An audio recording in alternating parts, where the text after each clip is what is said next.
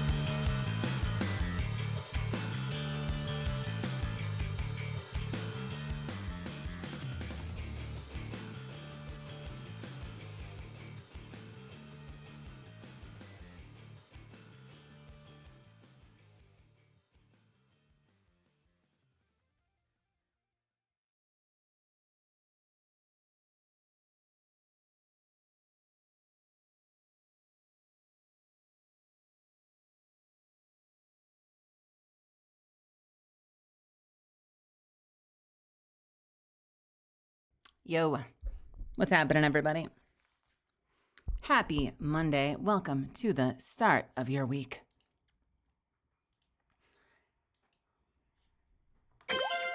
Prepare for takeoff. 19 months. Time flies by when you spend it with amazing people. That you for creating such an amazing community. Meliz and love Meliz and love Meliz and love Meliz and love Meliz and love Meliz and love Meliz and love Meliz and love Meliz and love Meliz and love Meliz and comfy Meliz and comfy Meliz and comfy Meliz and comfy Meliz and comfy Meliz and comfy Meliz and comfy. All right. Thank you so much, Amelia. Thank you, thank you. Thank you for flying Air Melizand. Please enjoy the ride. Welcome to Monday. Welcome to the Final Fantasy XIV stream when we continue to try and fall in love with this game. I made myself a snack, so I'm going to be munching on some pastina, or I should say some acine de pepe, with some Parmesan cheese and lemon juice, shallots, garlic, and spinach. It's going to be great. And I've got some leftover iced coffee from earlier. I went in to record something today, and I'm excited about it. It's small. It's teeny tiny, you know? It's nothing like life-changing. Maybe. We'll see. But it was a lot of fun. It was a lot of fun, and I'm excited to share it with you guys. I think I technically have license to announce it today, but I might wait until next week. Just because why not? I think my character actually says their name next week, whereas it's kind of teased this past week.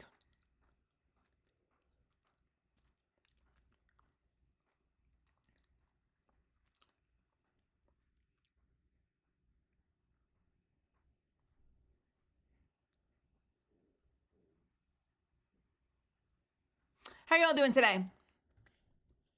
How's your Monday treating you? Start of anyone's week? Middle of anyone's week? Is anyone off today? Anyone taking Mondays off? Welcome A Space, welcome Ranmus, welcome Nibus, welcome Bob Person, iUser, Graph, Zeri, Zara, She Wolf, Chesty, Chatty, Undivided, Corpse Puppeteer, and also thank you so much for the 3 months. Anger, thank you so much for the 7 months. Jensia Wolf, welcome. Maiko, welcome. Sky, Fox, welcome. Zuffins, Warrior, Derek, Inertia, welcome. Steven, welcome. Psycar, welcome. Pokemon Master, Revan Almighty, Norm Plant. Blackout, number 1. El Mycon, Arctic Phoenix. Brian Lloyd. Just going to whispers. Wilkins, Craft Bar. JK. Amelia. Berkey, welcome. Minecraft Hellhound, welcome. Gozeldorf, welcome. Sote, thank you so much for the 3 months.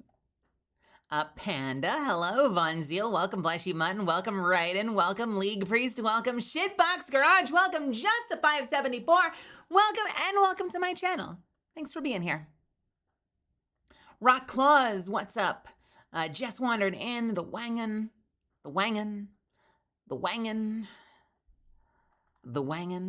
Nope. The Wangan. Welcome.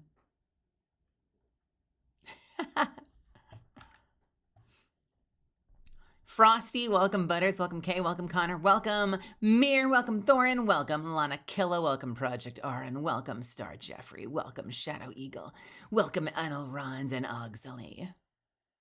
And Tier, handsome one. Homeboy Randall, are you with your highlighted message? You already got a hello. Pigmaster, welcome, welcome, welcome. Checkmate, welcome.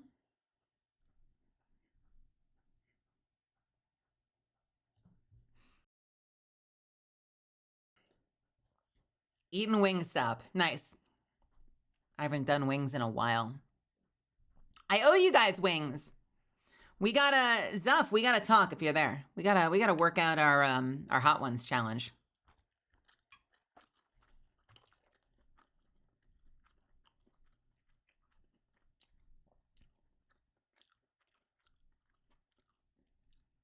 Something I'm guaranteed to lose, like a name that Pokemon. Or an interview. 2 years of this lady. I'm pretty sure by now I own 49% of Stream Shares Elis business. What the hell? Look at this lady. What the hell's wrong with her? What's she think she's doing? Colonel Moss, thank you for the 6 months. I appreciate you. 24 months, 2 years. 2 years, that's wild. Look at you. Thank you for being here for 2 years. I'm amazed I've been here for 2 years. Somehow we're still doing this. We're going strong. Stronger every day. It's great. Love this so much. And I appreciate you guys all being here. This has been a fun ride. We're not slowing down anytime soon, if I have anything to say about it. Yeah, Patty's. Happy Patty's. Patty's Day. St. Patty's Day is tomorrow. For those that are able to celebrate on a Tuesday. You can do whatever you do to celebrate St. Patty's Day tomorrow. If you haven't already celebrated this weekend. Yeah.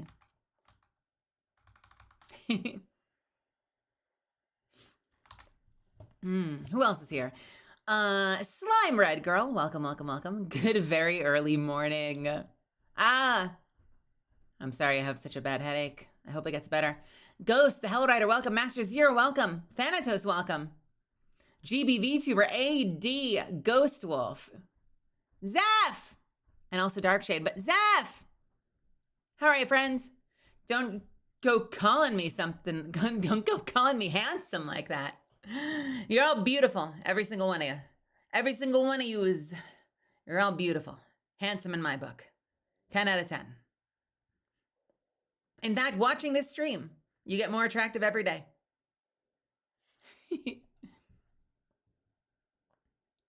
Angel of Death, welcome. Prototype of Mars, welcome. Project Zero, welcome. And Ada Laser, welcome, welcome, welcome. Justa, my day was good. My day was good. I got to record some stuff. It was short, but it was fun. They tend to overbook, but then I get excited.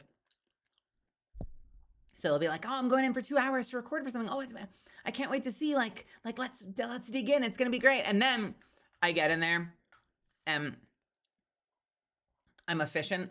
Sorry, just recalibrating quick. So I'm efficient, but also it's like overbooked. So I go in, I'm like 2 hours of work. And it was actually like 15 minutes of work at best. I'm like, oh, well, okay. All right.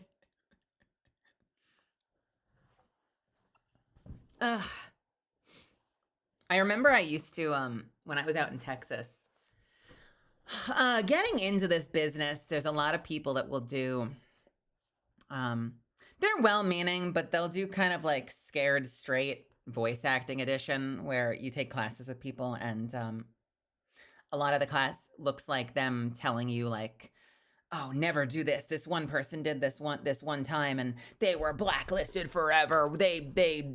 They abducted their children and slingshot them into an asteroid. Like, how dare you? You'll never work in this town again. And I remember one of the pieces of like well-meaning but like silly advice that I got, and they turned out to be right insofar as like no one cared about the thing I'm about to say. Like it was something that I may as well not do because no one cares. But it was framed to me in terms of like, you really shouldn't do that. It's a bad look. I was coming off of retail and, you know, I'd worked for like 10 years in retail and I'm here trying to like, you know, get my foot in the door and, you know, build some traction. And so they would book me for like an hour over at Funimation. And then I'd be in there and it would be like, you know, for like a background character, like you do like a couple of cues of like, oh, your kid's giggling. Okay, now you're like worrying parents. Now you can be like the monsters. Mel, get in the booth and you'll be that one mom that says like, oh dear. And I go in and I'm like, oh dear. And they're like, great, come on out. And, and then I would sit there in the lobby and I'd be like, well, they booked me until 4. It's 3:17. I guess I'll just chill in the lobby until 4 and like, you know, browse my phone, read something. And then when my time is up, I'll go out to the parking lot, hop in the car and get out of here. And I remember a friend who had been there, I remember like one of my friends was walking by, coming out of something, and they're like, "Oh, are you going in for something?" And I'm like, "No, I'm just hanging out." We finished early, so I'm giving them the money they paid for. If they need anything else, I'll be here. If they need a body, I'll be here. And it works out. Everybody wins. You know, they get to fill a hole, and like, you know, maybe like they're like, "Oh shit, we need to record that, blah blah blah," and then there's no actors left in the building. I'm like, you know, they get to like get an emergency actor if they need something, and it gets me another credit, and like everybody wins. And also like they paid me for the hour anyway. And then they pulled me aside and they were like, "Hey," and they didn't work there, but they were like, "Hey, you probably shouldn't do that. It's kind of a bad look. You know, it kind of looks like you're desperate." And I'm like, "I'm not desperate, but they paid me until 4. I'm just being like responsible. It's like no skin off my back if they don't need to bring me in for something else, but like I don't mind giving them the time that they booked me for. And then if they realize they made a mistake or something, I can run out and I'll still be there. They can grab me." But I remember being cautioned really heavily against that, which was so silly. In retrospect, though, like they almost never cared. But like once in a blue moon, it would happen. Like once in a blue moon, I would be out there.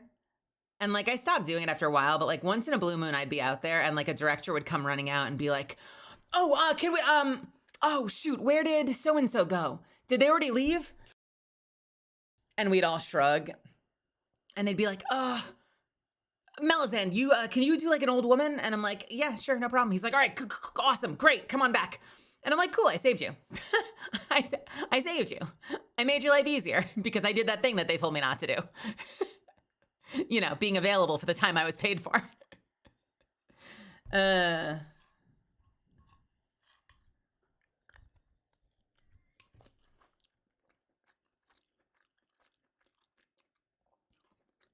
It's very hit or miss, depending on who you're working with too. Like I've done sessions where like we get to the end and I'm like, "Okay, well, you booked me like 3 to 5.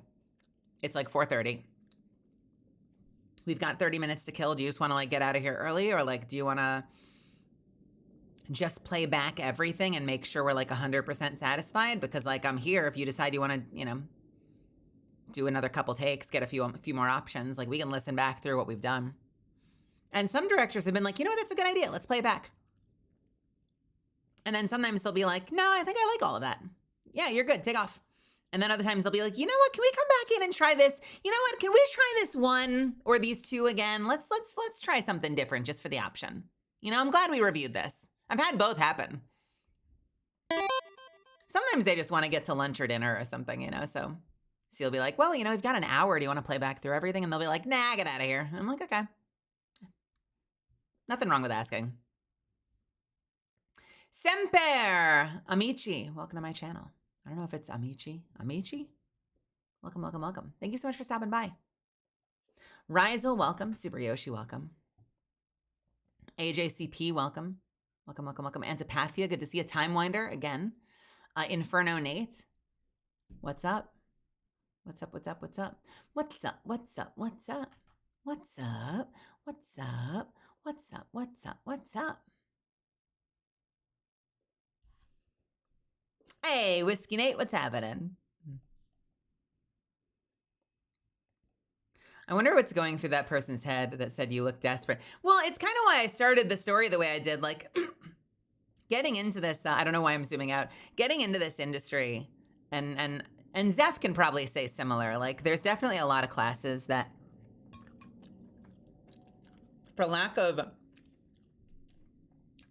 teaching you anything actionable about like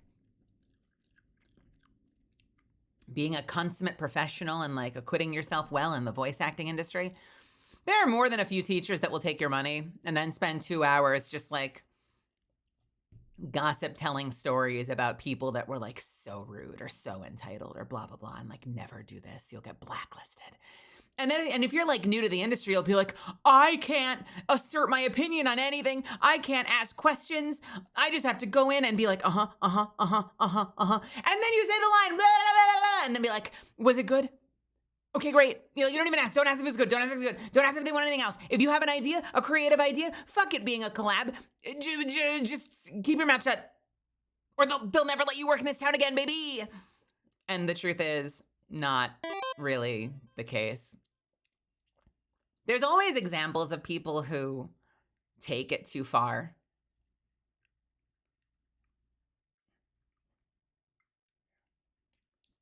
When it's like your 12th time being like, at Chris Sabat, or whatever, at Chris Sabat, day 17 of adding Chris Sabat until he puts me in Dragon Ball. Day 17 of adding Chris Sabat until he puts me in... You're probably never going to work. That would be an example of like an extreme measure that possibly does warrant people not wanting to work with you. But when you're new, you walk on eggshells because, you want to make the best impression possible. But I don't know. Having spent my whole life studying performance, I feel like the thing you forget when you're brand new and you're like worried about stepping on toes and you're walking on eggshells with everyone, you kind of forget that it's meant to be a collab and that like coming in with ideas is like part of the job. You know what I mean? So then you end up going through a phase in your career where like you just get in and every time you're recording, they'll start like giving you directions and you like don't input anything. You'll just be like, okay, okay, okay, okay, okay, okay, okay, okay. And they'll be like, any questions? You'll be like, no. And then you'll be like, all right, well, let's bring you in. And like sometimes that works, but other times, man, especially now that I've directed for my debut, man, I can't tell you how nice it is when I'm working with somebody and they have questions. And I wouldn't have known that until I directed for the first time for my lore video. Because I've now worked with people who like, okay. But I also remember at least one person that I was working with where they're like, so okay, so when I'm saying this to Mel, is this like, like, is this like a world weary? Like I remember Pat Seitz, the commissioner in my lore video being like, is this like a world weary? Like, what do you, do whatever you want, Mel? Or is it like, is there more testy? Like, is this like the 12th time you've done this and I'm kind of getting pissed off, Is it that like, do whatever you want, Mel? And asking questions, open questions that I was like, let me hear what both sound like. What does world weary sound like? Can I hear it a little bit more testy? Whereas like previous to that, it might not have crossed my mind to like articulate it in that way. You're new and you're like, I can't offer anything or I'll offend them. Although I did have one experience. I had one experience once years ago where I did ask questions and I don't remember what I asked. So maybe I asked them in an inarticulate way and maybe I gave the wrong, maybe I rubbed them the wrong way. But I remember getting pulled out into the hallway once after a session and having the director be like, I feel like you don't trust me. And I'd be like, why? And they're like, I just, you ask a lot of questions that feel like you're second guessing me. And I'm like, what? No, I just have ideas too. But like, it's obviously like you're the director, but I now understand the framework of this collaboration. I will not do that with you. I'll tell you what, I will not ask you questions. I might ask the others questions, but you don't seem like you want questions. I can adapt to that. Fortunately, that only happened once though.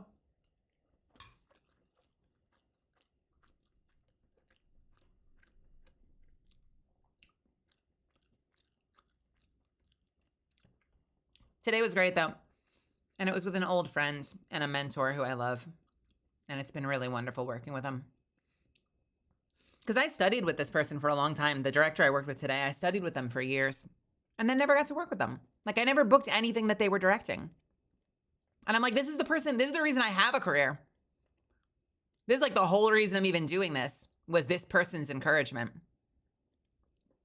And then like 8 years later, going on 9 years later or whatever I'm at, this is like this is like the first time we've actually worked together in booth. And I'm like, how did it take me this long to manage to actually get into any fucking thing that you work on?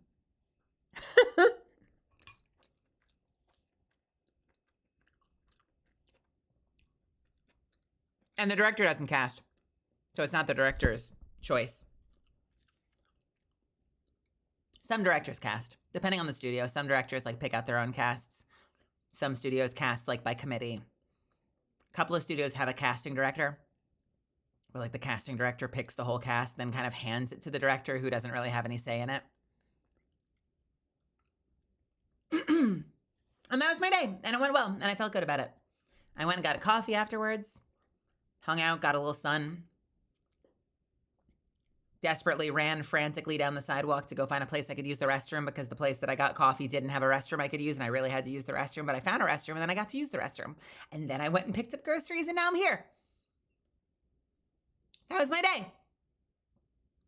I gave you the longest possible answer as to how my day went. How'd your day go?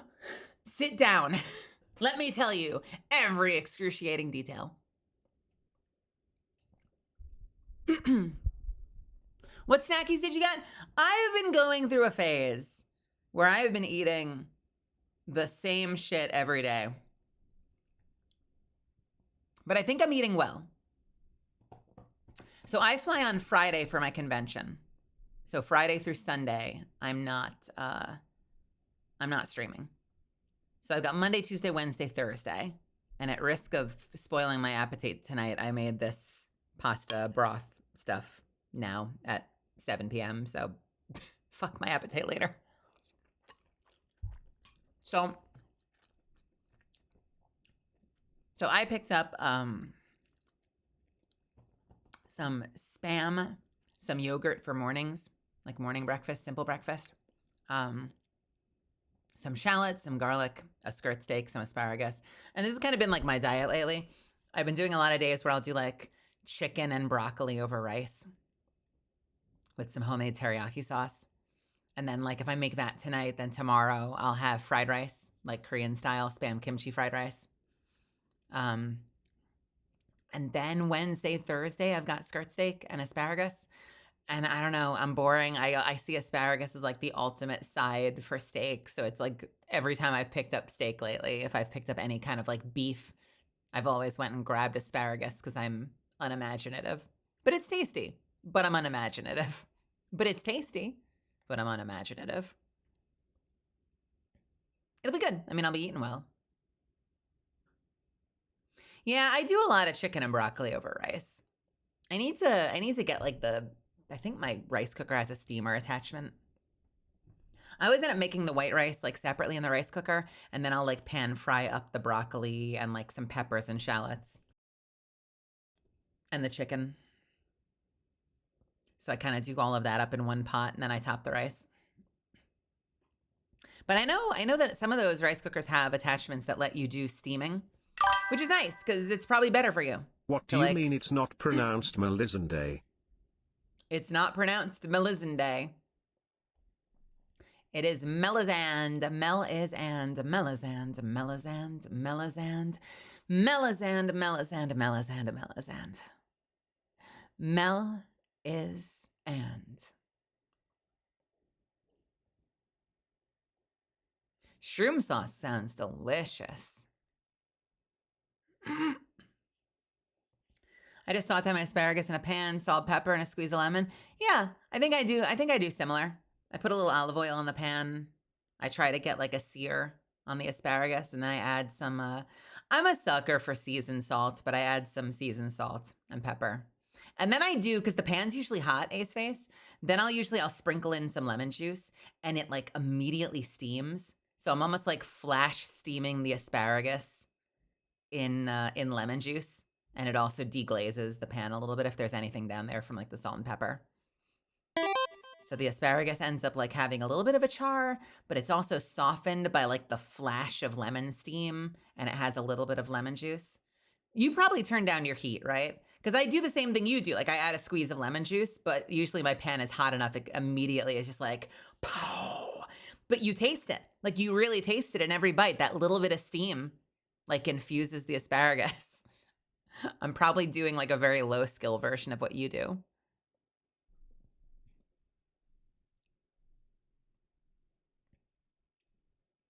I read it as Melisande the first time I read it. Well, most people get it wrong the first time, but that's why I never shut up about it.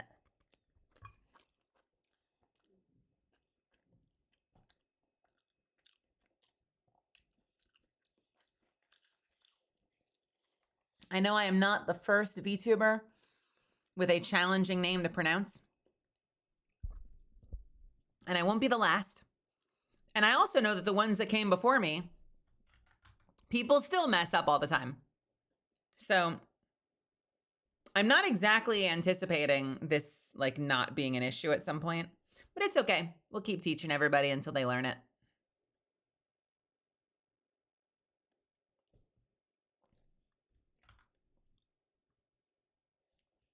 Melisande sounds like a troll from WoW. Well, Melisande, I used to just roll my name. Like when I play World of Warcraft, I'm just playing by my name. Same with Final Fantasy 14.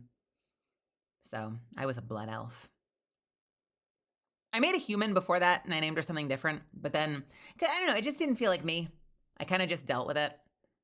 And then I re-rolled Blood Elf in Burning Crusade. And that was my first actual like Melisande character that I used my name for.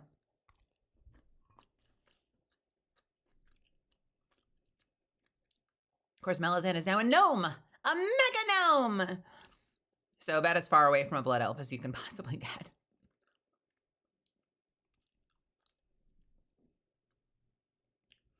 But you know, I look at people who also have complicated names where like literally something I thought about. Because I was like, well, a lot of VTubers, to be fair, especially corpo VTubers, have like a first and a last name. And I'm like, do I need a last name to be like legitimate? And I'm like, no. There's a handful of VTubers that just go by mononyms. I'm like Zentreya first and foremost. And then I had the thought of like, well, but like no one looks at that word and doesn't know how to say it. Like my curse is that I have the silent E. You know, you can read Zentreya perfectly first try most of the time, but the E on the end confuses people with my name. But then, you know, I looked around and I saw like, Haycos Bells. Haycos Bells is a name that I hear mispronounced constantly. And they're doing okay. You know, they teach people as they go. And people learn.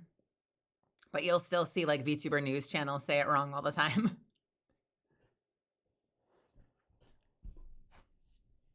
You'll hear like, Haycos Bales, Haycos Bells, Haycos Balls. And then if you look at her original debut video, she's like, it's an inversion of the word chaos. So you say it the same way you see chaos. Haycos. Haycos Bales. Haycos Bells. Rather, bells, not bales. I'm like, okay, people learn. You just learn. It's not a big deal.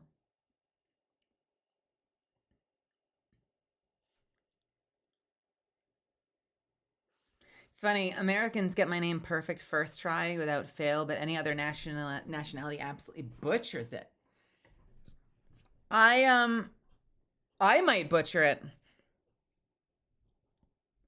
My brain just goes chaos. What is it actually? Nice. Fuck yeah.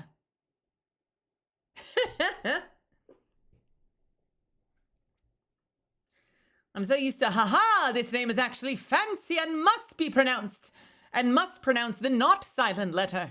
Yeah, no, that's not me. Melisande. And then the best ones are when they're like, they just completely rewrite the name. Like, they're like, oh, it's like Game of Thrones, right? Melisandre. And I'm like,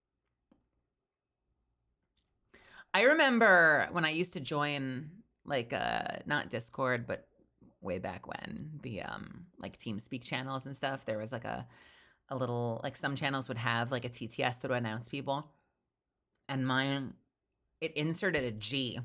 It would be like Melexand. Melexand has joined the channel. Melexand, Melexand, Melexand. Like, where are you getting ig? What? What? What? Yeah, see, Nilky knows. Melexand. Melexand has joined the channel.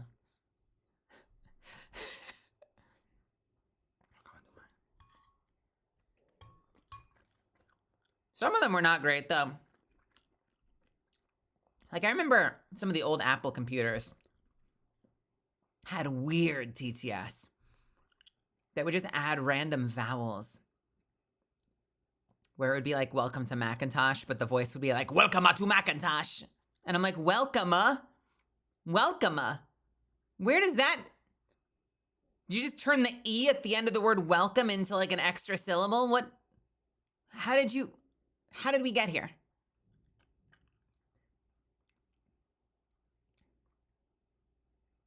Welcome.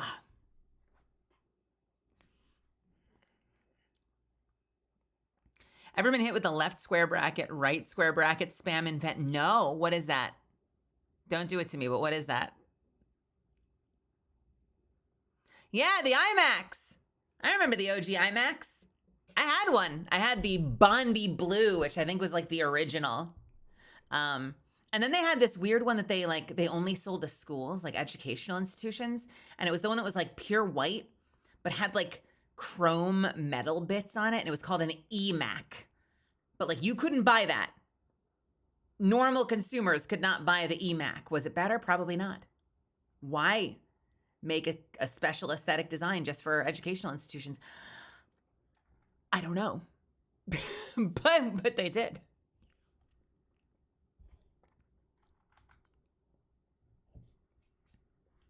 People would put the open bracket, close bracket in their name, invent, and it would say that. Wait, what would it say? How would it say it?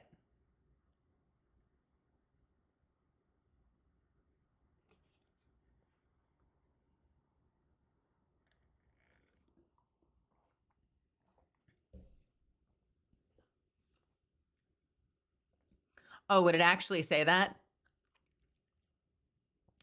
Open bracket, close bracket, open bracket, close bracket, open bracket, close bracket, open bracket, close bracket, open bracket, close bracket, open bracket, close bracket, open bracket, close bracket, open bracket, close bracket, open bracket, close bracket, open bracket, close bracket, open bracket, close bracket, open bracket, has joined the channel, has joined the fucking channel. And you're like, cool, want to play some StarCraft?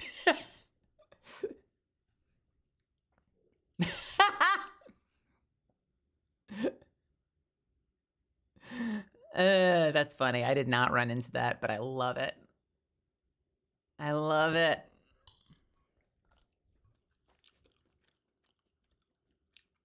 Did your brain ever do that? This was like an old King Batch sketch, but I was like, I've never felt someone so intimately put their hand into my mind and find something and squeeze as like some of the old King Batch sketches on Vine, where they'd just be hearing something and then they'd suddenly start drumming to it. So it'd be like an alarm going off in someone else's bedroom going like, bam, bam, bam, bam. And then it would flip till it would just like smash cut to four of them like bam, bam, bam, bam, bam, bam, bam. And like, you know, drumming on everything within arm's reach to turn it into a rhythm. I'm like that. I feel so seen right now. That has always been me. And if I'm not doing it with my hands, I'm doing it with my mouth. I'll just be like quietly scatting, like the fire alarm's going off. And if you look over at me, I'm just quietly going like,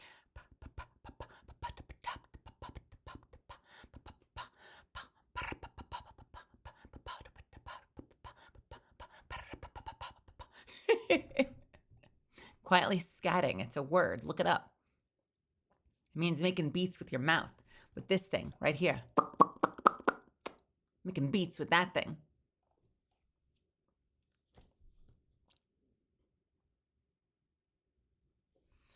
Not the same as beatboxing. Scatting is typically usually melodic, whereas you'll be going like ba ba ba dee ba da boo da ba da ba is more scatting, but you know what I mean. Skeet up ba da boop.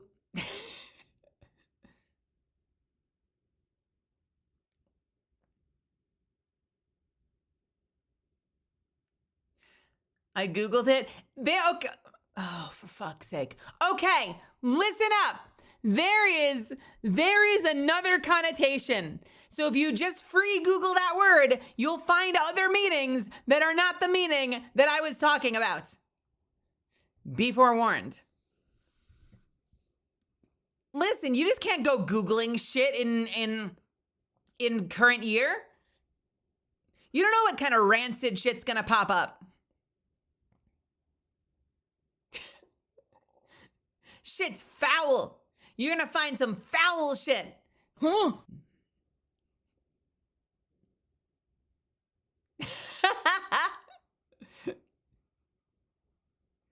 So similar to whatever pentatonics are again. Yeah, pentatonics is a cappella, which is singing without instruments. But they do have beatboxers as well. So they do percussion with them. I think at least 2 of them beatbox, right? And then the others sing.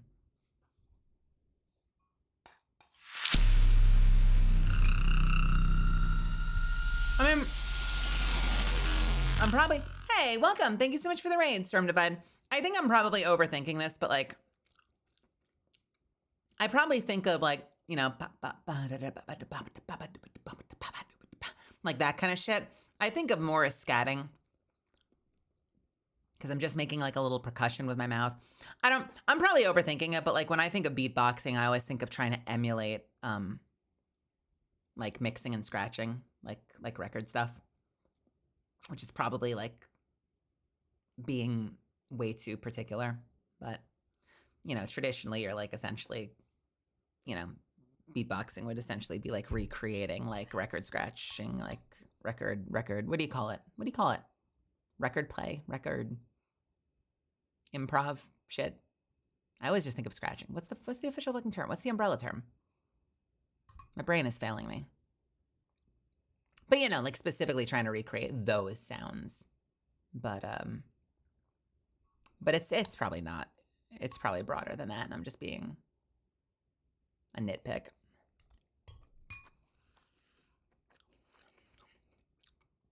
Yo, Don't Avail, welcome.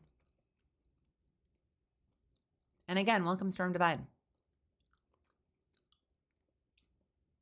We're playing Final Fantasy 14 tonight. We've got a lot more main story quests to go through. I think I'm up to like main story quest level 25. It's endless, guys. It's endless.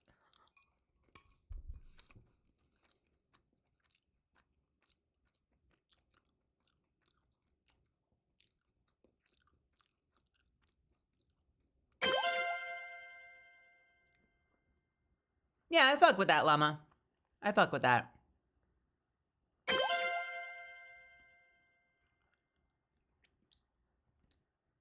Also, Svi, thank you so much for the 5 gifted. How are you doing, honey? Yeah, that makes sense. And listen, I'm not a beatboxer. But, you know, so that means that if you're doing more percussion, like that's going to be closer to beatboxing. Whereas when you do scat, people think of like doo-doo, da-da, dee-da, boo-bop, ski-bop, doo-bop, that kind of shit. Because it's more shit that you could actually like write out. Like you can't really write brr-ba-ba-ba-ba. You could kind of B-R-R-R-R-R-R-R A B-A-B-A-B-A-B-A-B-A. But like no one's really gonna do that.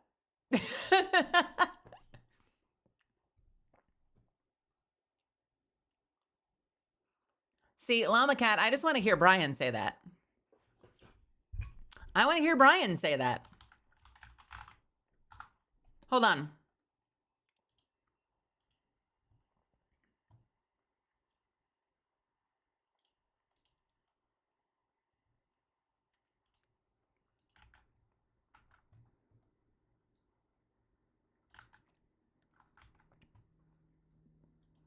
We're gonna emulate a subscriber event, okay? We're emulating a subscriber event.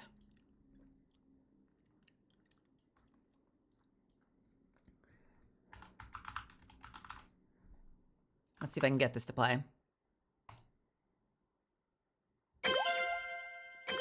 Dude way ye triple A do bop bedu patois. I love it! Wait, one more. Jarrett Cottle, you're up next. These are not real subs, by the way, but I'm accrediting them to you anyway. Or is it Jarrett Cott the third?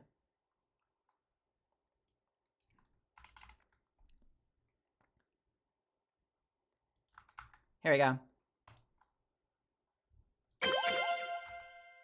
Skibby dee dee yom do do dope. Love it. I'm like 13. Love it. Good shit. Good shit. Good shit. Good shit. Good shit.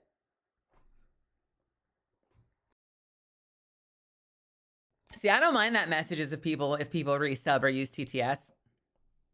I love that shit. I spent way too long making a dumb meme. What is it?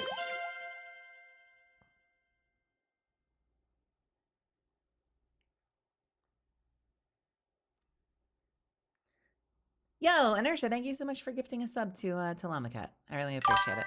Thank you, thank you. I post it in the memes channel. Okay, let's see. I'm a scat man. Beat up, da da doop. Beat up, da da doop doop. Memes channel, huh? Let's see. What do you got here? Memes. No! Oh, God. Yeah, go check out the memes channel in our Discord. I'm glad that people are enjoying that today. Apparently, the new DLSS 5 from NVIDIA, they're like it essentially, judging from the images they posted, it essentially like attempts to remaster whatever game you're playing without the consent of the developers. Which is crazy. Like, everyone always comes down on the whole, like, look at how bad this looks. And I'm never thinking about it through the lens of, like, does it look good? Does it look bad? I'm just, like, losing my mind at the fundamentals of, like, it will attempt to, like, non-consensually remaster your game for you. Completely different character designs that are nowhere in the original art for the game. You didn't give us permission to do this, but we're doing it anyway. Ooh, ow, ow, ow, ow, ow, ow, ow, ow, cramp, cramp, cramp. I'm on my feet. Hang on, sorry. Ooh. It's very funny. It's very silly. You know, I caution people, if you engage in the social media space, I caution people to consider avoiding making, like, the major substance of your arguments the quality, whether or not you think it looks good. I didn't give it too close a look, and I thought it looked fine.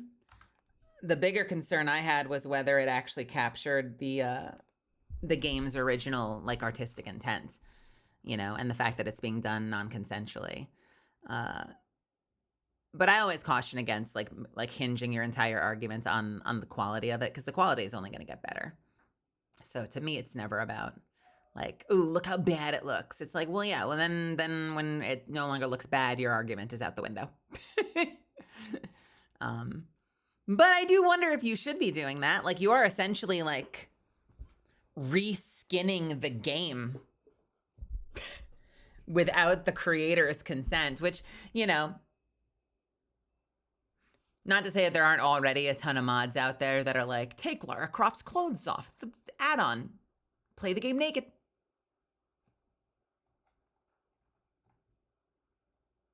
Naked. But, when it's a major company doing it, I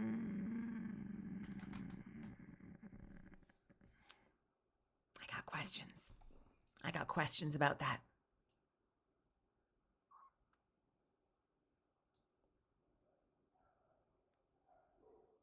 Are my eyes not widening as much? Do I look okay? I feel like I can't get my, I think it's my posture. I can't get my my calibration right for some reason. I keep looking off to the side when I'm not trying to. I think I messed something up.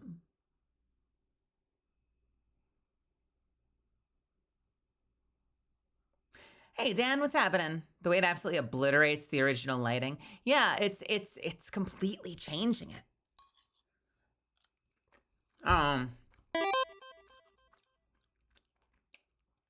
forget who posted it, but I like that someone pointed out that all of their examples were done using humans.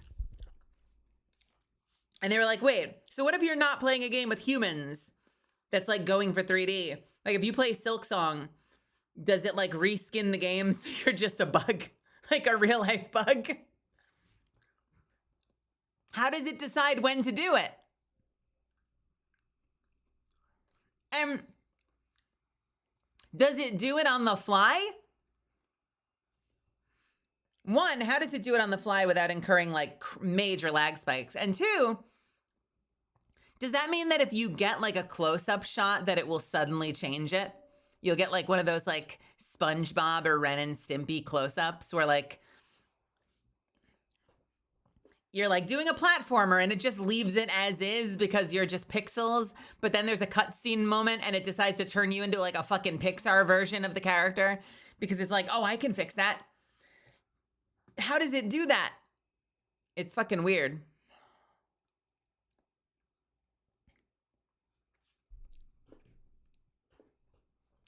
Yeah, right. Yeah, right. They give Hornet just like a completely generic human face. Fucking weird. Maybe it's contextually dependent. It reads the entire game's script to find context clues. I don't know. It's stupid. It's stupid. The biggest problem to me is the consensual aspect of it. Apparently they're running the demo on not one but two 5090s. Yo. Would give left arm. No, not really. Would proverbially give left arm for a fucking single 5090. Just one. I'd be fine with just one.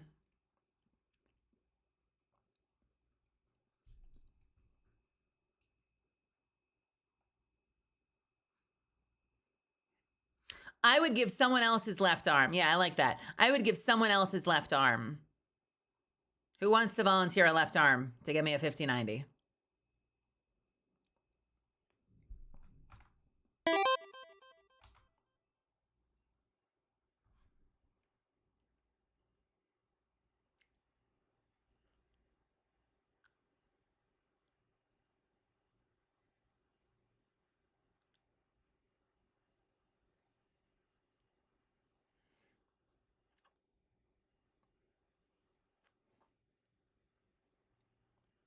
Sorry, I'm playing with the puppetry today. If I'm having moments of extra animation, I'm playing with the puppetry. I'm on a 3080 Ti, which is working well for me. My stream PC, however, is not pulling its weight. So my hope is that I can find another graphics card and update my gaming PC. And then move the 3080 Ti over to another case and use that as like a new more powerful stream PC. But I've not made a decision on a card yet because I hate all of them. And the ones I want are prohibitive. Smog, how's it going? Morning Demon, welcome. Welcome. 128 gigabytes, DDR5 RAM, and 25090s to make your game look like a TikTok AI filter. Redoing all the graphics in a video game be like.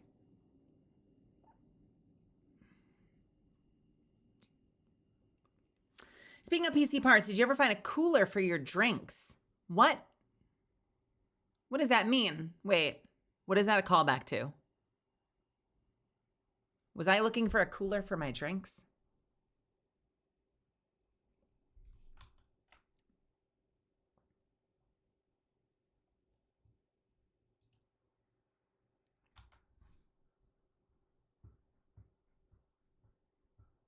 Oh, got it.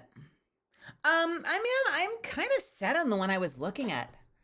I'm I've always been someone who's used AIOs, but I don't know. I'm really looking seriously at these Noctua CPU coolers. I never thought I would go fan, but I saw a couple of builds and I'm like, you know what? They're kind of sleek. They're kind of sleek, and people are saying they're pretty fucking quiet. Like, they're getting to a point where they're pretty fucking quiet. And I like the idea of like a visibly cableless build, which wouldn't be completely, because I'm not using a I don't know if I trust the Back to the Future graphics cards. That's what they call them. The Back to the Future ones are the ones that take power through the board instead of through a cable. But like Perfect Worlds would be a BTF. So it's like completely cableless in the front. But I don't know. What do you guys, does anyone know about those? What do you guys think about those? I've heard a lot of cases for and against. I know some people are very concerned about the BTF boards and cards because it's just like another point of like, you know, if you have a power issue on your graphics card as a result of the cable, it could mess the cable up, it could mess your graphics card up. But if the point of contact that's delivering the power is the board and there were a power issue, it could mess both things up, which would be an even more expensive failure. You know what I mean?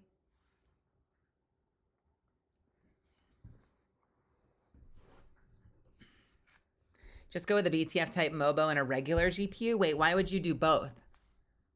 Why would you buy a BTF board if you're not going to use that feature?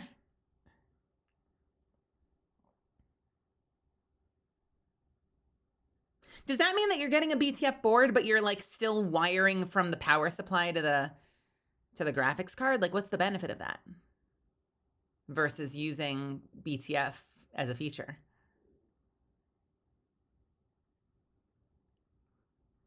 Oh, because there are a bunch of those cables do come out the other direction, don't they? Oh, okay. So then that means the GPU is like the only visible cable. I gotcha.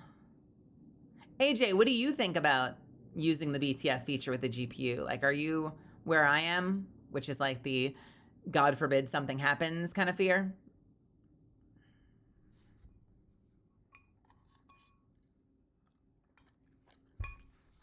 What do you think?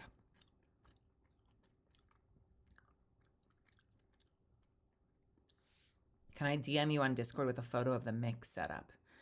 Yeah, go for it. I don't know. I suspect that they're more expensive. I haven't actually looked recently. Honestly, I'm kind of not in a hurry to get rid of my current board because I'm using, what am I using? I'm using a X870E-E, which is like a ROG board to begin with, which means I'm paying like the ROG tax. But it's also like a current gen, and it's a great, or it's like an almost current gen, like it's a last gen, and it's a great board. So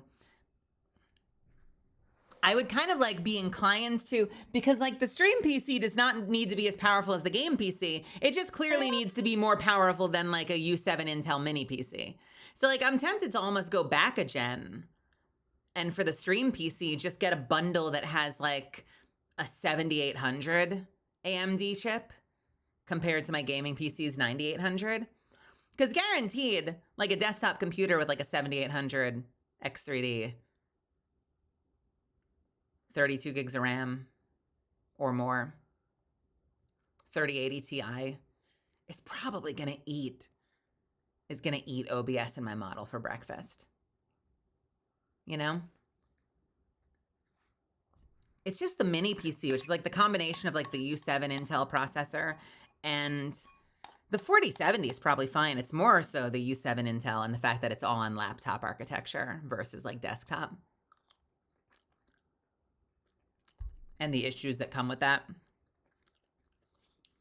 are probably a big part of why I'm having so many issues with the stream PC.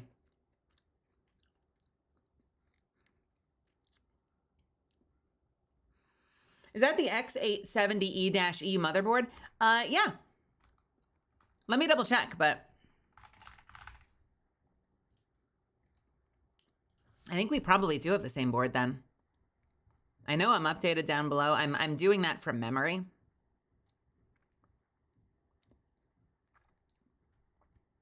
Scrolls down on my own page. Yes. ROG Strix X870E-E. And an AMD Ryzen 7 9800X 3D. Yeah, I don't feel like I need to go higher than that. I feel like I would just keep that in the gaming PC and buy a new processor and board for the...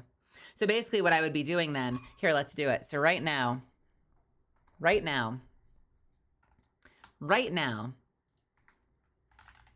do a little breakdown.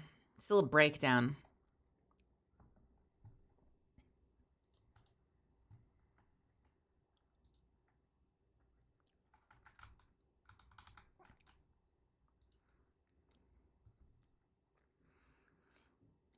Drawing this is gonna suck. Drawing this is gonna suck because I don't have... I was given a tablet. I've never plugged it in. I don't have any of the drivers installed. And if I plug it in right now, it's probably not gonna work. Unless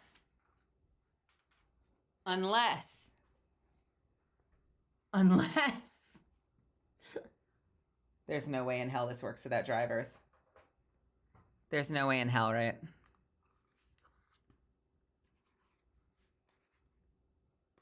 I have a feeling the answer is no. Yeah, no, there's no way in hell this works without drivers.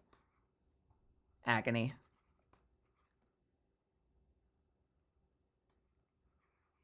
Oh well.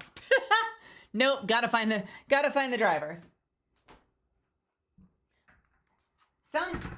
Someday mini Wacom tablet that I just yanked the cord on like a fucking idiot. So yeah, so right now I've got two boxes, right? So I've got the mini PC, right? That's way too thick. Right? So this is like the mini PC. And then I've got like the desktop, right?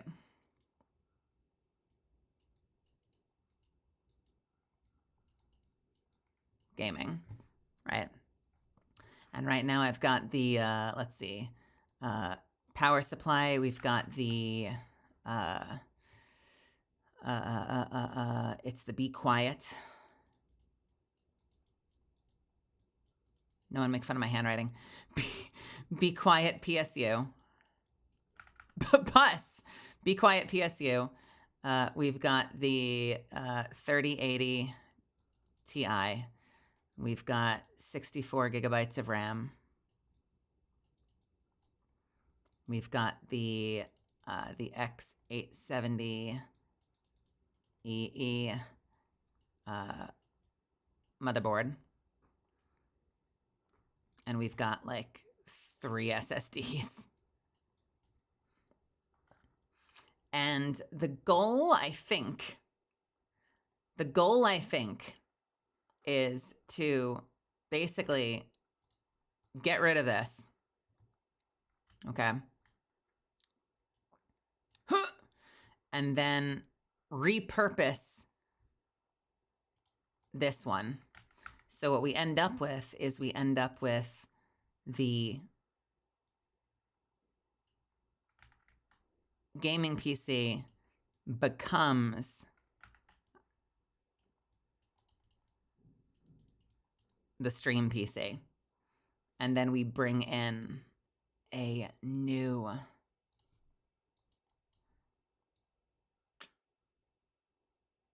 making it a different shape. The new gaming. Yeah, that's right. I spelled it that way. Shut up. So you bring in a new case. And then this is what we're going to do. We are going to take the 3080 over here. We're going to take the Be Quiet over here.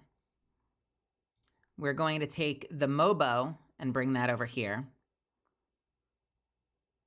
We'll probably take my existing SSDs and go over here. Maybe split one of them off to there. So we end up with like the 3080 Ti,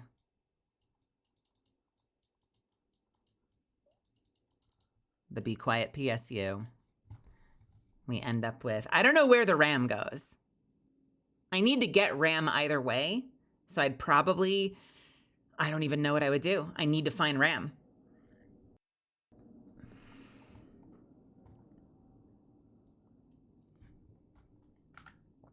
And we put maybe like one of the SSDs over here, like one of the older ones.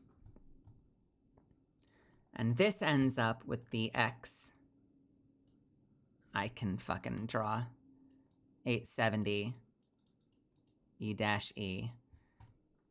I forgot the processor. I'm just going to add it in. This is going to keep the 9800 X3D. We'll keep like 2 of the SSDs. And then what do we need? This is going to need, let's write them in red. So the stream PC needs a Mobo and a CPU. And like maybe RAM. And the new gaming PC needs a GPU, a new PSU, and maybe RAM, depending on which one keeps the RAM. And obviously, like, it would need its own cooler. Like, I think probably, like, this would probably keep the existing AIO. So the new one probably needs, like, the cooler. So I'm literally buying parts for both. Like, I'm cannibalizing my existing gaming machine into its upgrade and the streaming PC, and I need to find parts for both of them to make them both whole. Ah!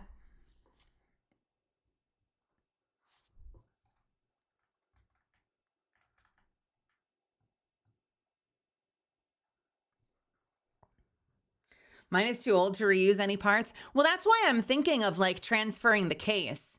Like I know that my current board and chip are fine. So like that's why I think like I keep as much of like the gaming PC together as possible. Like it's my existing gaming PC case with the PSU. Move the graphics card over, move one of the SSDs over. Like it just needs a board and a CPU. And because it's an older case, like I can use a slightly older board and CPU and have no problem. But for the new one, yeah, it's the board and the processor, and then I have to find the complicated stuff. I think for the new one I would go fans. So I'd have an AIO in the stream PC, and I'd have the Noctua fan in the new gaming PC. Biggest challenge is the fucking GPU. And my dream is getting like a 4090 Super, like off of eBay at a decent price, or a hand-me-down if I know a friend that has one. I'd love to have a 5090, but those are like $4,000. 5080s are a lot more available now. My big beef with it is I feel like the benchmarks just aren't that impressive. We've talked about this before. Listen, this is not new. We've talked about this as a group like a dozen times. But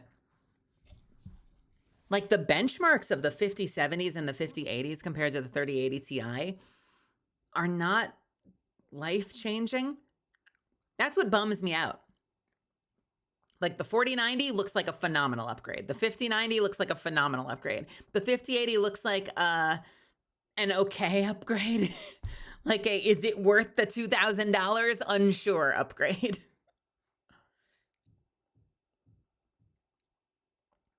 If I were to build a PC today, says Amelia, it would cost me 4.5 thousand Canadian before tax. Is CDN Canadian?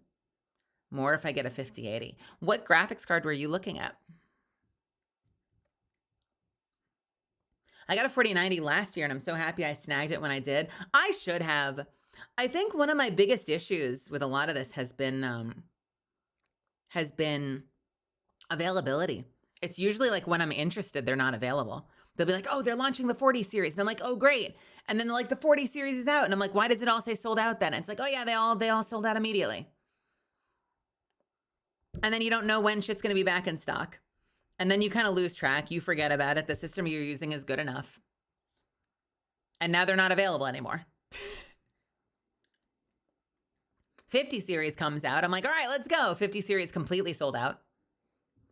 And then I'm sitting around and it starts to finally come back in stock. And then a lot of people, like, word on the street is we're going to be getting like a 50 Super series. Like 5080 Super is like 24 gigabyte 5080s. And so I'm like, oh, I may as well wait. And then while I'm waiting, suddenly they're like, oh yeah, actually we're not going to make any more. And we're going to hike the price on everything and go fuck yourself.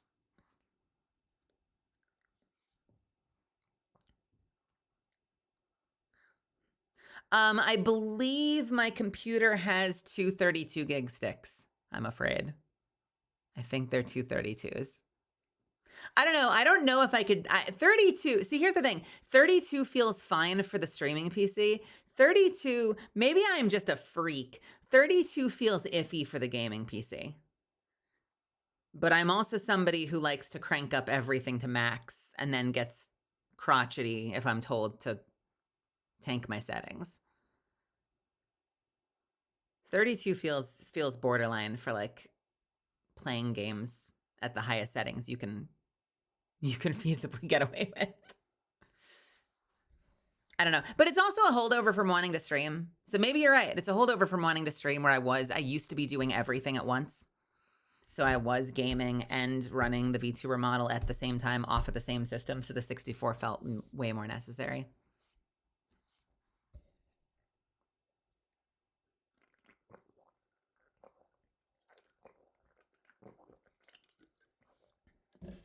The biggest problem is the fucking price these days. Because like, as a rule, I usually think, you know, bigger is better. And it's a difference. If it's a difference between like 20 or 30 bucks, of course I'm going to go up to a higher end package.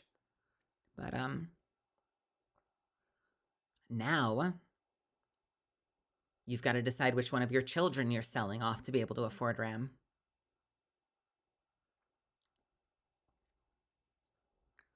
What, yeah, you're using the 4090 Super with that, Fern? It's amazing how well that still performs. Because at least, I don't know, tell me if I'm wrong, fact check me on this, but I feel like when I was looking at it, the on a lot of benchmarks, wasn't the 4090 still outperforming the 5080? Like, I feel like the top two performing cards were the 4090 and the 5090. With the 5080, like, under that, and a lot closer, like, definitely better than a 3080 Ti, but a lot closer. You feel like the gain you're getting is not quite as significant as you'd be getting if you bought the 4090.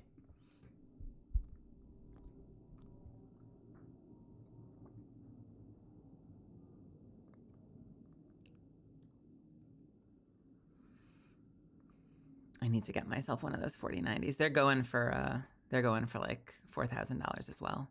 You can still get them. There are a couple available on Amazon, but they're like $3,800 for a 4090. $3,800, and the 5090s are like $4,200. It's crazy.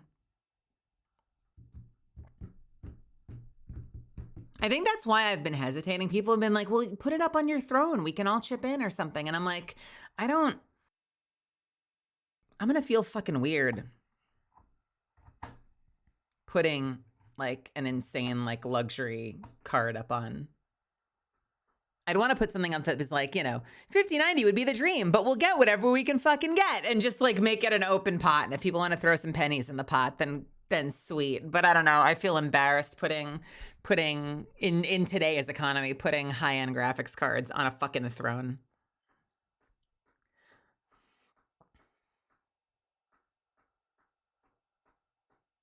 I just checked my specs and it's the GeForce RTX 4090. Is that the 24 gigabyte, Fern?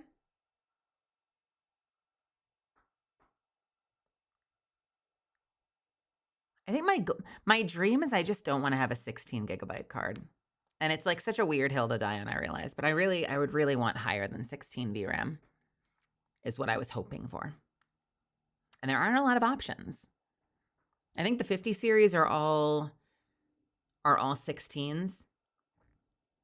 And the 4090 is 24 and the 5090 is 32, which is why I was waiting for a 5080 24 before NVIDIA sold its soul to AI.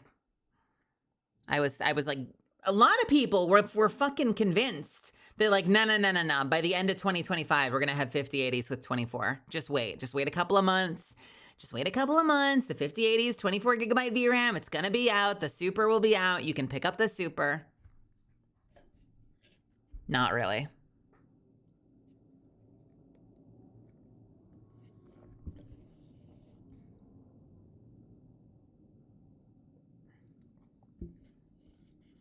That aged like milk from 1985. I know. And the way it gets worse, where they go from like, we've slowed our production significantly and we're allocating most of our resources to AI. And then like another article comes out and they're like, we at NVIDIA have decided that we are no longer making consumer models of graphics cards. So we are ceasing all productions. Good fucking luck, everybody. And AMD comes out and there's like, we've got new cards, guys, buy our cards. And everyone benchmarks them and they're like, they're fine.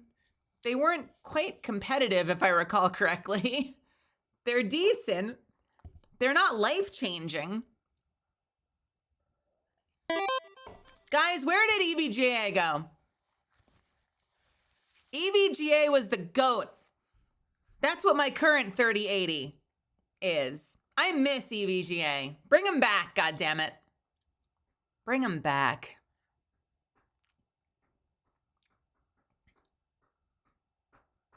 I got all of my graphics cards for like 3 generations in a row from EVGA.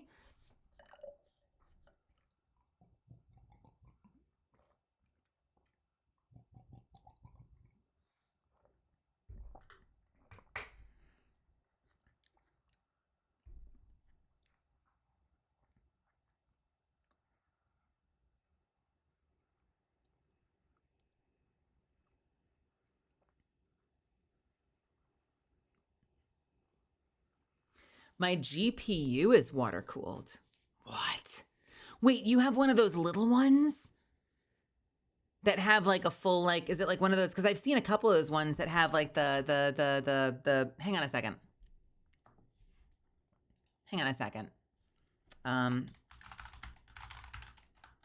Loading up Micro Center site and seeing if it does anything weird. To be fair, the Micro Center is like 2 hours away, so it's not really incriminating. And there's really only one that anyone in LA would be going to. Was it the 5080s? I can type. Like, nope, never mind. Wait, where are they?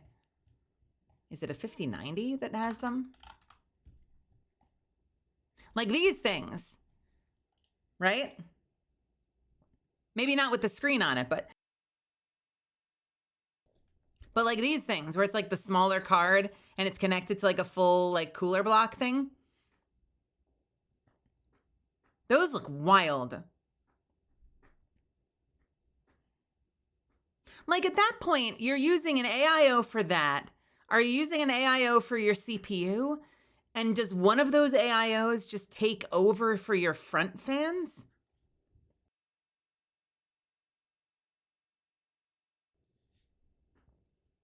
Like, Do you just make one of those your front fans? And then like the GPU is like now the front fan CPU, like with like a radiator for the cooler attached. And then like another AIO that's connected to the top. Like, is that what most people would do? I've seen the ones that have the back where like there'll be like an open area, like where like the SATA drives used to be, that you could connect like a sideways fan. I've seen that as well. My old housemate Mark did a custom loop. That shit scared the hell out of me. He was like judging all the angles and curving pipes with heat and cutting them at precision somethings and gluing them together and then testing it for days on end with his computer down. That is a whole level that I don't want to get into. And I like building computers, but I do not want to get into custom loops. No, thank you. You delidded your CPU? So what, you like connected your own thing right to the top of it? Crazy.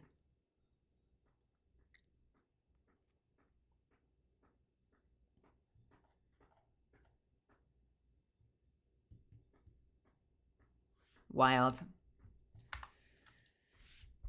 There are actually a lot in stock at, I guess this doesn't have a location, but at least at the one near, oh, it does have a location. There are a lot of 5090s in stock. Just not, I think mostly the gigabyte one. It's like if you want to get a gigabyte one and you don't mind spending $3,600, you can get a gigabyte one. They've got like 24 of them in stock, 25 of them in stock.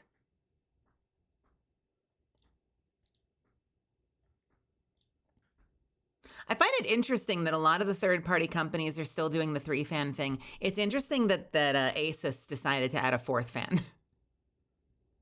It reminds me of like back in the day where like you'd be like looking like any like fellas that shave their face or ladies that shave their legs, like the Gillette commercials where they'd be like, now with a 6th blade for an extra silky smooth shave. Like that shit. Like that's what I feel like when I see like if you look at like the Asus one, they're like, now with an extra fan on the back for an even cooler, smoother performance.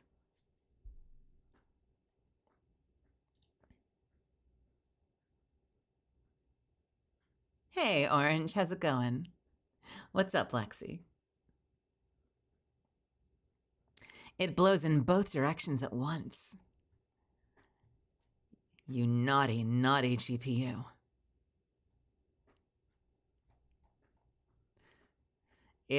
Yeah, I've seen them for like $4,200 if you get lucky. And I want one. And that makes me like hate myself a little bit. But I still kind of want it because I've been waiting for 2 fucking generations now. And right when I'm about to pull the trigger on a card, the industry is like, actually, there are going to be no more. There's going to be no more ever. And I'm like, but I've been waiting 2 generations. And they're like, well, go fuck yourself then. There's going to be no more ever. Isn't it great? Isn't it great? It's going to be great. You will own nothing and be happy. But you can rent them from us. Don't worry about it.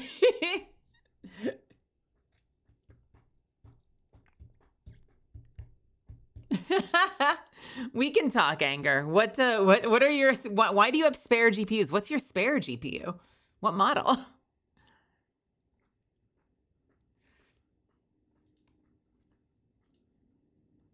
Oh, cool. How did you end up with a spare 5080? What were people doing? There was that one company that went viral for half a second because they were like, wasn't there a company that was renting? They were like, were they renting the graphics card, like a 5090? Or were they renting the whole PC? And they were renting them like per hour or something? They were like, for like X number of dollars per hour. You're charged by the hour for owning a computer. What? The hell? What do you mean?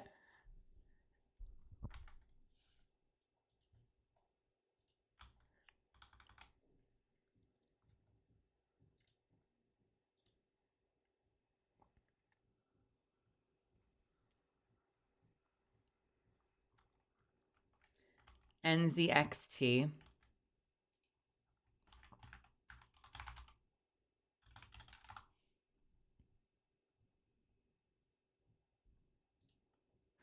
Ooh, high performance gaming PCs. Let's go. Ooh, play on PC on your own terms. Is a month-to-month subscription. Is it not by the minute? Month-to-month subscription for a high-performance gaming PC. A flexible alternative to buying or financing. Get access to the latest hardware without a large upfront cost or long-term commitment. Whether you want to try PC gaming, experience the newest graphics cards, or need a setup that adapts to your lifestyle, Flex lets you play your way.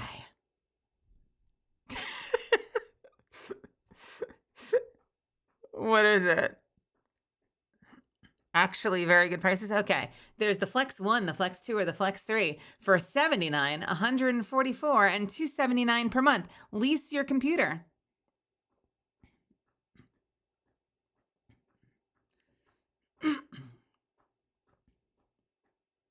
Wait, I'm sorry. Wait, i5 9600 Ultra 7?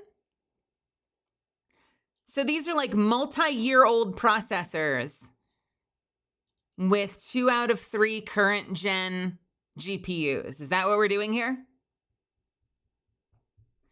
They've got a 5070 and a 5080. The RTX 3050 is a little confusing to me.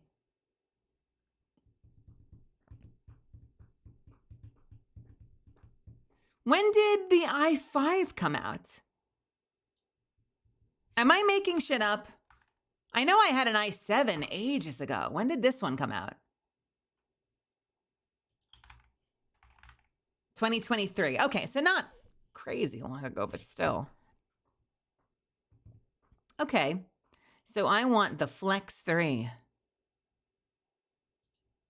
Powerful performance for 4K gaming, streaming, and content creation. $279 a month works out to a cool, before tax, $3,300 a year.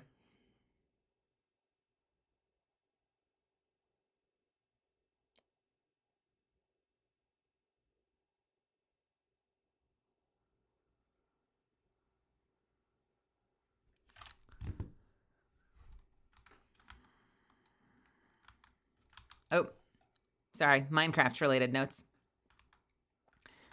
Sorry, Minecraft-related notes again. So here's my issue with that.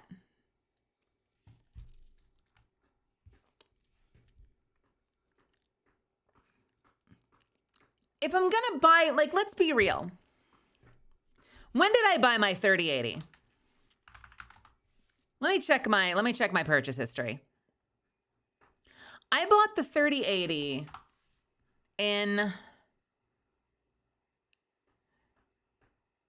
2022. So I have been using the same graphics card for just under, because it was like June. So like just under 4 years I've been using this 3080. And it is still mostly competitive, which means it stands to reason that even if I got like the $4,000 5090, that graphics card is gonna last me, unless like there's some major insane technological overhaul, then that 5090 would last me the next 4 to 5 years, 3, 4, 5 years, depending. Versus spending that money or almost that amount of money for a single year of renting a PC. That's what renting always is. Like week to week, month to month, it ends up being seemingly affordable. But then long term, it feels like you end up, unless you're leasing to buy, like unless this gets you the right to own it at the end of a term, I can't imagine paying that and then just giving it back with no permanent value that you get to keep.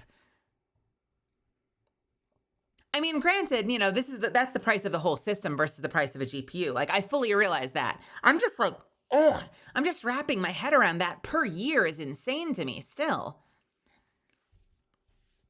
Let's say I went for the 5070. That's 144. So that is 1728. Which if, you know, you then own that for 3 years, that's 5184. I guess I could see that making slightly more sense if your gut instinct was to min-max. But even then, you'd be spending that, what, 5184 to min-max a current gen system. Or you could spend that same money to rent a not fully min-maxed, so, you know, a not min-maxed system. You know what I mean? Like, same money, worse PC. I don't know, dude. Plus, there's something to be said for the individuality of being able to, like, design something that fits you, you know? Pick out a case that makes you happy. The excitement of, like, custom building something that feels like it represents you.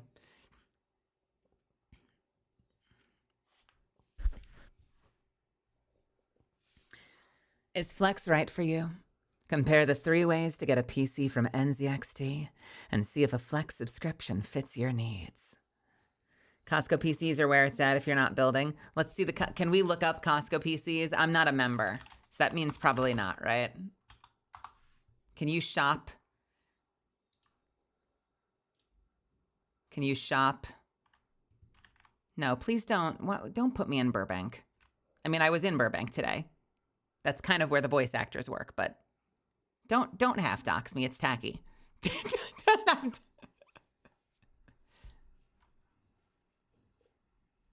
is the weird thing about being a voice actor in Los Angeles and also a VTuber working in a space where you tend to value anonymity. You do like half an ounce of research and you know the town that all of us work in. Crazy. An actor in California?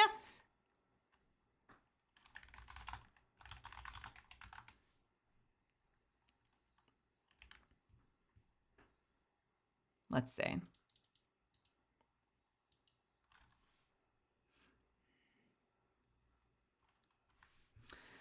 Let's see.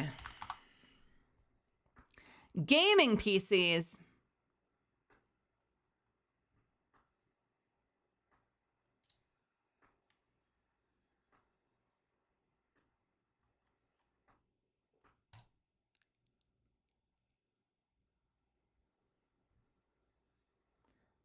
Can I, like, hold on one second.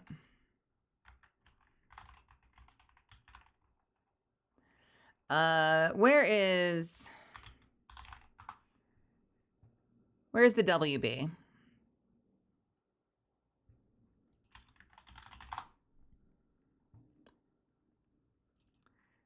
Warner Boulevard, 91505. Let's go with 91505. There, I'm shopping out of the Warner Brothers building. All right, gaming PCs is where it's at, huh? Let's see. Can I specify parts? Can I be like, I want a 5080. Let's go. 2 options.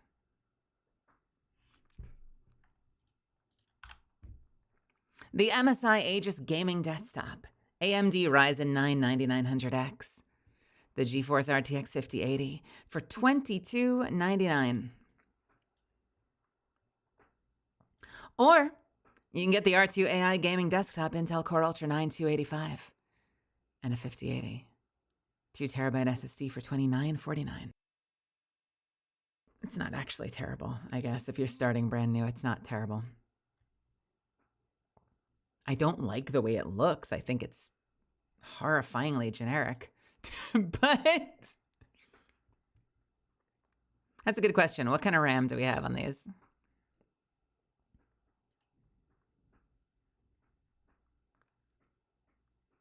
$32 gigabytes of RAM, and the other one has 64 gigabytes of RAM. So you can get the 64 gigabyte model if you don't mind having an Intel Core Ultra 9 285 for $29.49 American dollars.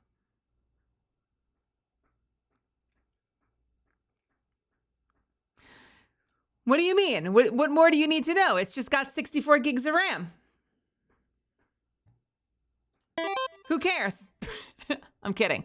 Does it say? Let's see.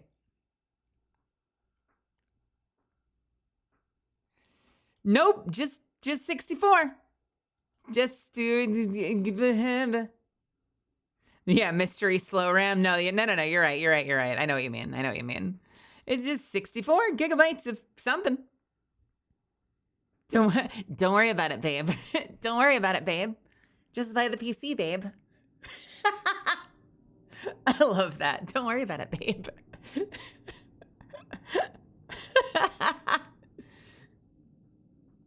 Mel, did you see what I just got? I don't know. What did you just get?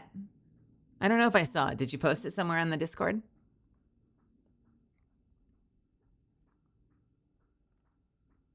MSI site may say what the RAM is. All right, let's shop MSI.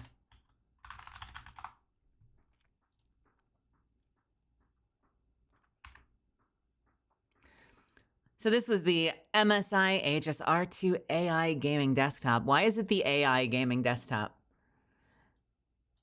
Aegis R2.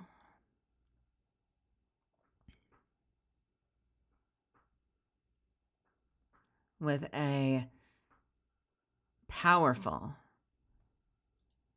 5080 graphics card somewhere in here. Somewhere. 5090, 5090. 5070. Where even is the 5080? Where even is the 58? Is it this one? Nope, that's a 5070. Wait, what?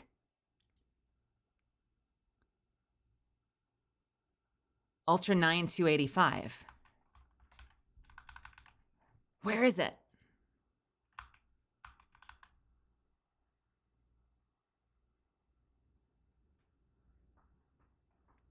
That's a good point. That's a good point. That's a good point. That's a good point.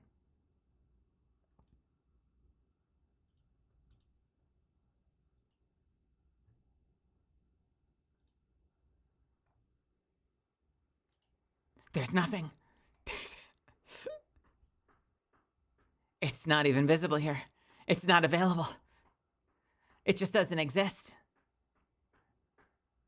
But if you wanted, you could get one with a 5090 for, wait for it, $54.99 with 64 gigabytes of DDR5 RAM. Can we learn anything else about that RAM? Let's see. 64 gigabytes of DDR5. Can we learn anything else about that RAM? Can I learn anything at all about that RAM? Can I learn any of the details? What's the clock speed on that RAM? Or whatever you call it. It's DDR5 something. What kind specifically? Don't you worry about it. Don't worry about it. Babe, I'm worrying. But I don't know, babe. I'm worrying. Don't worry about it, babe. I don't know, babe. I'm kind of worrying a little bit.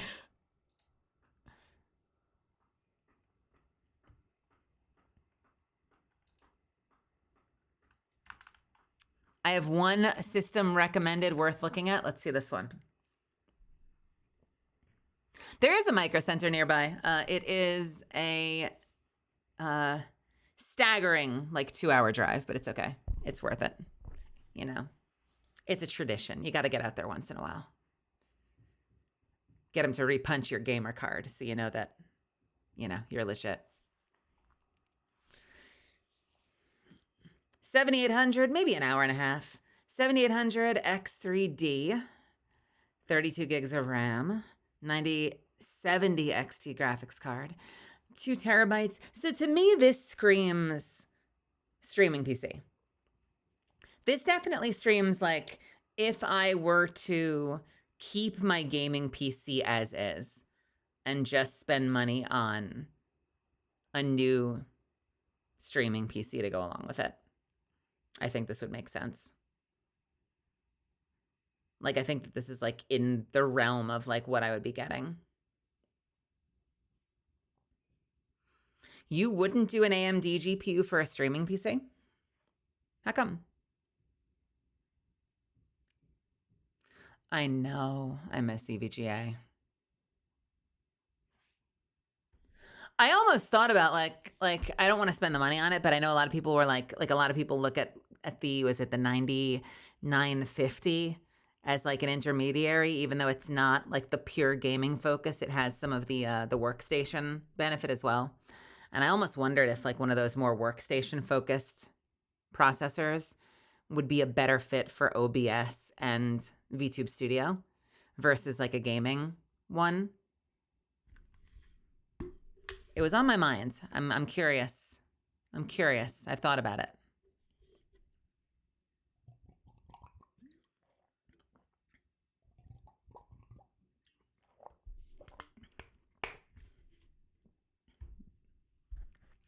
I have to consult with someone. I don't actually know who I don't actually know what OBS plus VTube Studio would benefit from.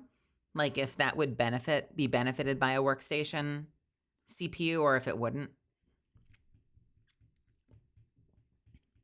You think it would, AJ? That is worth keeping in mind.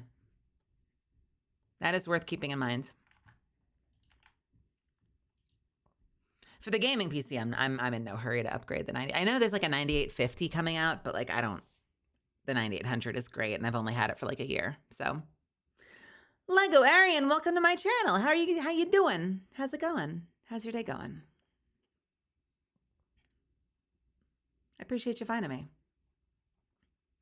Everyone was so excited about it. What's the price point on it anyway? Is it okay? Is it out? It was supposed to be out by now, right? Is it actually out?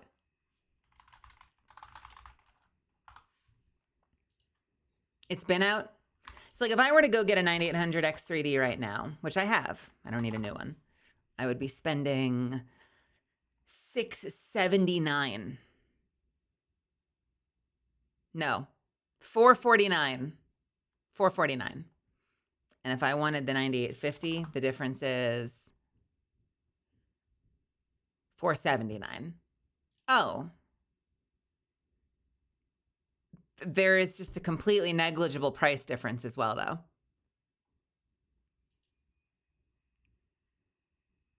That's kind of a negligible price difference. But I don't want another one of those anyway. Like I would probably want to go for like a 7800 something. What is the 7800? Wait, 7800? What would be the line I'm going for? 90, not 9700, 7800? Is there like a 78, 7900 that's like a workstation? When did that come out?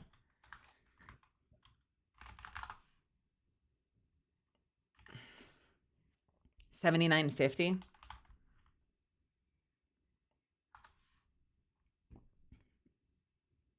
Ah! It's more! Wait! No. Wait, okay, wait. So that's not a good option. What's...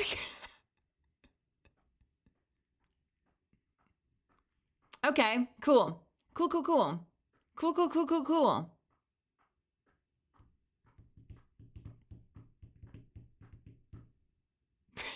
What are my other options? Is there an AMD bundle? Is there a good AMD bundle? You want the 7700, 9700, or 90? Oh, 9700 may be what I was thinking of. What's the 9700? Non-existent! Do they have it in a bundle? Is there a bundle? Can I get a bundle? Can we get a bundle for 9700? 9700 bundle. That's, you know, I don't need the RAM though. I don't need your RAM. Get out of here. I don't need your RAM. Stop it. Oh, is that why the 7950 is more? Okay.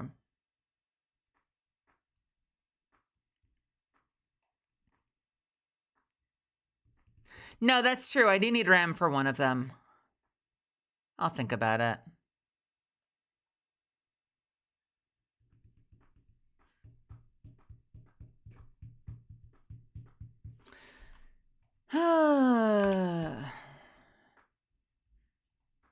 Wild.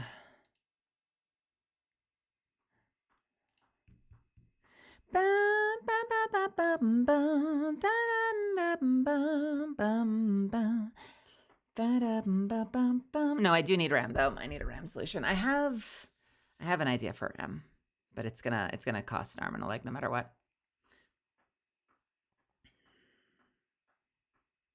Is RAM still bonkers? Probably. Like,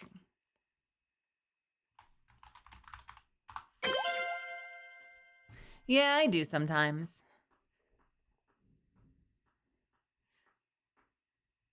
What is a 64 gig kit these days?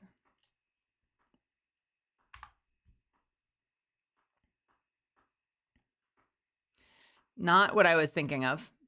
64 gigabytes.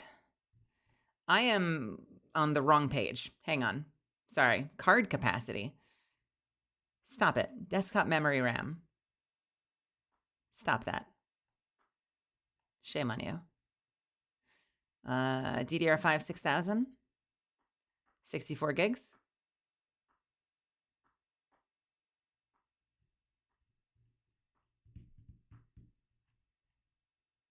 That's DDR4. I don't have DDR4 selected. Do you just not have it? 32, 16. This is nothing like what I just selected.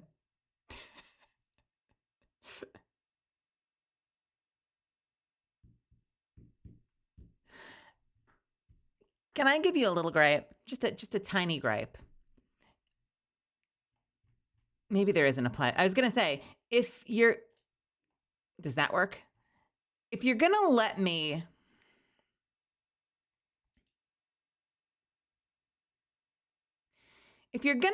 select refinements, if you don't have it, that's fine.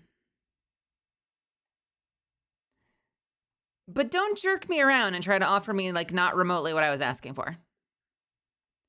All right, there you go. You could go for, if you wanted to get yourself some T Group T-Force Delta RGB 64 gigabytes, DDR5 6000 with a CL of 38, it's only $859.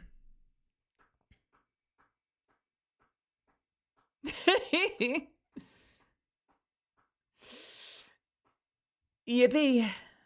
But for that price, you can get the Power Rangers RAM.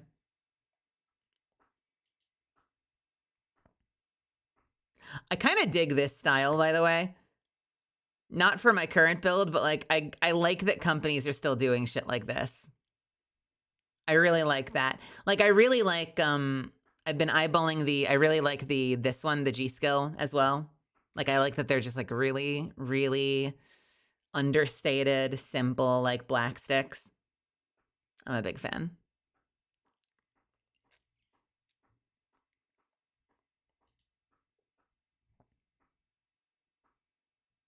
It does say RGB.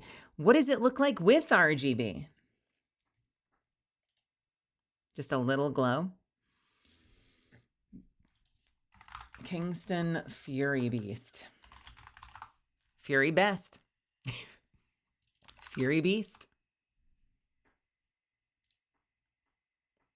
Yeah, I don't need the RGB, but I do like the profile. I like the design. I was using the Dominator RAM for a while. The Corsair. Is that Corsair? Okay. Okay.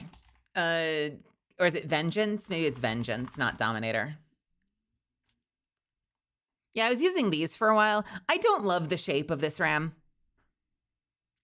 It's a little goofy looking to me. I think the Fury, the Fury looks good. I really like the G Skill a lot. I'm leaning more towards understated. I'm not gonna lie. Like I've done RGB. Like my current gaming PC is just like a shimmering, flickering, girly pop rainbow PC, And I think for my next build, I'm probably going RGB-less and just making it jet black. Or maybe jet black with like a couple of, I don't know, really choice, specifically placed red elements here and there. Like maybe you just get a little bit of red glow on the GPU. Call it a day. I could get behind that.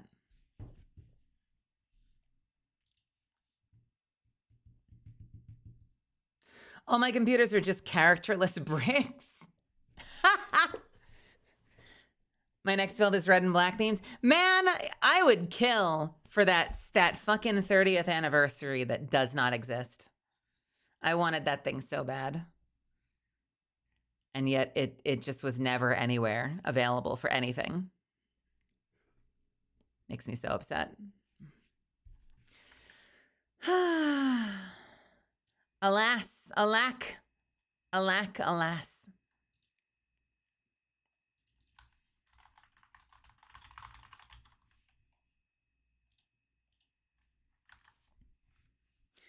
My last PC, the only RGB lighting element was on the back of the motherboard. Case had a nice amount of backlight from the motherboard, otherwise black inside. That sounds fun. So you just get like an aura of color around the board, but everything else like in the foreground. It kind of almost gives you like a silhouette effect, right?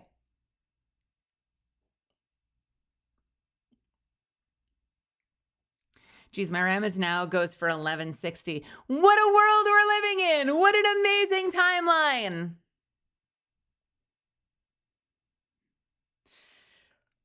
Don't mind me. I'm gonna go take a nap. Wake me when the revolution starts.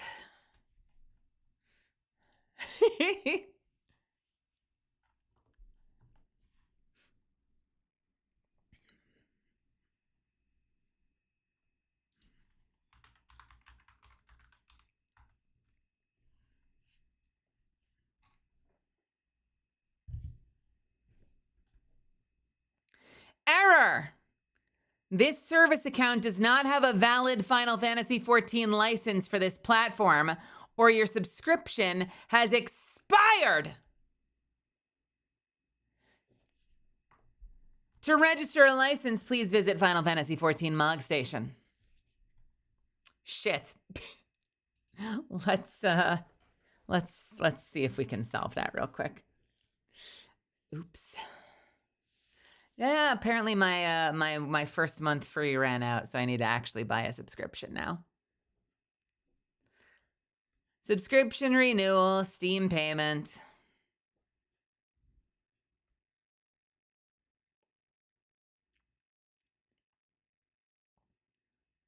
An introductory recurring subscription billed in 30-day increments. A maximum of 8 characters per data center region can be created.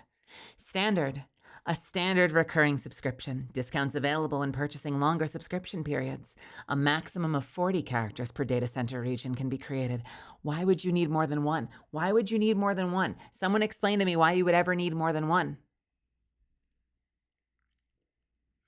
With a maximum of 8 characters per world. RP. Do I do 90 days or 180 days? Knowing that I'm going to be going through this story for subathon reasons, I feel like I may as well do the 180 days because this is going to be my life for the next like 2 years.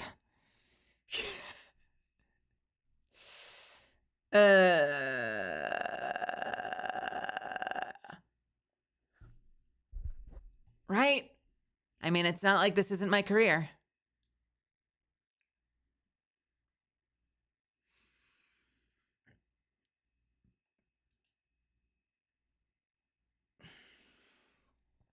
I hope so, guys. I hope so. I hope so. I feel like every time we get to the end of the day and I'm like, I can't decide if I'm enjoying myself. Because the story, obviously, I know the story is going to get better. But mechanically, there's like just enough that's different that every time I play Final Fantasy XIV, it just makes me want to boot up WoW. And I feel terrible saying that, but I genuinely, like, every time I play, I'm like, man, I just want to play my monk on WoW. Mechanically, I'm not gripped by the warrior yet. I'm not fully sold. I don't know. We'll see. I'm also wary of the fact that they've now given me like 6 different defensive cooldowns, and I'm like, what? Why is there so much action bar bloat? What is happening? But I have been told the story gets amazing, and it's been okay so far. There have been moments, you know, like there have been these little cutscene moments where I'm like, okay, all right, I see what we're cooking here.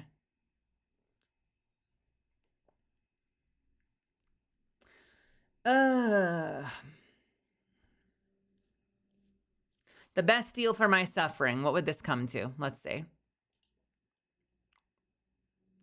Do I do an auto renewal or a one-time payment? Let's do a one-time payment. Use the Steam mobile app to confirm your sign-in.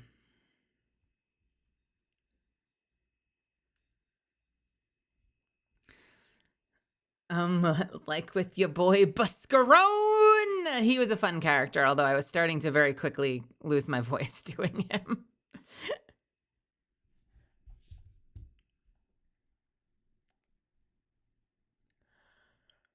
$77 for 6 months. 77.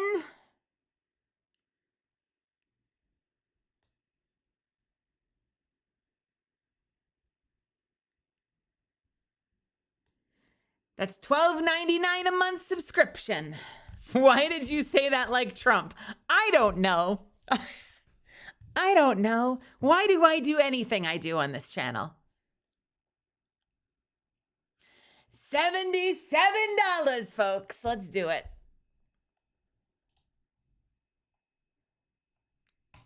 Why did you...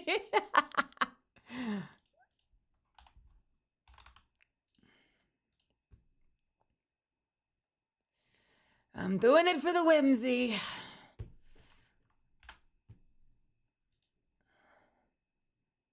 Well, hopefully this works.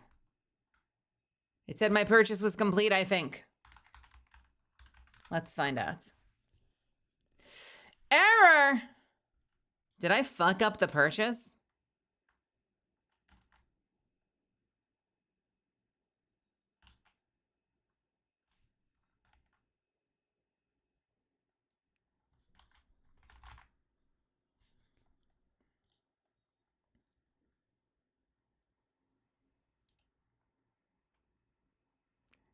Guys, did I fuck up the purchase?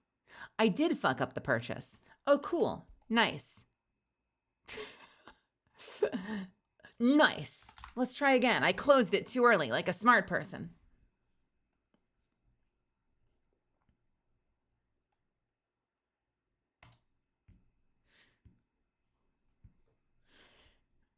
Yeah, right, Zephens. Yeah, I better double check my credit card with you guys to make sure it works first. Here, why don't I give you the number and then you guys go use it and tell me if it works.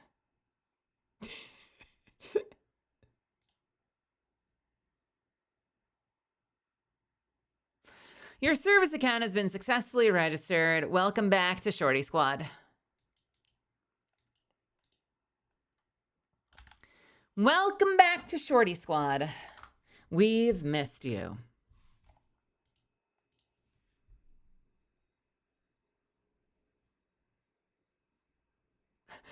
The wacky number. Don't forget the wacky numbers, the crazy wacky numbers in the back of your credit card. It's doing an update. Wait, what the hell is the update? What happened? What changed since last week?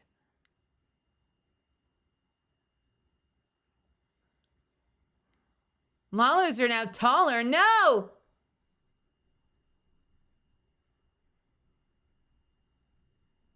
Anything but that.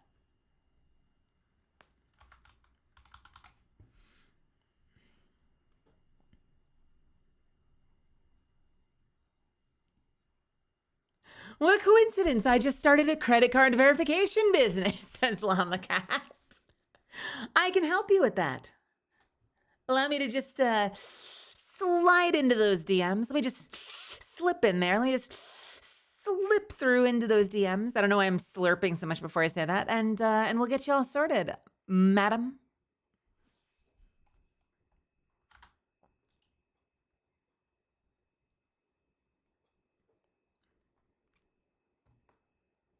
Mm.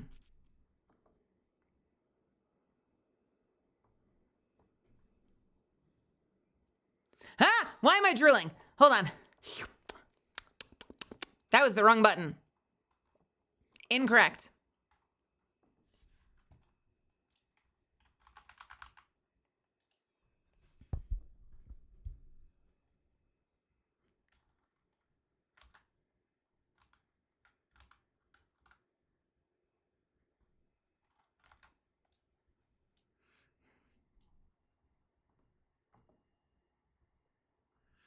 All right.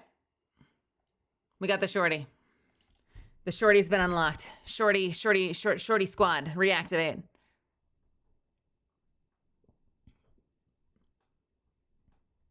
Guys, I think I'm going to make myself a quick Shorty Twemple. I'm hooked. So I know we just had an ad, and I feel crappy coming out of an ad and then being like, now I'm going to step away from my computer. But I think I'm going to really quickly hit the restroom and mix up some bubbly, non-alcoholic bubbly wobbly. And then we'll go full speed ahead.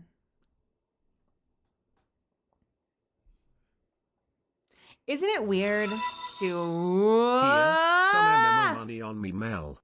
Enjoy. Have a lovely day. Turtle. Guys, Turtle just bought the 6 months for me. That's fucking sweet. Turtle, thank you. Holy shit. Seriously, that's really sweet. Thank you. I appreciate you. What the hell? Thanks. Gorsh. I always find it weird, not that you guys needed to hear me say this. I always find it weird when like, not weird, but I find something humorous when you're doing like the two things, like you do two opposite things at the same time. Like I'm gonna go get a drink and pee. I'm gonna pee, but then refill it. I'm gonna empty the tank and then fill the tank. I'll be right back. I'll be right back. Seriously though, Turtle, thank you. Misfits, I will be back in probably like 4 minutes, okay? And then we'll be full speed ahead. So I'll see you in just a sec. I gotta go empty the tank and then fill the tank. The tank. What a fucking, I don't know, dude at a tailgate party thing to say. I'll be right back. I'll see you in a few minutes, Misfits. Big old tailgate party, dude. Well, time to go empty the tank and fill the tank. The tank, you know. Guys, she's talking about the bladder. That's the tank, guys. Misfits, I'll see you in about 3 or 4 minutes before I dig myself any deeper on this one.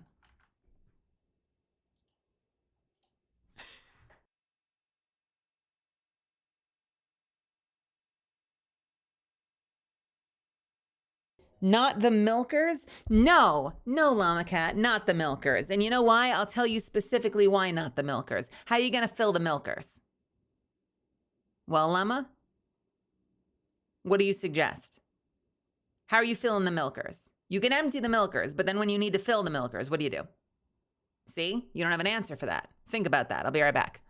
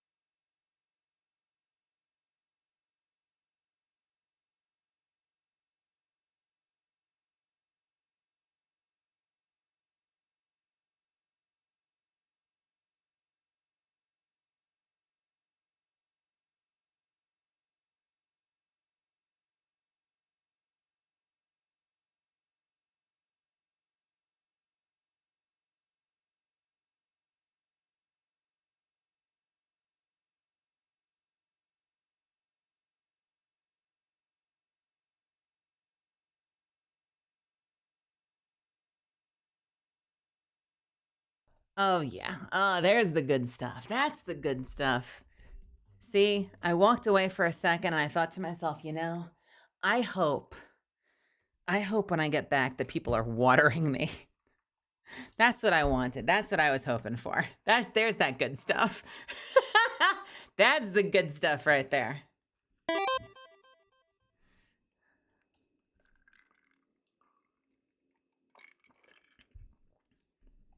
I love the way that you look. This is one of the best things this game has going for itself that World of Warcraft doesn't have, is this.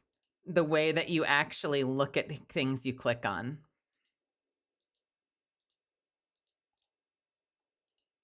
Like, look at this. Even when I click behind me, you see the eyes shift. You see that? There's a little shift in eye position.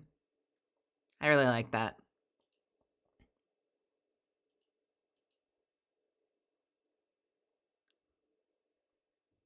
Sorry.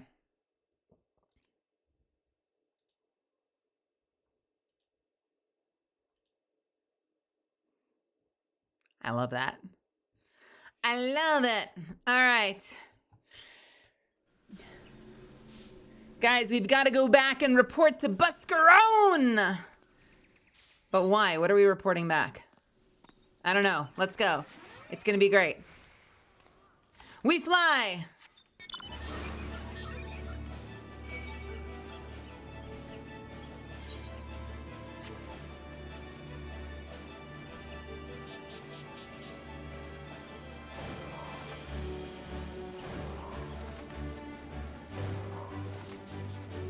What up, Buscarone? You're back. Tell me the Sylph Elder as well. I don't know. Wait, I didn't make him Drifter. I did something else for him. I don't remember. Thank the gods for that. I don't rightly know what to make of the rest of your tale, but I'm full glad that Frixio didn't come to any harm. But there I go, tempting fate. Run over to Little Solace and secure his peace with the Sylphs before aught else befalls us, eh? Rest assured, I'll send word of a... Whoa, my chair just tipped back. I'll send word of our friends of Charlayan, and I'll send word to our friends of Charlayan and the Twin Adder both. Sure, why not? What he said. You've done Gridania a great service this day, lass. You've earned yourself a place of honor here at the Druthers in so doing. Be sure and come by whenever you feel like a drop of Keycurn firewater or my name ain't Buska fucking Roan. I love this man. I love that we've made this man so memorable and fun.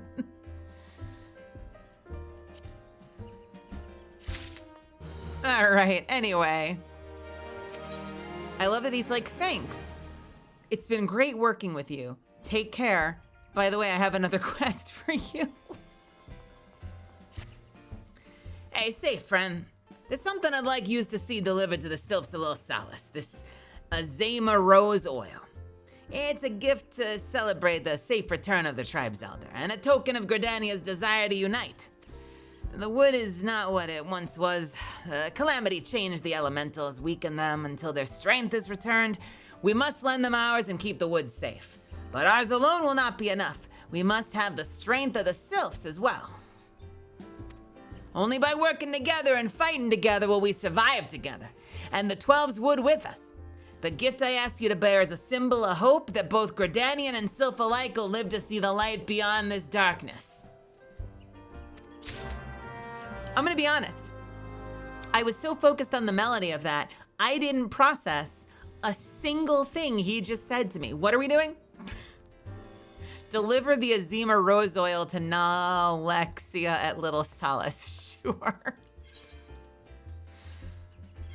The words, I didn't really process them as I was reading them.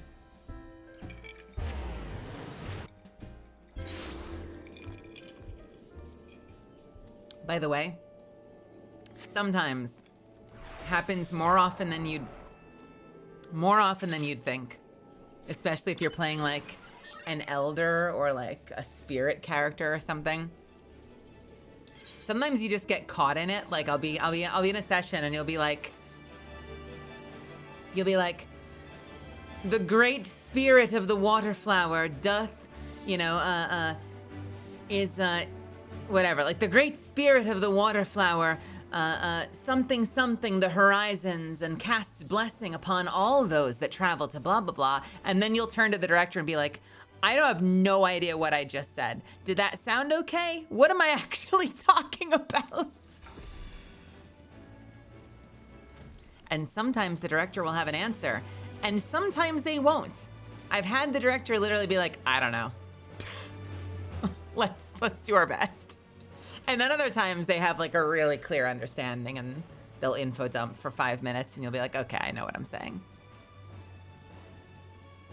Or they'll say, well, it's this blah, blah, blah, blah, blah, but what you said actually, it sounds like it fits. We can go with that. We can use that. I don't know, nerd stuff. A gift from Walking One Buscarone. A gift for these ones. Such a lovely scent. This one has never smelled anything like this before. Walking One Buscarone and Adventuring One are very kind. Know that this one is deeply grateful. Many walking ones are scary. Many walking ones utter many lies and much deception. But this one is moved. Let all these ones be friends forever.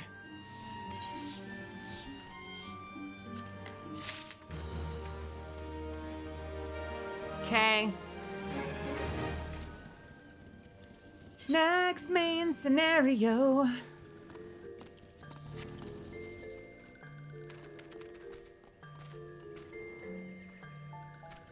Hey guys, what are we up to? I'm level 49. I am up to the level I can't see because I haven't accepted it. The level 24 story quest. Fuck me. Oh no. Oh no.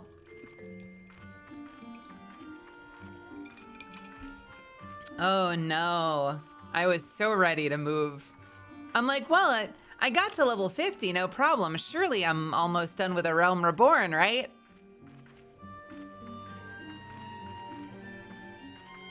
Right?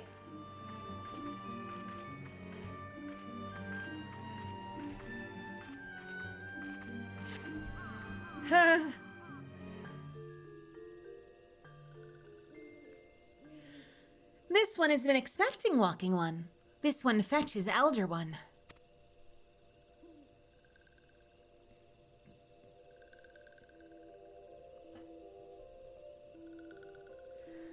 This one is pleased to see Walking One again. Welcome to the home of these ones.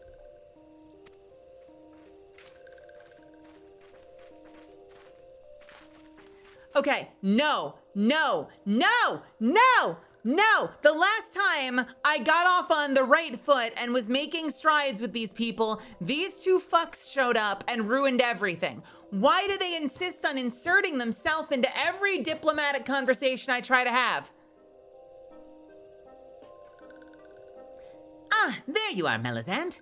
We have just been hearing tell of your deeds of We've just been hearing tell of your deeds of daring do. What is daring do?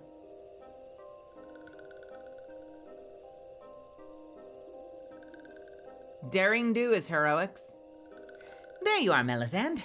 We've just been hearing tell of your deeds of daring do. Well done. Ah, the walking ones who aided Neuraxia. This one is grateful. A pleasure to have been of service. If you do not mind me asking, how did your misadventure come about? This one doesn't mind. The misadventures, as Walking One calls them, of this one began when Imperial ones entered the wood. Fearing trouble, these ones decided to watch Imperial ones closely. But these ones watched too closely, and Imperial ones noticed and tried to catch these ones. Having nowhere else to hide, this one fled into Totorok. Would that this one had not. In Totorok, a sinister one, robed in black, tried to feed this one to a many-legged one. A sinister one robed in black. Why do I have a feeling I should be more worried about this than I am? Well, you are wearing blinders. You can't really see the danger. Elder Frixio, we come to you as emissaries of the nation of Gridania. This missive bears the words of the Elder Seedseer. I just noticed he has a neck tattoo. Holy shit.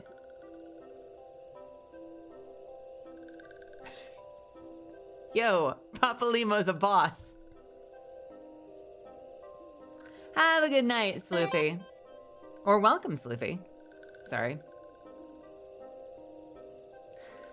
This one sees. So walking ones of Gridania are fearful of Lord Rama. Plainly put, yes. Your people summoned the Lord of Levin but once, yet that single occurrence occasioned great alarm. But it's not as if the Gridanians dislike you or anything. Actually, it's just the opposite.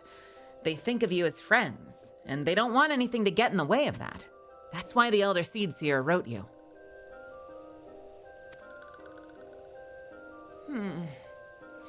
This one well knows and respects Horned One, Kane Senna. Be assured, like walking ones of Gridania, these ones have no desire for conflict. These ones resorted to summoning Lord Rama to protect the wood from Imperial ones. This one counseled against doing so, but was not heeded. Against this one's wishes, Lord Rama was summoned, and all those ones who took part became touched ones.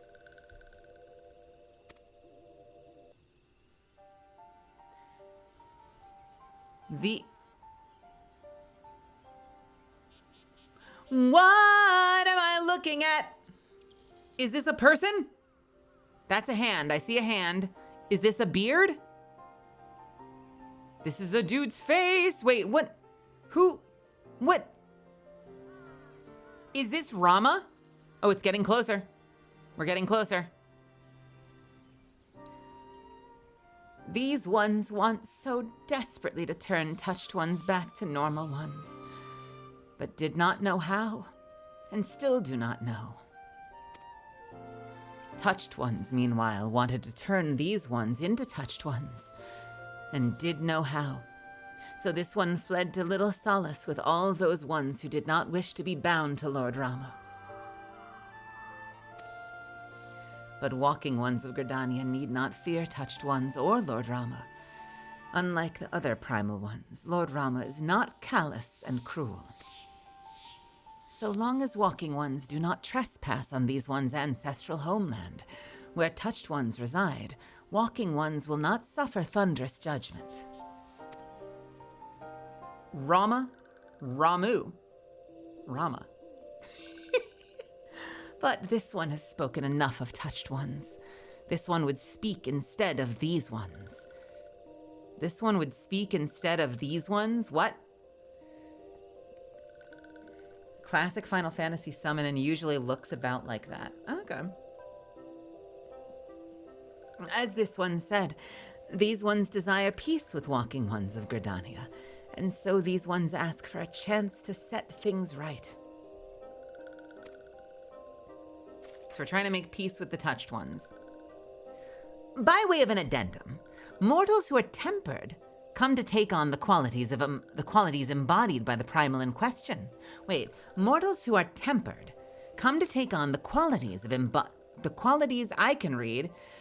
Ha! By the way of addendum, mortals who are tempered come to take on the qualities embodied by the primal in question. In the case of the sylphs, Rama's influence has made them fiercely protective of their homeland. That explains why they're so hostile towards trespassers. But what about the abductions? A fine question, Ida. The abductions are, I believe, an expression of the tempered sylph's desire for reconciliation, another quality traditionally associated with Rama. In the crudest manner imaginable, they seek to bring their fellows back into the fold, a timely reminder that the challenges, posed by each primal are unique. See, I've been playing gnomes long enough that I can do gnome voices. I've spent so much time in World of Warcraft going for Mechagon that I can play characters like this easily. At least my interpretation of what I imagine this character sounds like.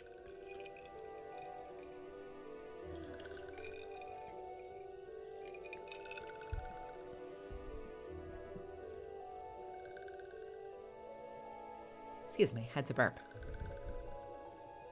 Elder Frixio, we thank you for making your will known to us. The people of Gridania will rest easier in the knowledge that they and the Sylphs are united in their desire for peace.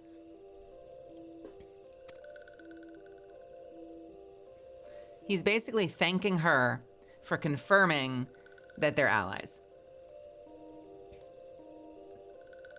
I imagine he sounds like Heimerdinger from League. Yeah, I kind of think of him very Heimerdinger-like. Although I suspect Graf is right. I know that like all the fucking characters in this game, like, don't like 90% of the characters of this game speak with English accents.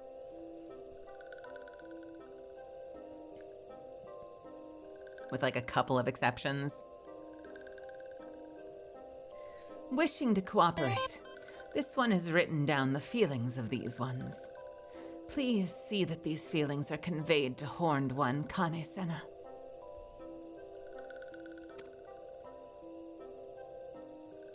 I have 3 fingers because I'm so small. And with that, I believe we can lay the matter of Rama to rest.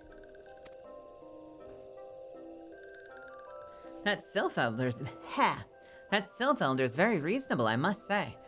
You could learn a lot from him. But was that a jibe?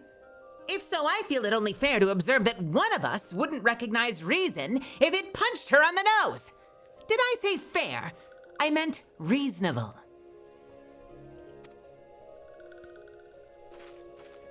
Stomp, stomp.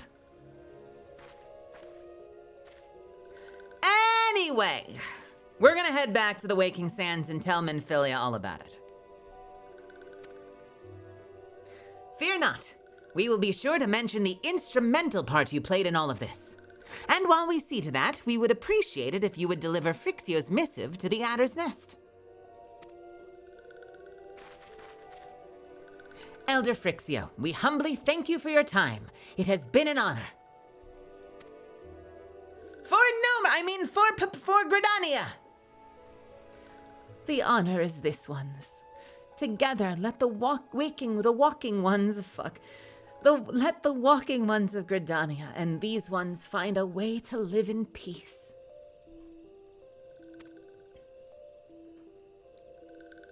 I'm a pro at gnome. Got that right. Please wait, Walking One Melisande. This one has yet to give Walking One a token of this one's appreciation. Here is a one-time use artifact that will allow you to skip all of A Realm Reborn and go straight to the good part, if you so choose. Use it wisely. I mean,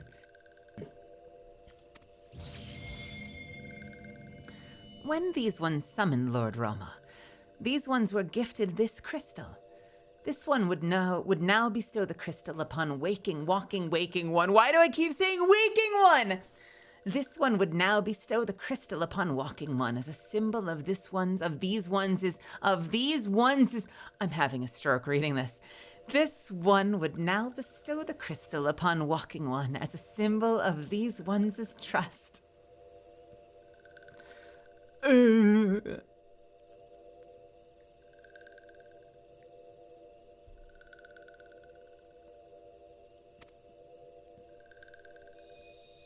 Pray return to the Walking Sands. It's so magenta.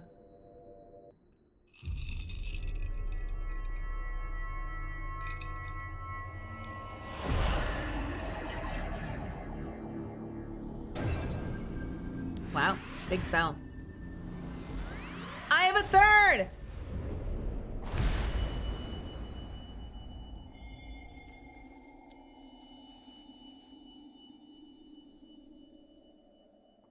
When I fill up every corner, does that mean I'm done? one was not mistaken about Walking One.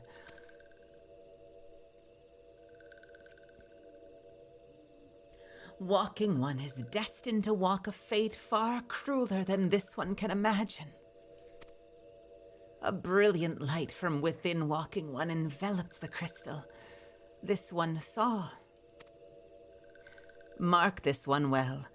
That crystal will one day be of use to Walking One.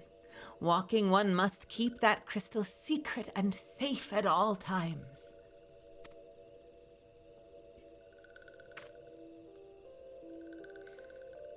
Before Walking One returns to Gridania, this one would ask Walking One to watch touched ones. This reminds me of that tweet today. Did you guys see the tweet with the cinder thing? Did you see it? Did you see it? Did you see it? Because this is how I'm feeling reading this right now. Did you see it? Did you see it?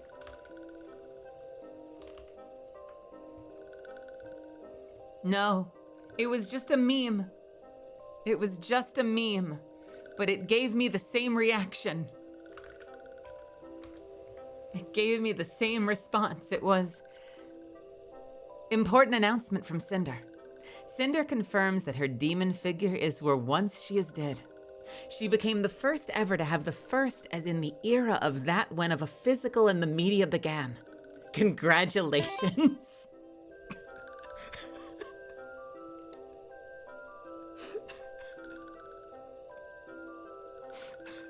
Having a stroke.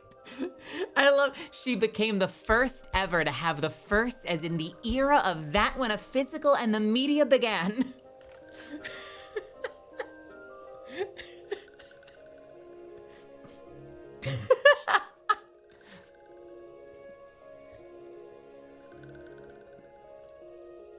That's what I'm getting from some of these lines. Before Walking One returns to Gridania, this one would ask Walking One to watch touched ones. So long as touched ones are not troubled, touched ones will not make trouble.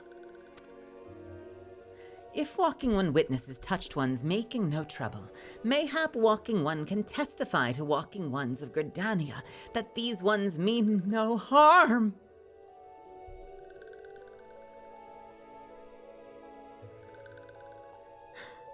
Oh, that reminds me. Did you see the announcement that the first woman of person has won best cinematographer at the Oscars? Women of person.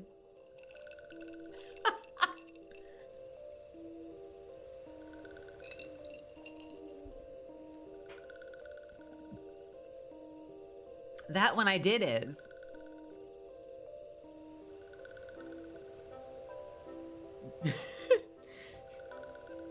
Damn it. Put some respect on her name. That's a woman of person. If Walking One witnesses touched ones making no trouble, mayhap Walking One can testify to Walking Ones of Gridania that these ones mean no harm.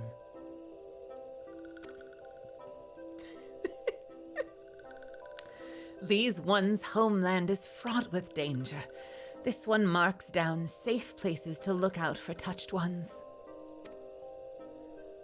Who do you think you are? I am. Wait, I'm sorry. I gotta deliver that as with intention. Llama Cat. Who do you think you are? I am. But if Walking One doth nary come in a hurry, or not, I shall walk the road in a rush, and I will be able not to be distracted and not have any trouble. Or are we rooting for Skynet?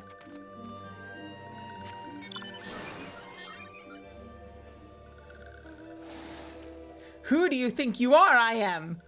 Who do you think you are? I am. What am I doing?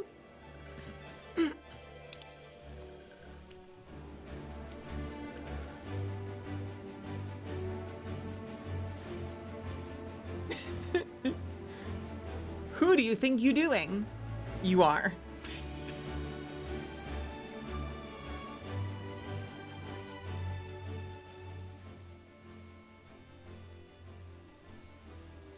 secret technique for getting everyone who has me on second monitor to tab back over. Start speaking in a way that makes them think that they're all having a medically significant event, and then they'll tab back over to see what's going on. Got him.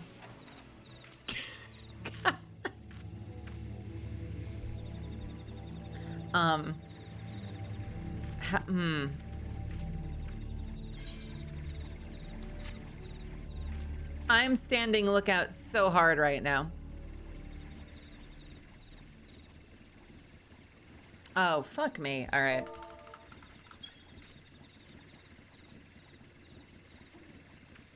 Thank you, Warrior of Derek.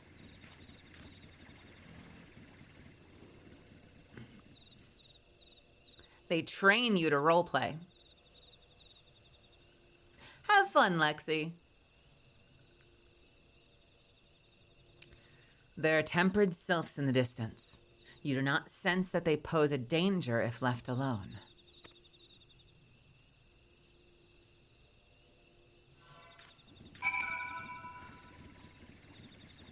Okay, let's go say hello. Hey, friends. Hello.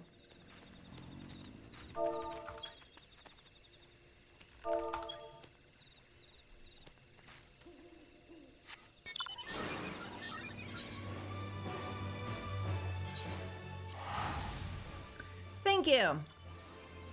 I will egg it up as soon as we land.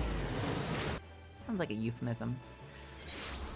Watch me egg it up live over on the Blue Channel.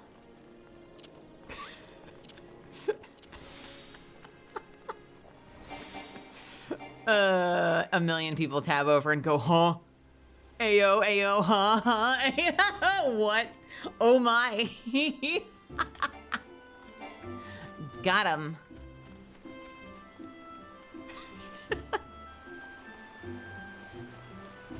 Mel, I have an important reminder to egg. I love how many people tab over the moment I say something weird. Omega, wait, look how cute Omega is. Love it. Very athletic.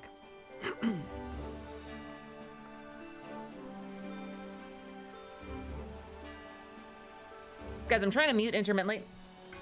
I've had to clear my throat so many times today. I don't know why. I'm like stuffed. I'm all clogged up today. So I'm sorry if I end up clearing my throat numerous times on stream tonight.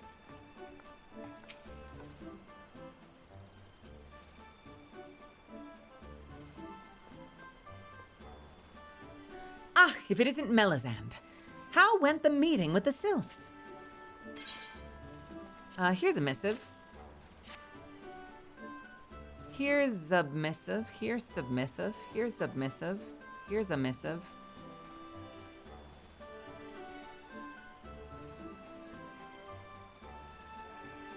A missive from Sylph Elder himself, if I may. So the Sylphs have no desire for conflict, nor do they intend to summon Rama.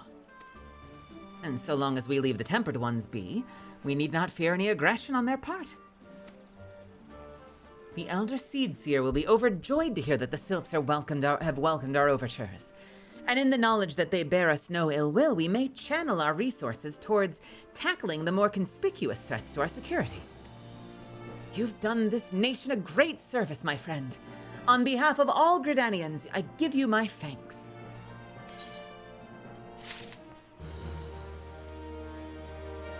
By the way, since you're right here, you could start a guild. Could we start a guild right now? Could we do it? Is this where you start a guild? Is that an OIC?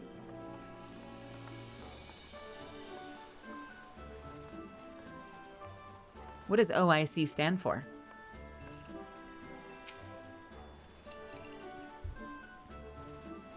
Greetings, adventure. I am Twin Adder Officer charged with assisting the Order of Independent Companies, or the Free Companies, as they are commonly known. Order of Independent.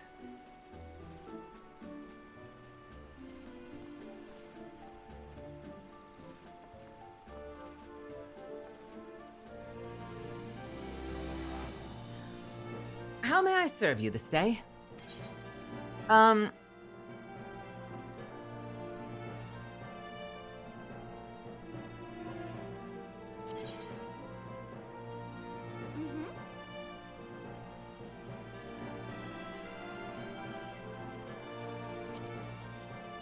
Free companies can be described as mercenary groups formed of adventurers. Unique in that they operate under the aegis of the Grand Companies of Eorzea. The system of free companies was established some 5 years ago in the wake of the calamity. Having suffered tremendous casualties, the Grand Companies sought to consolidate their strength through the sanctioning of mercenary groups.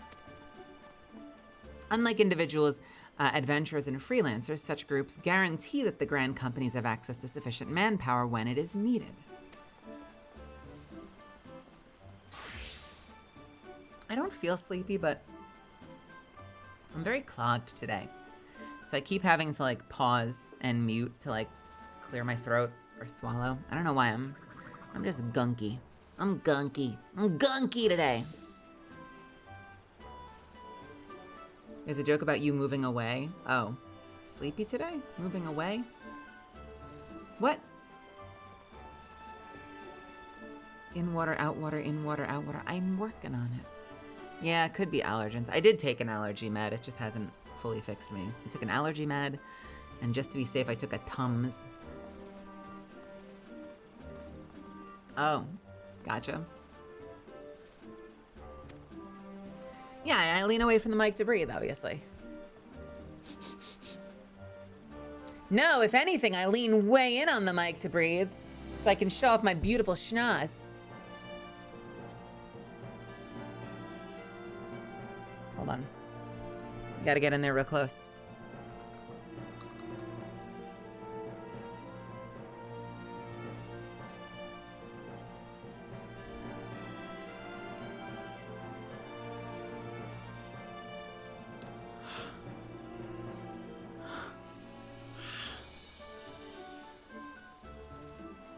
I like when cats do it. You know, like when cats do that? When like a cat will come up and they'll be like, and then they'll be like,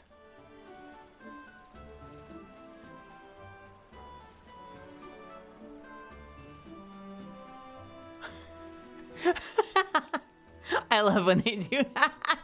It's like too powerful.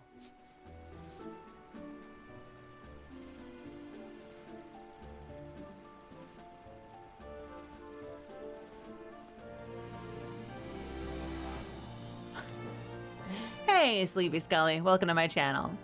Welcome back.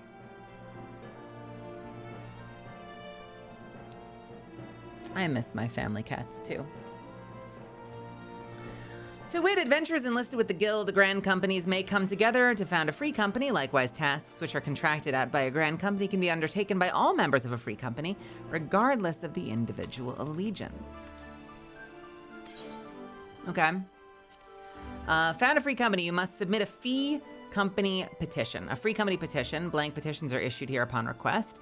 Next, you must have the petition signed by 3 individuals who will form the company's core membership.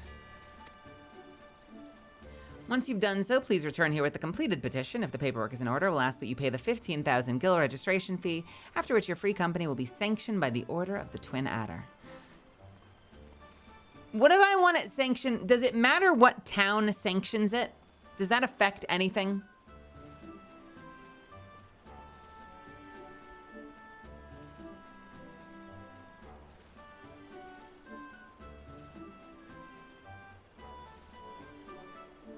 When you say not really, is there something different? Like, will it say on paper, established by Twin Adders or something?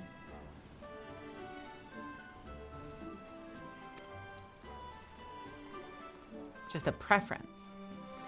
In order to be issued a free company petition, you must have at least 1 class at level 25 or above.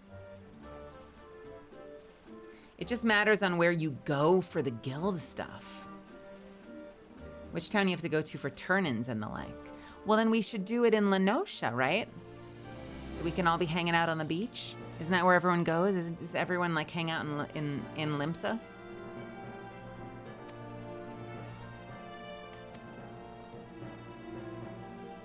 Okay.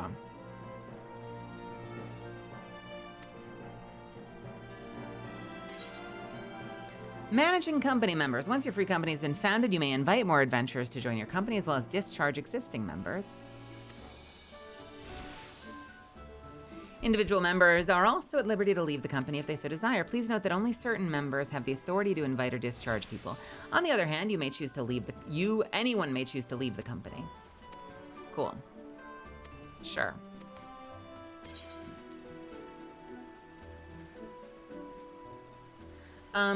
Yeah, we'll do it in Limsa. I'm sure we'll be back there before long. Are you like pretty spoiler free on this game? Yeah, I would say mostly spoiler free.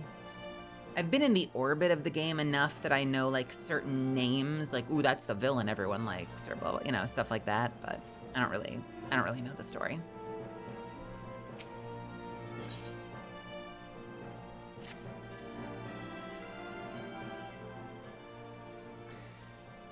The Sylphic folk have long been friends to Gridania. The mere thought of being at war with them pained the Elder Seedseer to no end. But owing to your efforts, she will be able to rest easier. Being the benevolent soul that she is, my lady will surely try to find a way to reverse the tempering process. Once again, I thank you.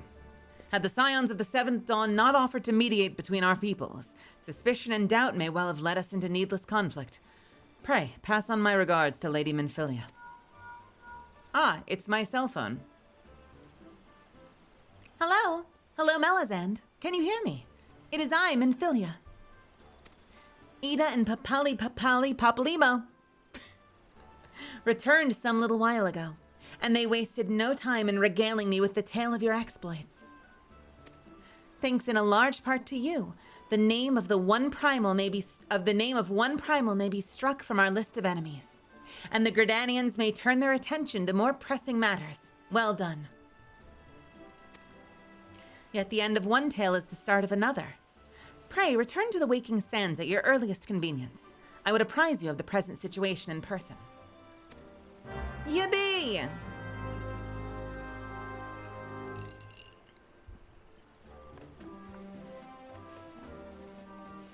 I have something for that.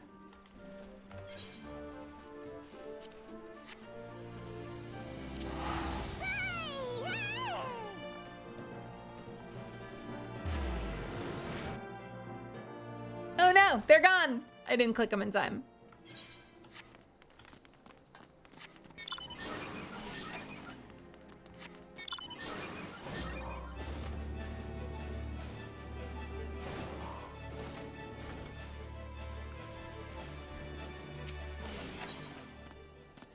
We're making progress. We're gunning this story.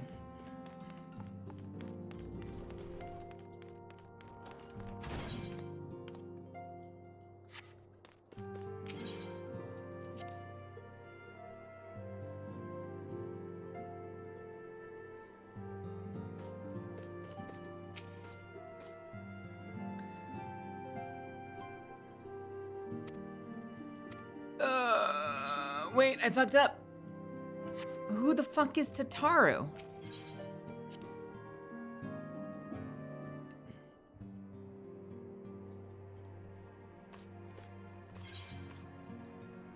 What the?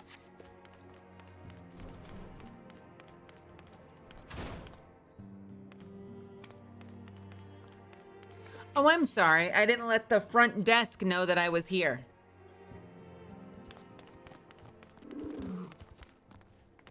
Hello. Well, if it isn't my favorite adventure. Welcome back, Melisande. Lady Minfilia awaits you within the solar. Please enter at your leisure. I did that! Sorry, I forgot to check in at the desk. I'm on my way.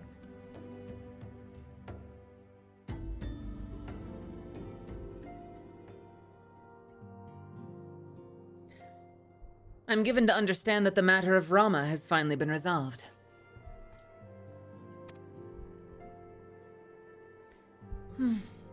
I fear resolved bespeaks.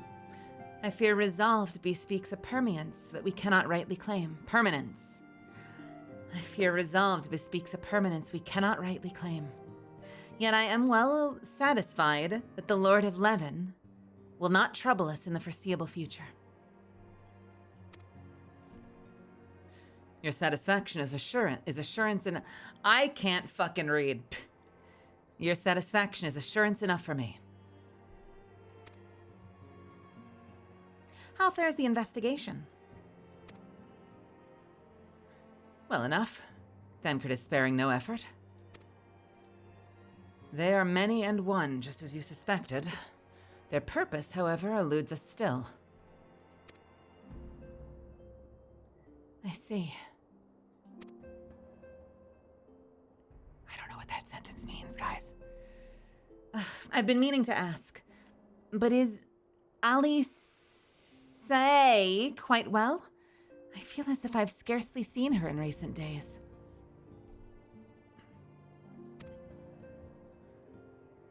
Oh, you haven't...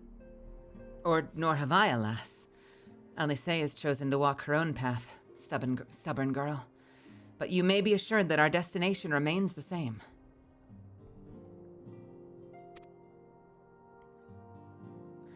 And on that note, I take my leave of you. I trust Baldessian report will serve you well. The Baldessian report, Baldesian report, will serve you well.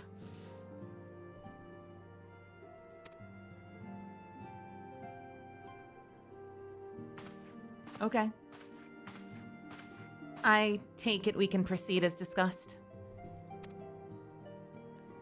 Why do you ask? You scarce need my permission to act. Ooh, he's such a badass. He's gonna kick the door open into my never mind.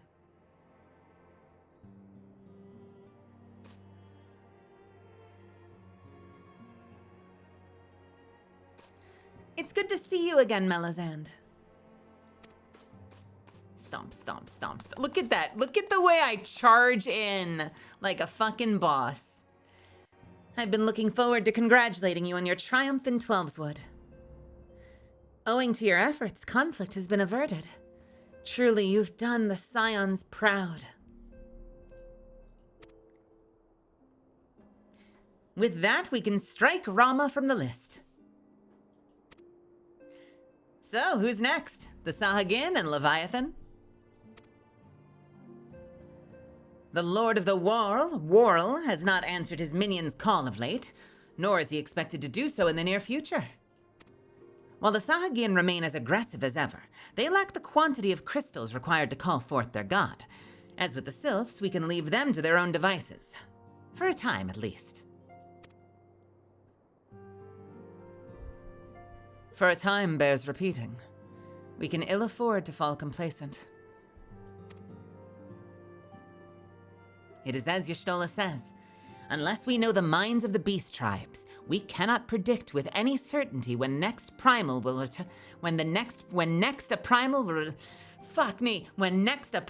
return to plague the land.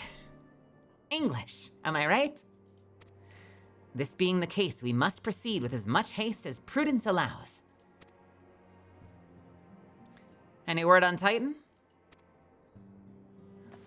The Maelstrom keeps the kobolds under constant observation. We shall hear from them ere long.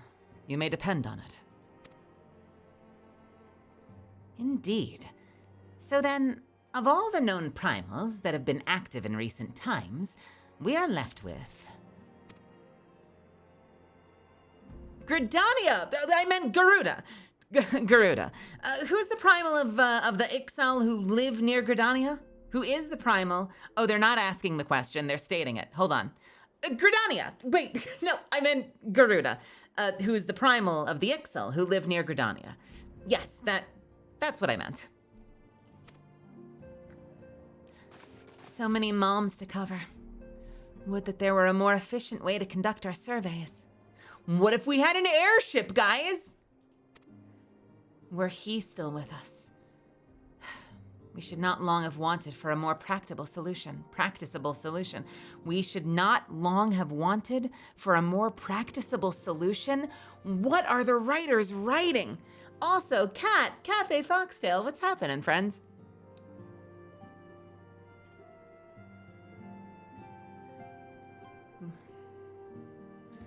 If only we had an airship, guys.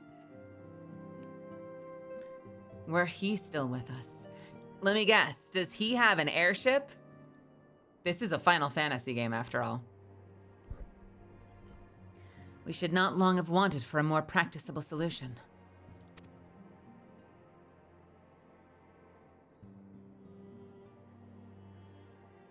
She's not wrong. Where in the world are you, Chief?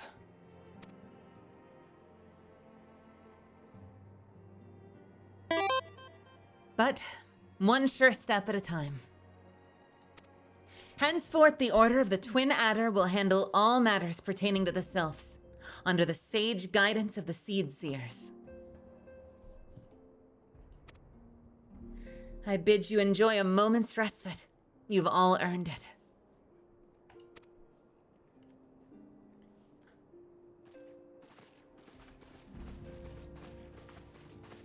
I want to hear the tall boy again, because that's Gideon Emery, who has the best voice in the world. I want more Gideon Emery. And then they recast him, which is fucking foul. I haven't even heard the replacement yet, but it's foul. No one puts Gideon Emery in a corner. Is there something else, Melisande?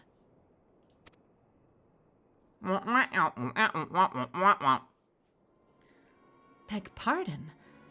A man named Labrea, sporting a red mask and robed in black. 12th Preserve. Prior to the calamity, the Asians took great pains to remain hidden. Why would they choose to cast off their veil of secrecy now? Gods, this bodes ill. We must take advantage of the present lull in the primal hostility and investigate this Labrea. Learn all we can of him and his designs. I dread to think. Oh, wait, Eek? Eek? This is such a fucking... this is such a fucking... Ace Attorney-ism. The number of times that they, like... The translation of, like, Japanese shock efforts where they'll be like, Uwag! Eek! Yowerg! Like, guys, how about gasp? I don't know.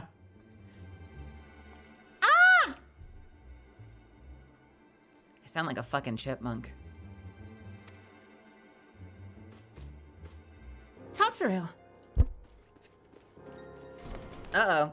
Oh, wait. Oh, God, that was from upstairs.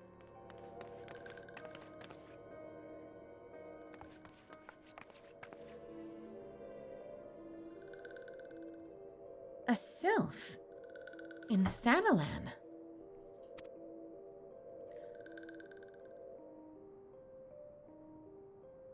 At long last, this one finds walking one, Melisande.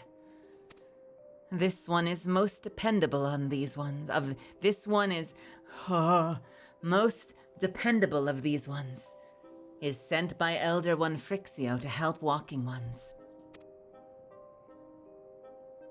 This one is called Naraxia. This one comes as a friend. Let these ones be friends.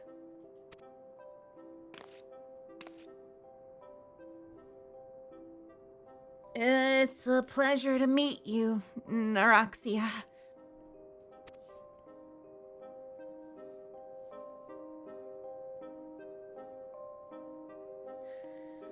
Nothing and everything all at once. I hope you've been well. I've been well. It's been a while since I've seen you about. But I'm glad to hear that you're doing all right.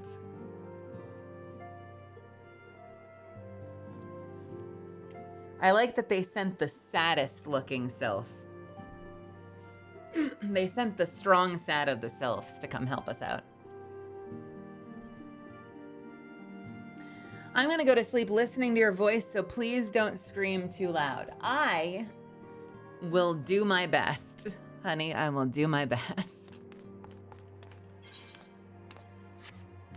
I've been sucked into Warframe, but I've been lurking. Okay. What are you playing these days? What frame?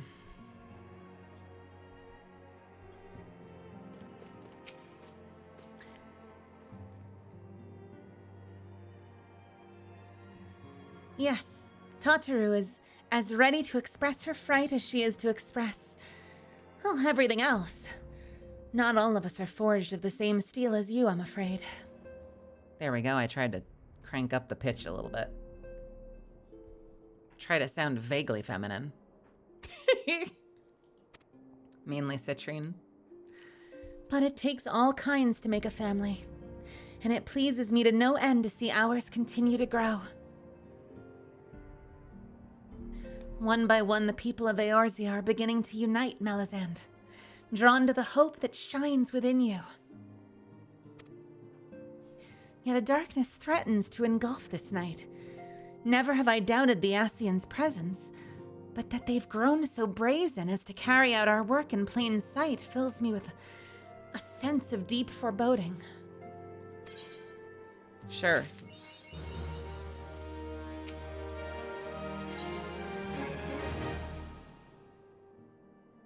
I feel like that's my answer to a lot of the story points in this game so far. I've just been like, okay, sure, okay, okay. Can I talk about something I like? Let's see.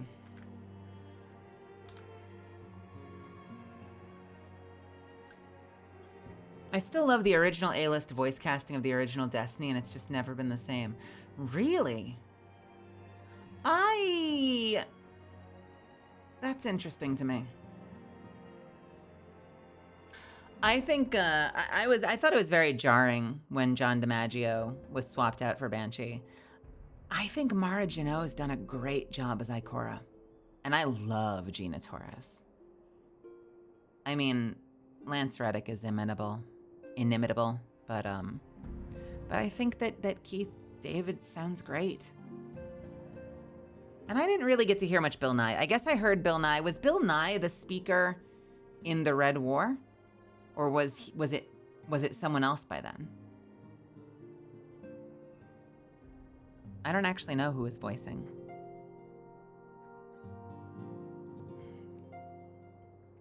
I respect Peter Dinklage as the Ghost, but here's what I think. I don't think that it should have been, I don't think it should have been Peter Dinklage.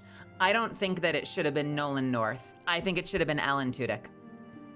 And I wonder sometimes, I spend so many nights lying in bed, staring up at the ceiling, wondering if they pitched Alan Tudyk and he was unable to do it, if he was unavailable. Because we already basically got like Cade and Ikora is Mal and Zoe from Firefly. By the way, Firefly, they're trying to make it into an animated series. That news just dropped. Fucking emailed my agent instantly. And obviously Zavala is kind of like a foil to them. So like you can't have him do Zavala. But I'm just like, what a missed opportunity is having Alan Tudyk potentially be the Ghost would mean that you have the like half the fucking crew, you know? I don't know. I spend a lot of time wondering if they ever considered that. Getting Wash in there as well. To go along with Mal and Zoe. I think he would have been a great Ghost.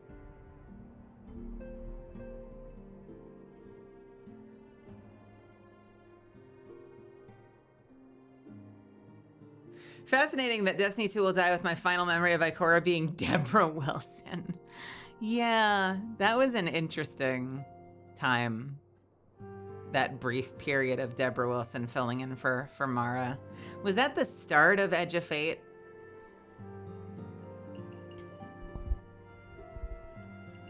Oh, my dad showed me a couple episodes of Resident Alien. That seemed fun.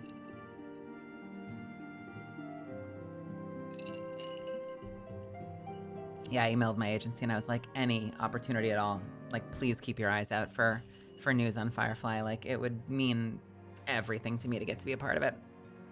I'm like, even just like background voices, I'm like, even just like one line and then I get killed, you know, like anything at all. I will die happy. I will die happy.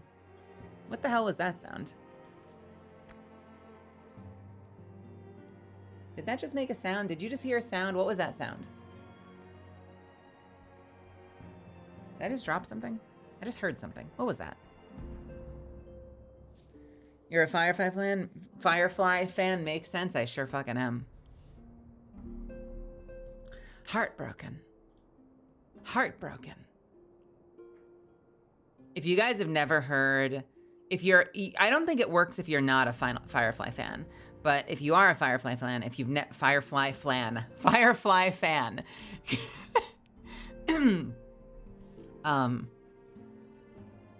if you've never heard the monologue from Gamers 3 by Zombie Orpheus about Firefly, ooh baby, it was so good.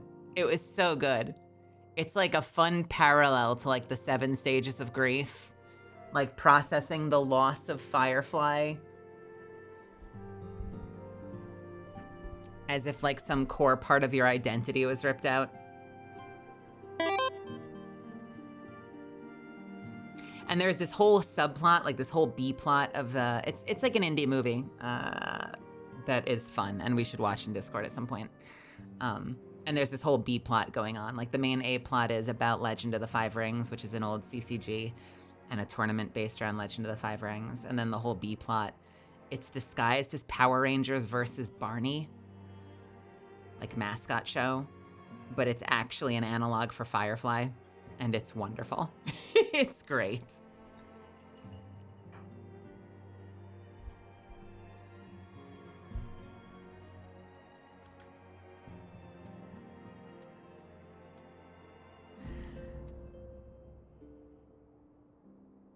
I'm also one of those that can't do actor changes. I understand real life logistics, but in world, it's so jarring.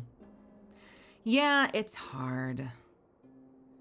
It's hard, but like there aren't a lot of options unless a character, unless an actor leaving means that you just like kill them off in the story. But that sucks, Like, I mean, granted, they killed Cade when Nathan Fillion couldn't do it anymore. But it still sucks, I feel like. Or to have a character suddenly just gone, just disappear.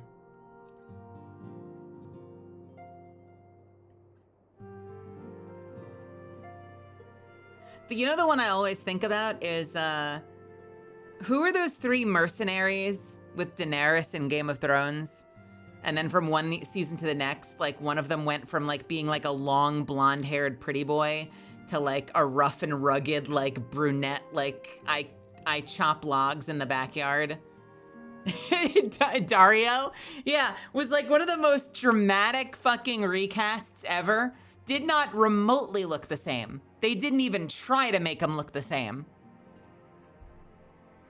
Come in the next season, you're like, who the fuck is this guy? Why does everyone pretend they know him? Like, why was everyone acting like they know this dude? Who the fuck is this guy? It's Dario. Who's Dario? Oh, the blonde one. What happened to his hair? What happened to his face? Yeah, totally different actor. Didn't even bother trying to make them the same.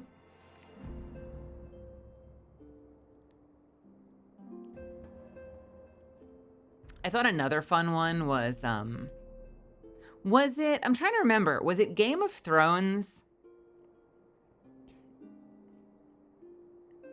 Game of Thrones was the one where all of the characters started, like all of the Lannisters started blonde, right?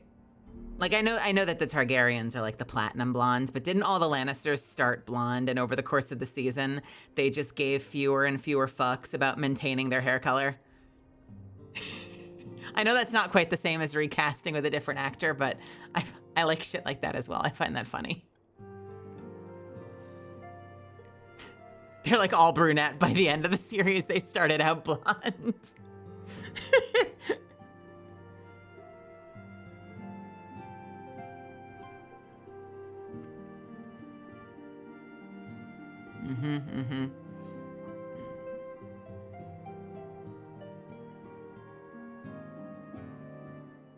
Really? I didn't realize that. He didn't change his hair. It was just natural. What the fuck?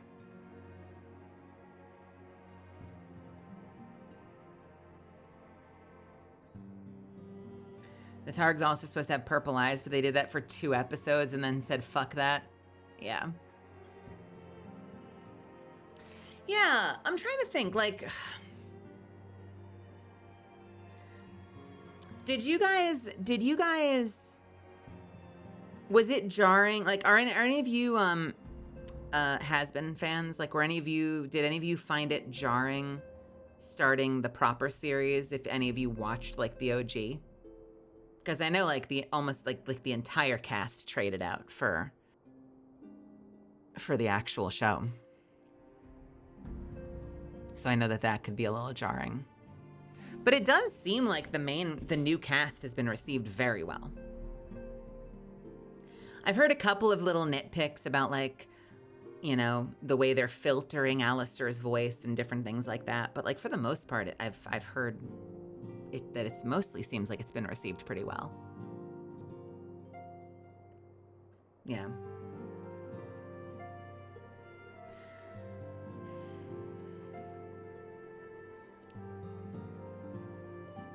I'll never forget. Okay, there was a show that I used to love on Netflix called Sense8. And it was like a fun, like, it was made by the Wachowskis, and it was like this fun, like, super queer, like super LGBT, like supernatural, sort of semi-heroes-esque show. About a bunch of people, like, realizing that they're part of this, like, strange hive mind where they're able to share their abilities and skill sets, and, like, as they learn to deepen their connection to one another, like, not only can they, like, visit each other and speak to each other psychically, but they can, like, appear almost like apparitions in each other's space so that they can see where each other are, and then they learn to share skill sets so that each one of them can kind of, like, fight like a superhero with, like, multiple, like, wildly different ability sets. And then it's fun because you start to see, like, as they get into conflicts together, they start to, like, someone will take over if they have a specific specialty. So, like, if someone's really good at hacking, suddenly it becomes them. And then if someone's about to, like, if they get captured, it's called Sense8 with the number 8. If someone gets captured and they're about to undergo torture, like, the German guy takes over because he's, like, a big bruiser and he's got really high pain tolerance. And then when they're fighting multiple people, like, the woman who's really good at martial arts takes over because she can now, like, hand-to-hand, like, fuck everybody. They had a major casting change for season 2, where one of the actors changed out, and it was, like, such a dramatically different looking and sounding actor. And then, like, halfway into the second season, I was used to it, but it was such a big change. Oh, by the way, content warning, if anyone decides to go watch Sense8, there are more than a few orgies in it. Just tiny non sequitur. Tiny non sequitur. But unrelated to that, yeah, I like halfway into the second season, I was okay with it. But my God, like, it was such a jarring change. Like, they recast one of the characters. And the new actor was, like, a foot taller and, like, more muscular, and it had a wider face and, like, sharper features, and it just felt like it was like the time skip version of the first actor. It was such a jarring change. And it was very much one of those, like, they showed up episode 1, and I think they made one offhand joke, like, they were like, you're looking a bit different these days, and he's like, must be the haircut. And then, as an audience member, I'm like, okay, that's cute, but also it doesn't quite save how dramatic a change it is seeing this new actor.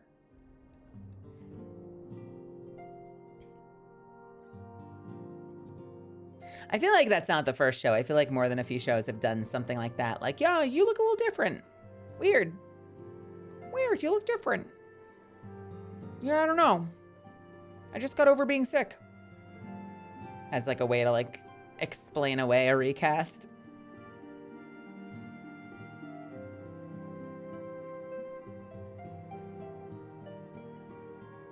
Red vs. Blue changed the voice actor for a caboose for their film season, which is jarring. Oh, God, and Caboose is legendary. You can't change out Caboose. He's the best.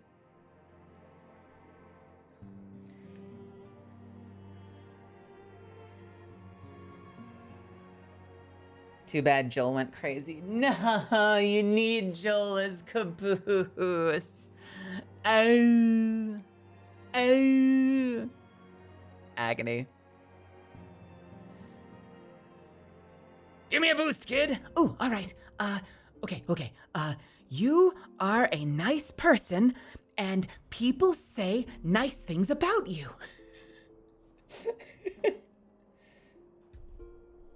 Not a morale boost, kid. I don't know. We don't need to talk about it. I don't need to gossip. I don't know him. I don't care. I can look it up later. Yeah. Yeah. I will say this, though, in Sense8's defense, two things that are worth mentioning. Sense8 lost its funding halfway through. So if you do watch it, you're going to watch 2 seasons that are excellent. And then it will suddenly fall off a cliff. And I'm warning you now because I was disappointed. I don't think that means you shouldn't watch it, but I do think that you should just be ready for it to fall off a cliff because it got canceled. They did keep the orgies. I will say this too, though. It has Terrence Mann as a villain. And for those that don't know Terrence Mann, he's originally a Broadway actor. He was like the original Beast in Beauty and the Beast on Broadway. He's the original Javert in Les Miserables on Broadway. Like, he's a very storied and accomplished Broadway actor. And in Sense8, oh my God, he's one of the scariest villains I've ever seen in a show. Like, I put him right up there with Kilgrave. He's such a phenomenal actor, and he's such a phenomenal villain. Like, fucking terrifying. So that was the highlight. Like, absolutely the highlight of that show was the villain.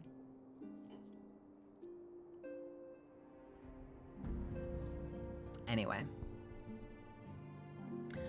Random non sequitur aside.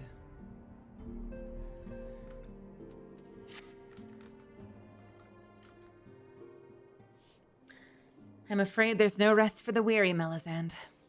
We must delve further into the motivations of the masked man, the Ascian known as La Habrea. La Habrea. This is an ideal moment to do so, while our hands are not bound dealing with another primal. I don't remember who La Habrea is. Is La Habrea Darth Vader?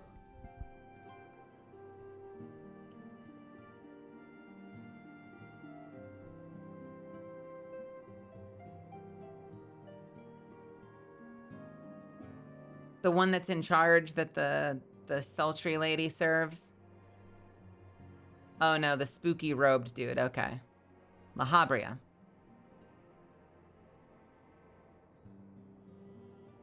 Wait, tell me they don't say La Habrea. Oh, fuck me. La Habrea? Go away. Go away. La Habrea.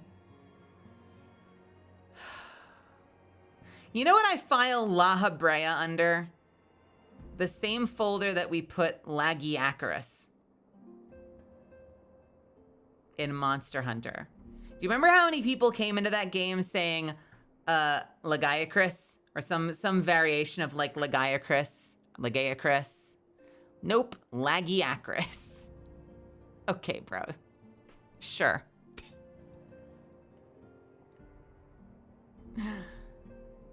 The Ascian known as La Habrea.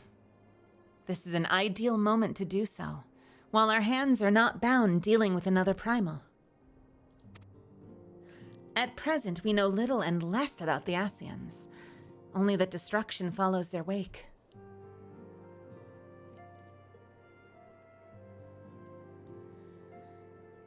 Capcom pronounces Brachydios.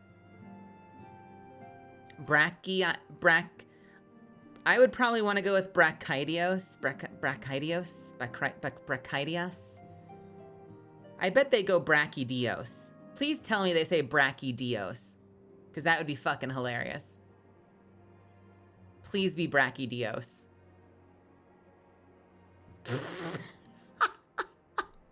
You can't be real. This is not real.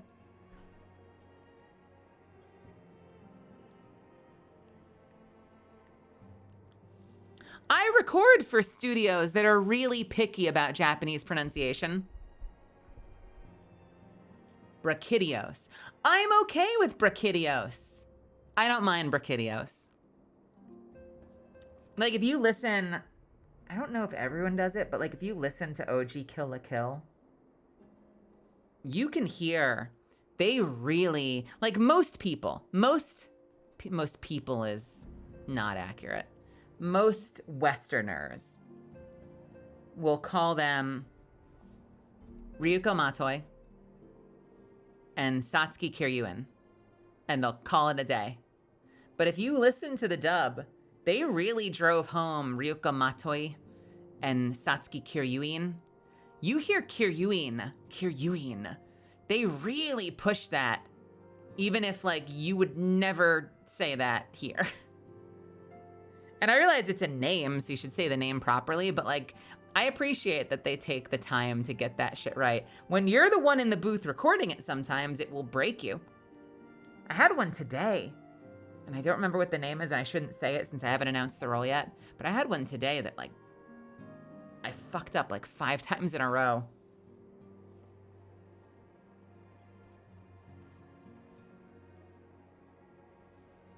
Just, I don't know, something about the specific wording of that sentence.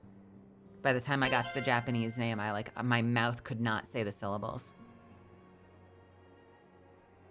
Hey, Mr. Bite, thank you so much for the 2 months. I appreciate you. It's really, really helpful.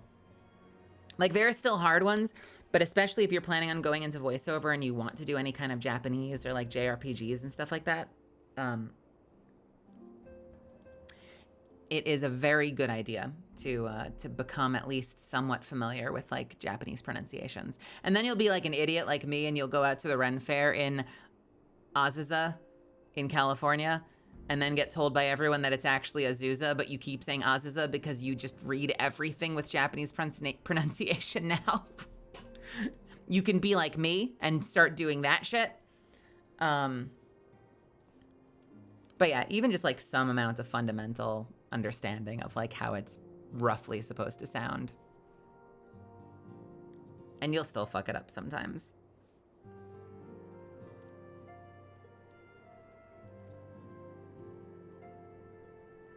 Oh God, I could not handle Kuririn.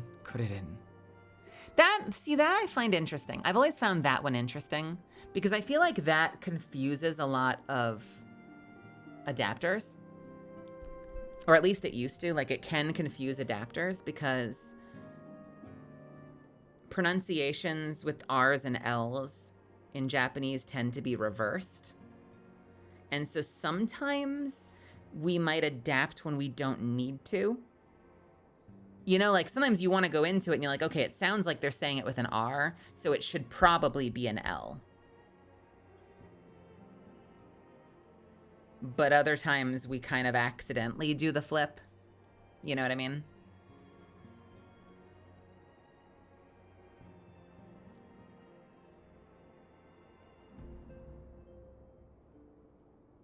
Hey, Twitch of the Void, what's happening? That's the secret to true bilingualism. You don't do 2 languages perfectly, you do 2 languages poorly.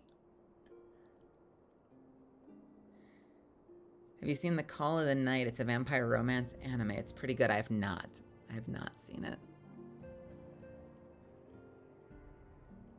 I've also heard people say Bulma like normal English speaker right after trying to say Kuririn. Yeah, I think sometimes those ones are okay. Because like you will hear, like I don't know the specifics behind it, but I know that you will hear the L's will typically get tapped like their R's in Japanese. So sometimes those changes are actually make perfect sense.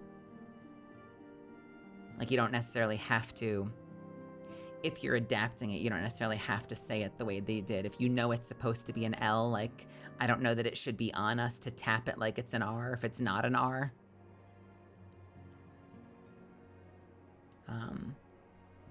Yeah, I think R's and L's, you have a little bit of flexibility. Ultimately, it all comes down to whatever the client wants. You know, like it's not really our choice. It's very rarely the adapters or even the translators' choice. It's usually the studio. You'll bounce back options, and then, you know, Aniplex or whoever you're working with, whichever studio you're working with, will be like, we want you to say it this way, and then you go with it. People don't always think that. A lot of times they think that we're out here and it's the Wild West, and some studios more than others. Sorry, I'm just gonna put on lip balms if my tracking goes crazy. It's because my hands are all over my face. There are certainly some studios that have a lot more leeway to kind of write whatever they want, but the studios I've written for have all, like, everything's had to get approved by the client. Which is then funny, especially if, like, the fan base gets upset. Because they'll blame me. They'll blame me when it was the Japanese client that wanted it. And I just get to tank that.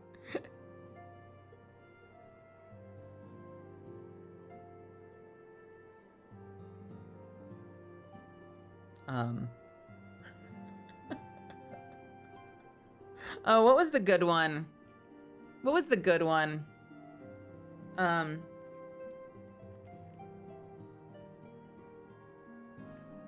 Nagatoro. We got no notes about names. And initially, the notes came back from Japan and they were like, we want everyone to say everyone's names. So like we want, you know, we want Nagatoro's friends to call her Hayase, and we want let's just call Senpai Naota. And I'm like, okay, and I start to do a little research, and like by like the third chapter, it's actually a plot point that Nagatoro is trying to find out his name. And so I frantically email back and I'm like, guys, it says like definitively that she's not supposed to know his name from episode 1, and like that's a plot point we're gonna run into in a few episodes. And they're like, oh, well then you can just call him Senpai then, but definitely keep saying Hayase for Nagatoro. And I'm like, are we sure? And so I'm scanning around and I get through like 10, 20 chapters and I'm like, okay, I'm not really seeing anything, so sure, we'll go with that. And then Japan missed it, I missed it, and then like the episode airs and like the comment section is full of people being like, he's not supposed to know her name is Hayase yet. Why did they say Hayase in front of him? And I'm like, but I didn't find any. It was like chapter 50. It was like 50, 55, 60. Many, many books later, it apparently comes up. But because I couldn't find it quickly and like we didn't have it. And I frantically went back to all of my scripts and I changed absolutely every instance of it so that they wouldn't say Hayase, but by the time I got all of that back to the studio, they had already recorded it and it was too late. So it's just, if you go watch Nagatoro, which I was the English writer for, you will find that inconsistency probably still preserved. And it's just like, you know, it's like having a super rare misprint. You can make a lot of money on eBay. It's just one of those little quirks. He's not supposed to know that yet. I'm like, so wait, if we don't re-record it, what do we do when we get to the chapter where he's like, I don't know what your name is, if the show's been saying it in front of him the whole time? I guess we'll figure it out when we get to it. We'll have to make some shit up. I don't know.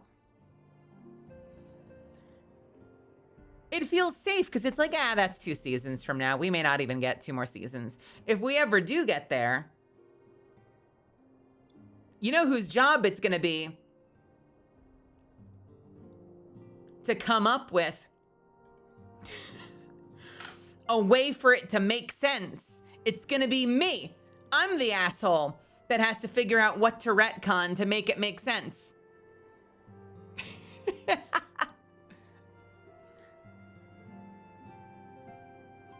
But we'll do it. We'll do our best like we always do, and it'll be great. It's just funny to think about. Yeah, he calls her Miss Nagatoro. She calls him Senpai.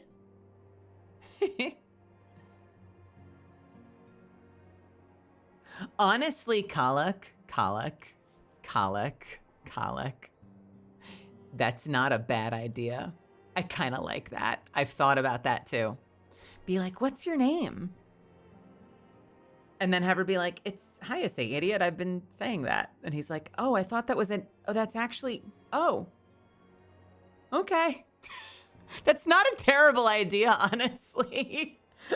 Oh, you'd have to get so lucky with the mouth movements to be able to like make shit line up like that. Writing new stuff is always risky.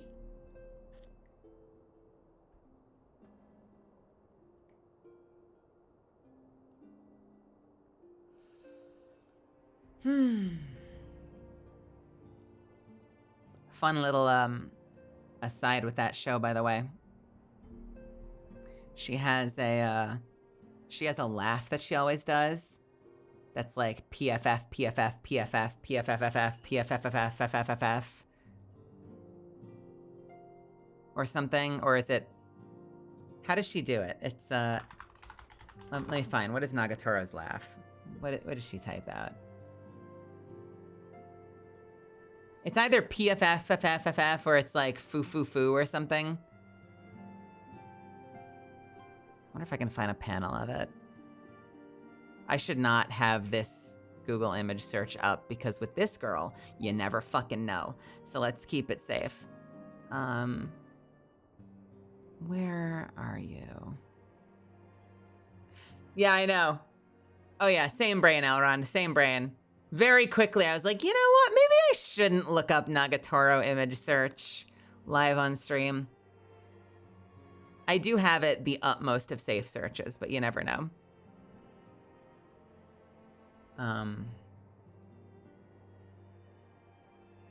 What is it?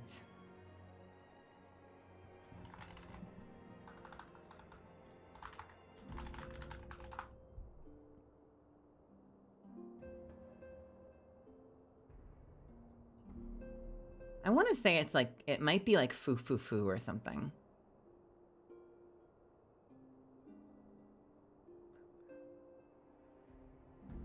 Like boo boo boo or something that she does. But we changed it in the English because we were trying to figure out, like they thought that was a little shticky. Like One Piece does that. If you watch the English dub of One Piece, they spend a lot of time, they do all of the weird unique laughs, but they didn't want to do that for this show. And I think we did just turn it into like a PFFFFFT. So if you watch it in Japanese, she goes like, boo, boo, boo. And if you watch it in English, she basically goes like, so that thing becomes, which I thought was a good solution.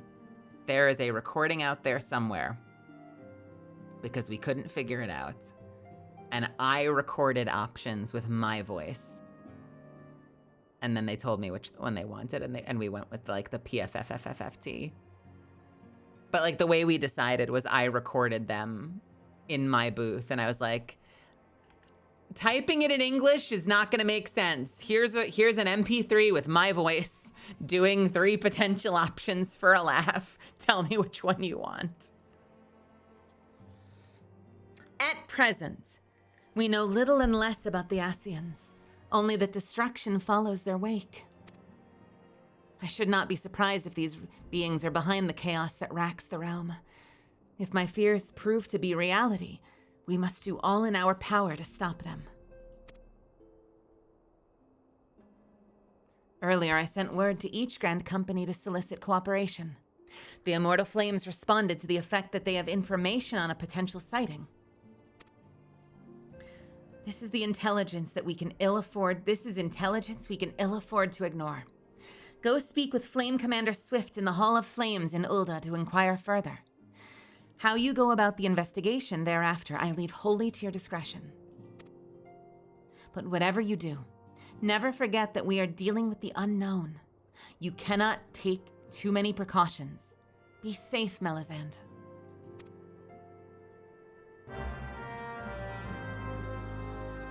Bum, bum, bum, bum, bum, bum, bum. Thank you so much for the follow. All right, now that we've taken like 45 minutes to randomly talk about voice acting, let's go back out and continue questing.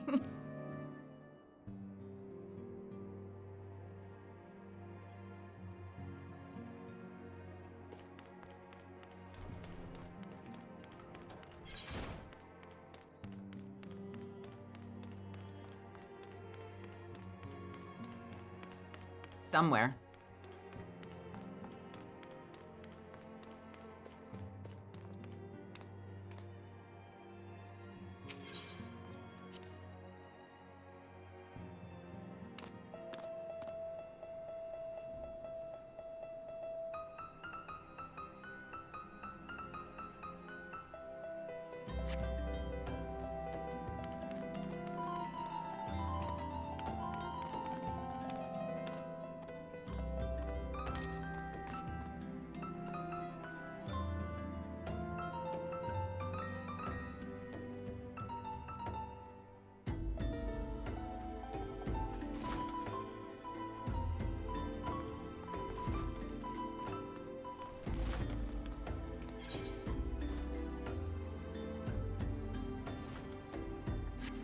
Oh, fuck, sorry. I said I like the Sephiroth. I think I said originally I thought you were playing Battle Royale, but then I realized it was Sephiroth.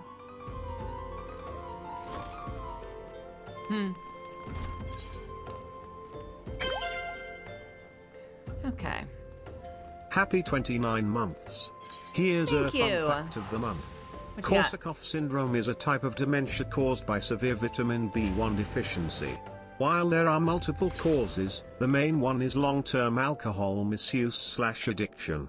Although not every person suffering from alcohol addiction will develop this, it does increase their risk.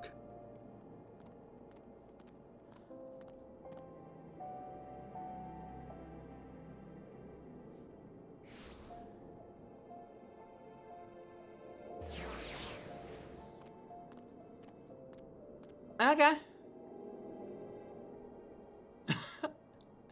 Thank you so much for the 29 months.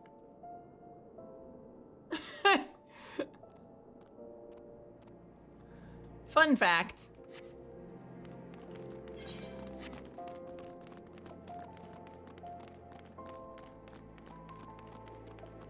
Oh dear.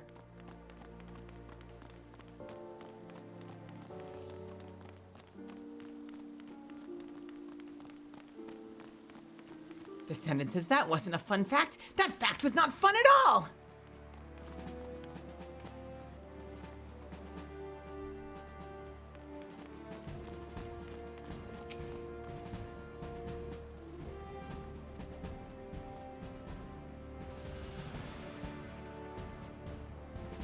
It must be allergies. I'm sorry that I keep muting. I just keep having to clear my throat and cough all fucking night. The Masked Man. Ah, you've come on behalf of the Scions, of course. Yes, do you hear this? Do you hear that? Ah, do you hear that? Literally, seconds after I clear my throat, I'm clogged again. What the fuck? Excuse me.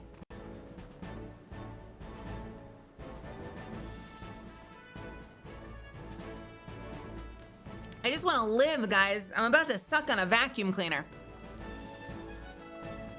Ah, you're coming on behalf of the Scions. Yes, as we've already relayed to Lady Minfilia. Jesus Christ.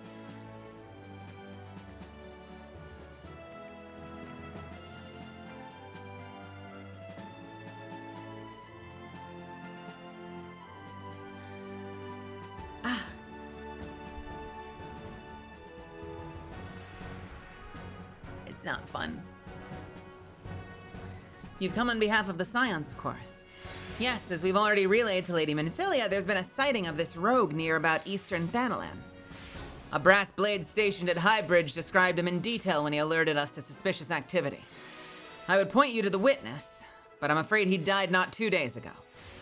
Slain by a marauding horde of Kikirn. Fate can be a cruel mistress. But do not be too quick to despair. Being situated on a trade route, Highbridge sees its fair share of travelers. Folk are always coming and going, and some among them may very well have caught a glimpse of your target. You could do well to speak with the merchant named Hihibaru.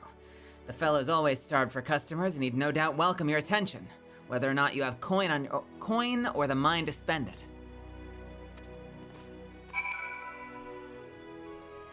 Let's go into Hihibaru.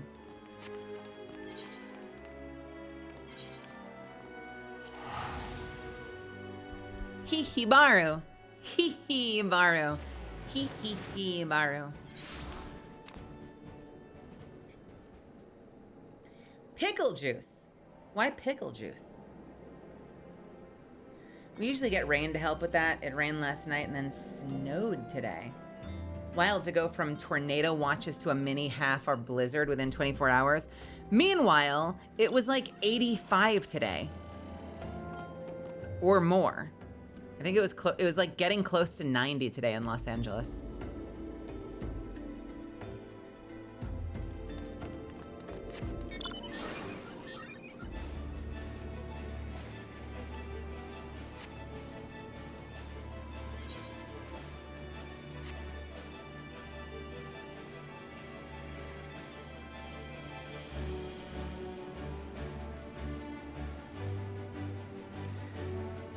Yeah, some hot tea would be nice after I'm done with this.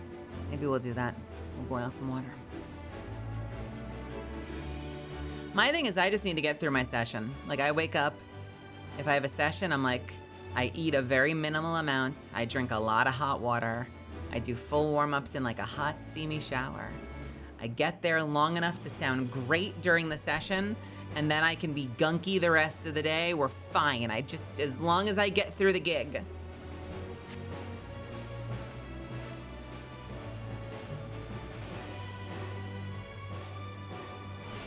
Hot, steamy shower.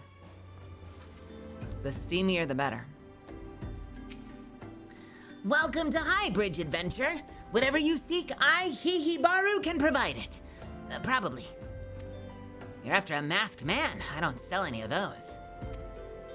Oh, he actually did make that stock.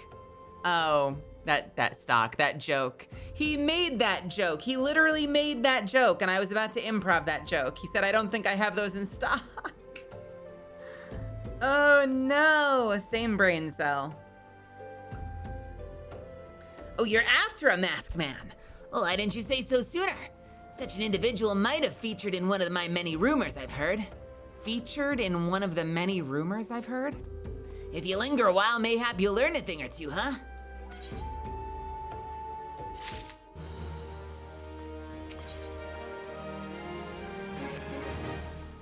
When the Order of Naldthal began excavating the ruins below, I had hopes that Highbridge would turn into a bustling hub of pilgrims. But thanks to the nigh endless beastman raids, folks are too I get thrown off. Literally one weird old English word in the middle and I fuck up everything else. But thanks to the nigh endless beastman raids, folks are too afraid to come within a mile of here. I sold everything I owned to get my venture started, and I'm loath to give up without making an earnest effort to stick it out. But if things keep going as they are, I'll be bankrupt before the moon is through. Whining won't do me any good, though. Good. Anyway, the masked man, right. Ugh. Thal, take your bloody mask. Thal, take your bloody mask. Thal, take your bloody masked man. I know what I said before, but vague rumors are all I don't care! Just tell me!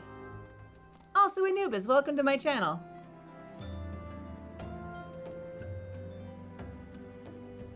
Wait, why am I going over here?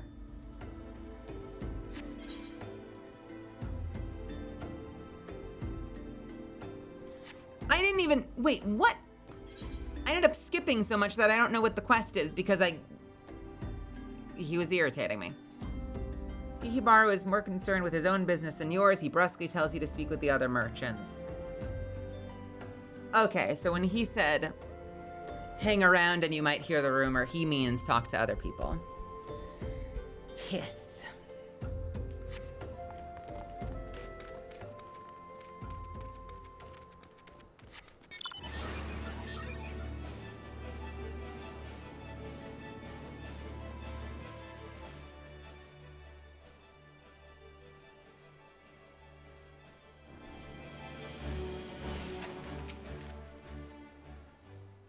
Multiloquent merchant? I have heard tell of the masked devil. Seems he's been appearing not only around Highbridge, but elsewhere about Thanalan too. Enough folk have reported seeing him to convince me that he's more than a figment of the imagination. But little is known about him otherwise.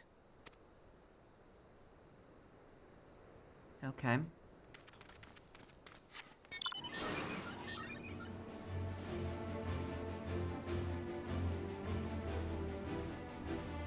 You've got people that'll like you still gunky. Will you guys still like me when I'm a gunk? When I'm a gunk, skunky gunky mess?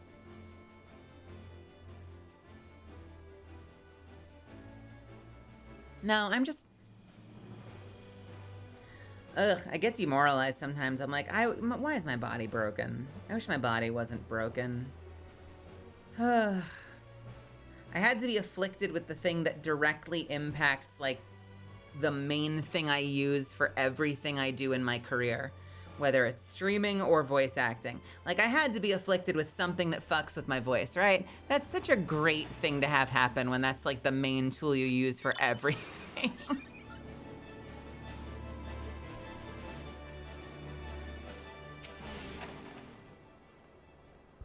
On the trail of a masked man.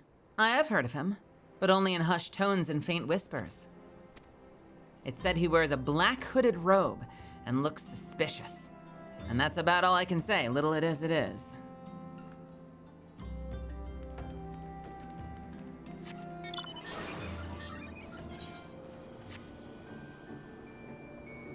I feel like I started something. I don't know what that means. Impassive merchant. Have I seen the masked man wearing a dark robe? No, I haven't. Nor do I wish to. Business is bad enough without shady characters lurking around. Folk have been giving Highbridge a wide berth because of all the Keycurn raids. None but the most devout of pilgrims are willing to come here anymore.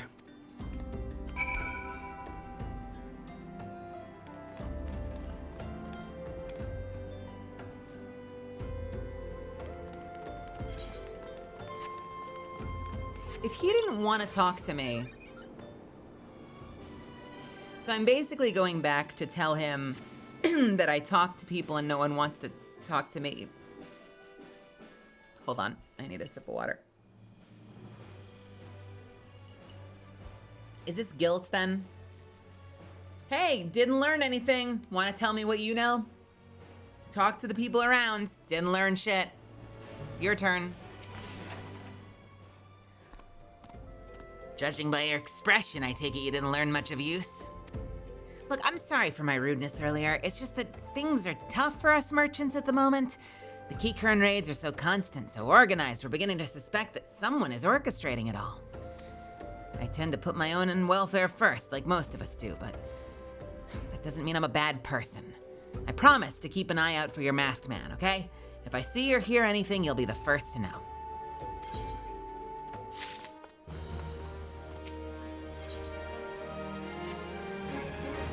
I finally got some honest-to-God information on your masked man. I haven't moved from where I'm standing since you spoke to me, and you've been staring at me the whole time. But by gods, I just remembered something.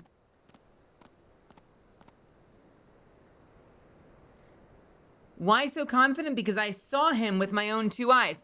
Buddy, where? Hey, did any of you guys ever play... This is an old deep cut. Any of you play the old Ultima games?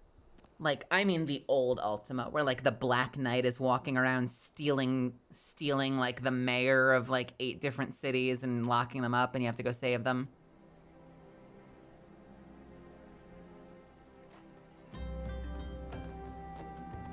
So like, I would play that game. And I knew if I played the game in order, you know, the Black Knight is always going to be like one step ahead of you, right? So what I would do is I would like beeline it to wherever the fucking Minas Tirith or one of the towns on the western side that was like the 3rd town. And it's like, it's time played, right? That like, I don't think you ever run out of time, but like it's time played, like when it does like a random cut scene to when the Black Knight shows up and kidnaps someone else. So I would like grab a weapon and beeline it to like the second or third city on the list. And I would stand, I'd plant my feet right next to the fucking mayor or duke or whatever the fuck they are, right? And then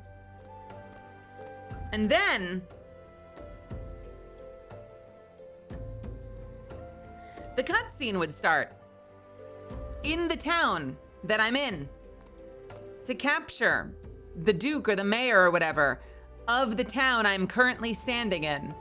And the Black Knight would waltz up and I would be missing.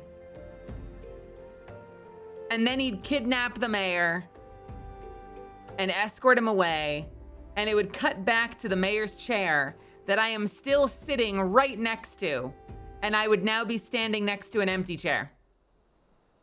That's what this feels like. Like I haven't moved an inch and he's like, I just saw him. It's like, okay, so he's gotta be this guy. Who, like, what do you mean you just saw him? I'm still here.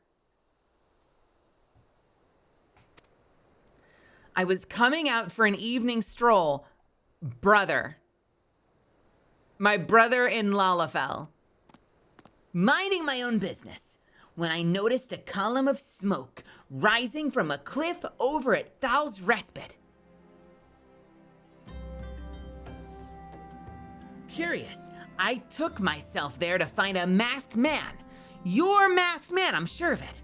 Standing by the fire, making sweet, sweet love to it. I was gonna say a Tauren, but this isn't World of Warcraft. Sweet, sweet love to a Rogadin. They were exquisite together. I watched from the bushes and anyway, you can probably still find him up there if you're still after him. As if in answer, some Quikern appeared soon after, and the group began talking at length. I'm afraid I was too far out of earshot to hear much of anything. After the group had dispersed, an idea came to me. If you were to use this smoldering coal to start a fire, you might be able to arrange a similar meeting. It'll be dangerous, I shouldn't doubt, but you've proven yourself more than a match for a pack of rats.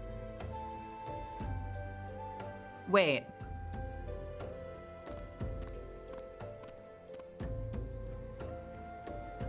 So you'd go up to the same hill, do the same fire thing as if you're like one of the contacts, like summoning a meeting, and then the contact will show up and it'll be you instead of whoever they think that they're about to meet. So what do you think? Some reliable information if I do say so myself. Well worth all the lingering about you've been doing, wouldn't you say? Yes, you totally saw this guy on your stroll that you took while I was standing here. I'm sorry. Oh, wait, I'm sorry. You went on a stroll in the 3 seconds since we last spoke, all the way up here.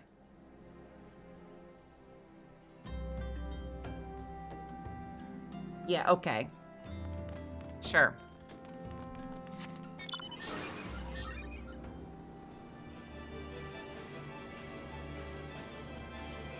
Guys, I know we've been doing a lot of yapping. It's been 4 hours. I have not fought anything. The Final Fantasy XIV A Realm Reborn experience is baffling to me sometimes. And listen, I realize I wasted like an hour yapping about voice acting in the middle while I was staring at Minfilia. But I'd like to point out, we have not swung our weapon tonight yet.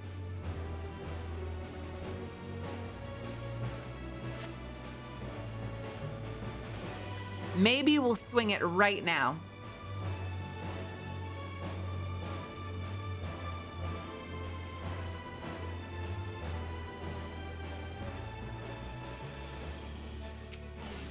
That's true.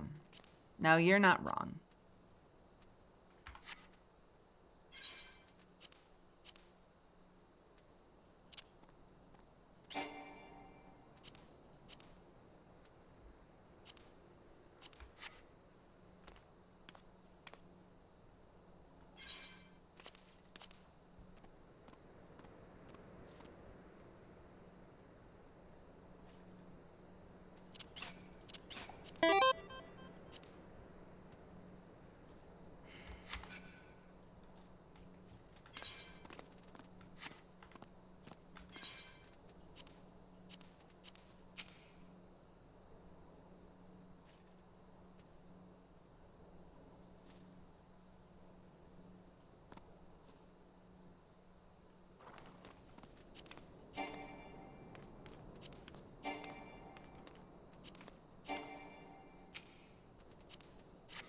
There we go. Sure, don't know what that was about. I get to swing my weapon!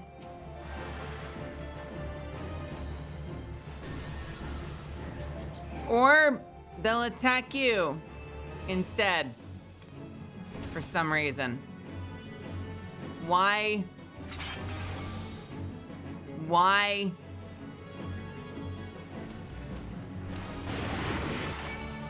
Come here.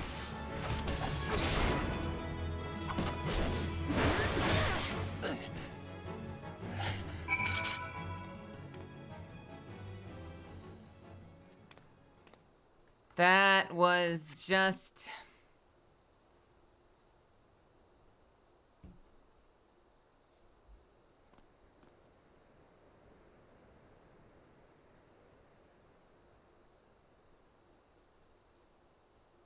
riveting combat round. I'm so glad we came here and did this. Anyway! And the crowd goes mild. Is that like saying limp? And the crowd goes flaccid. Not a wet seat in the house. The driest we've ever been.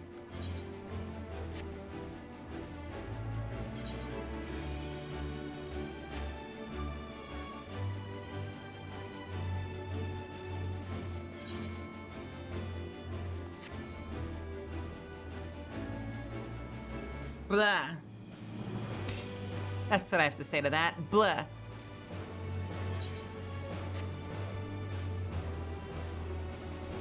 Guys, what if I bought the Cloud motorcycle? I know I say this literally every Monday, but guys, what if I bought the Cloud motorcycle right now? Right now. Right now. What if I bought it?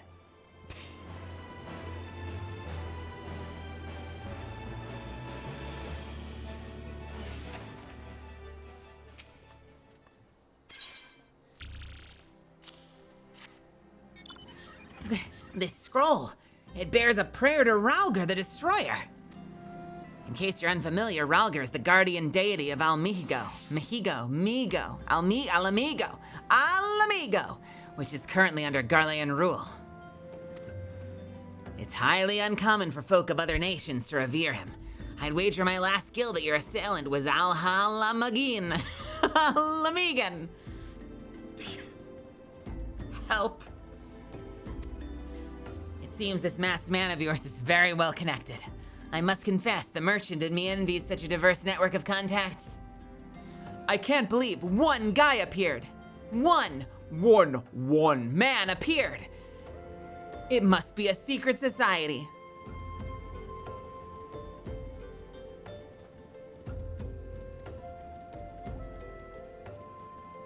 Okay, almost 4 minutes. Be advised, what we react to now to us reaches you 4 minutes later. Wait, what does that mean? I don't think that's how it works. I don't think you guys are ever on a delay. I think I'm usually the one on a delay, if anything. Am I on a delay?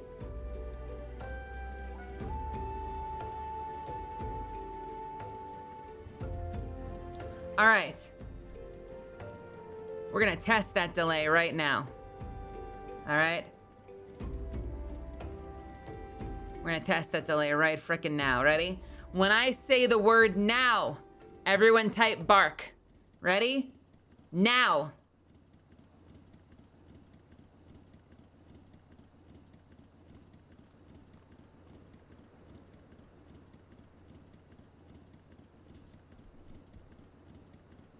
Oh, Misfits, you're so obedient. 5 seconds. 5 seconds. 5 seconds. And I had them all barking. I had them all barking for me, baby. And it was only about 5 seconds. So I don't know how you're getting 4 minutes, man. If you're on a 4-minute delay, what the hell?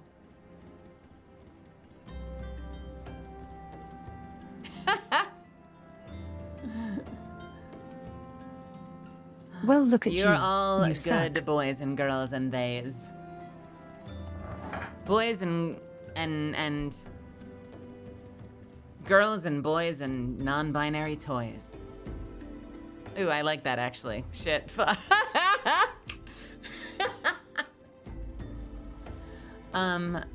Yeah, no, I saw that within about 5 seconds. I don't know why you're on such a big delay.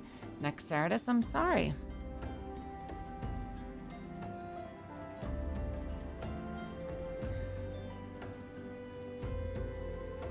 It seems this masked man of yours is very well connected. I must confess, the merchant in me envies such a diverse network of contacts. That selfsame merchant also senses danger ahead. The darkness besides. Oh, and darkness besides. Are you certain you'd rather not take things nice and slow here at Highbridge? I'm a baby sprout, is me. I'd put on the hat if I could. I know I look like I'm the tiniest shepherd Mass Effect, but I am in fact a bebe. I wish I could make my eyes glow. You know what I'm saying?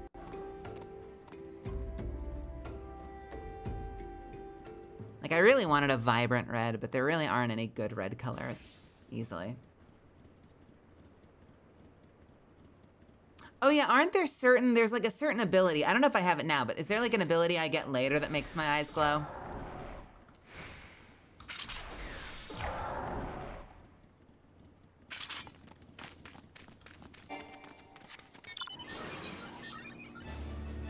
Oh, sorry, nope, we're talking to him again.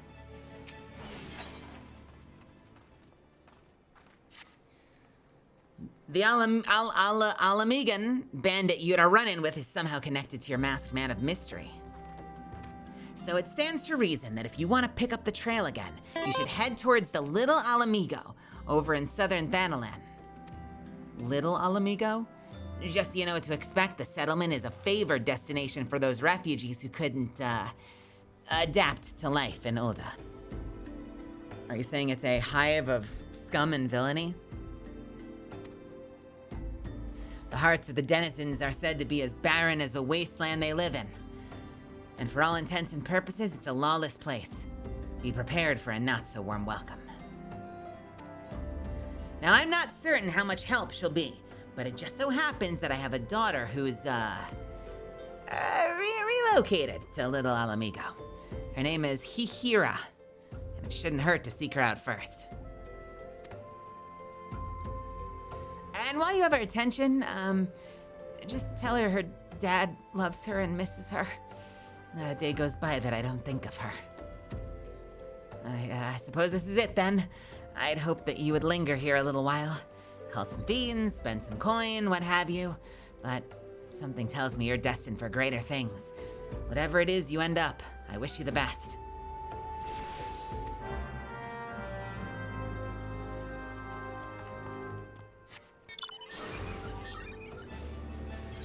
All right, so let's go to Little Alamigo.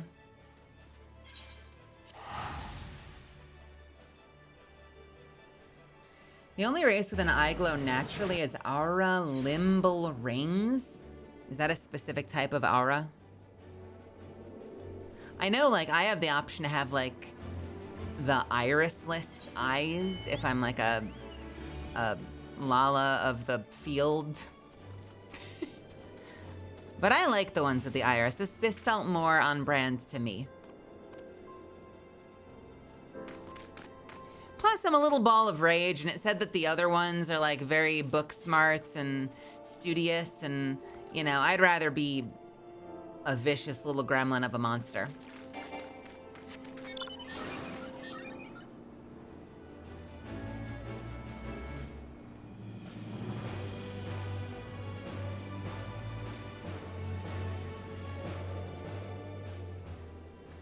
I literally timed it between me seeing it pop up live and chat and seeing it pop on her stream.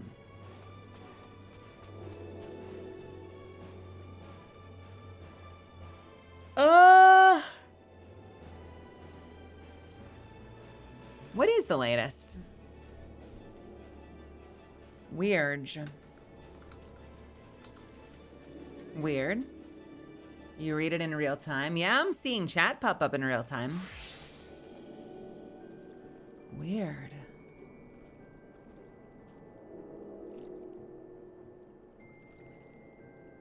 I don't know. I'm glad that it's working for you again. Whoa!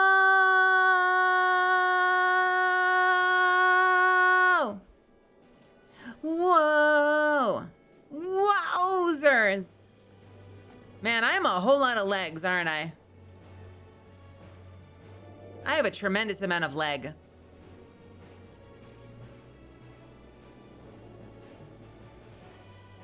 Whoa! I got some legs on me.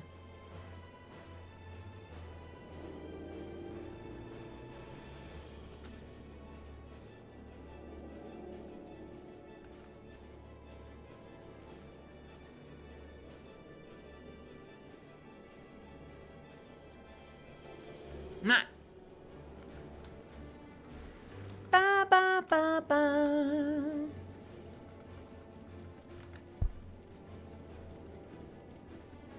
No, they're just my legs. I don't have any parts down there.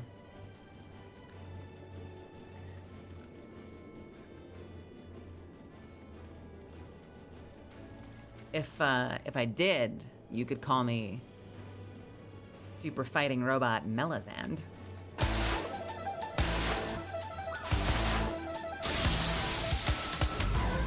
Super Fighting Robot Melazand!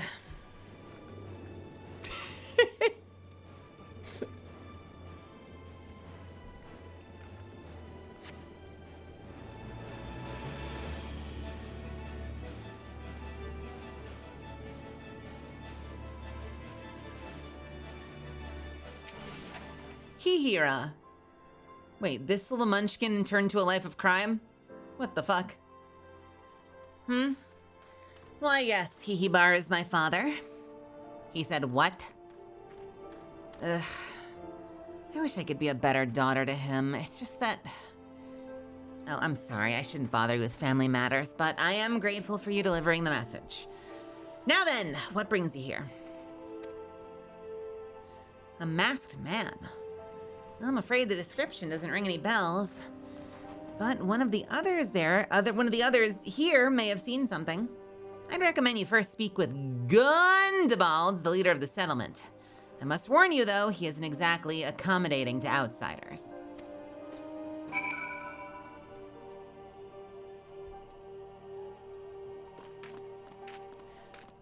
Speak to Gundobald. Gundobald, Gundobald.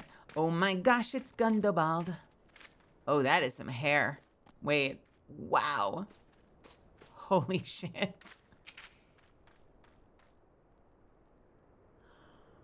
Who are you? State your business and be quick about it. I don't know what this man should sound like. I've given up on character voices. And he's got kind of weird slip-on boots. Why are his boots like slip-ons? Looking for a masked villain, you say? And why should we help you, pray? We struggle enough without having to answer the whim of every outsider. Sure, let's just make it weird. We'll make him weird. You are not welcome here. Be gone. Thanks. But you know, the good thing is he's paying me to leave. He's paying me to get out of here. Please, take this gill and get the fuck out of here. Okay. I'm hacking off his ankles.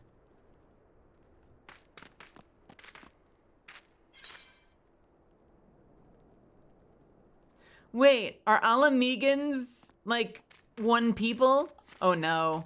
Are they all weird? Do I have to make them all weird now? Is that the rule?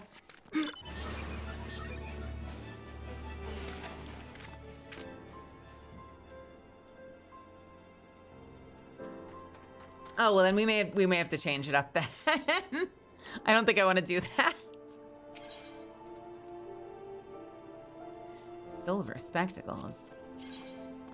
How do they look on my face?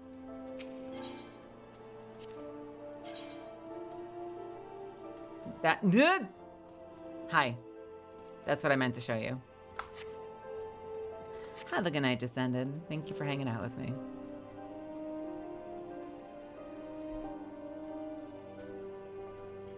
It was an accident, okay?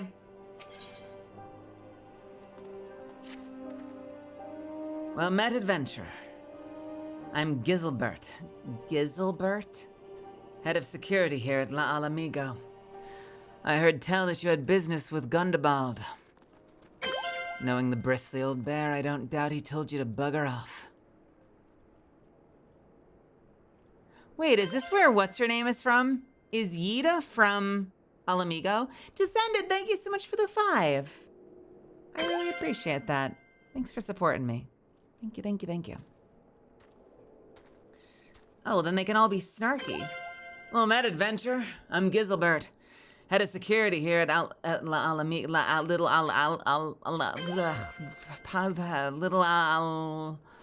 Alamigo.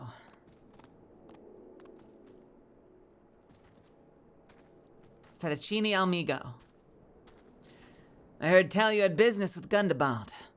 Knowing the bristly old bear, I don't doubt he told you to bugger off. Owing to their hardships, the refugees don't trust anyone but themselves. Not even my men and I can get so much as a word of thanks out of them, despite watching the place day and night. But thanks or no, I try to help my fellow man when I can. And you seem a decent sort. If you tell me what's brought you here, might be as I can lend a hand. On the trail of a masked villain, you say? Can't say that rings familiar. But I have men on lookout for Amalja to the south of here. If there's any suspicious activity, they're likely to have seen it. I had a mind to take them each a cup of sweet fennelin tea so as to lift their spirits. If you were to run this little errand in my stead, they'd be all the more willing to let you know what they know.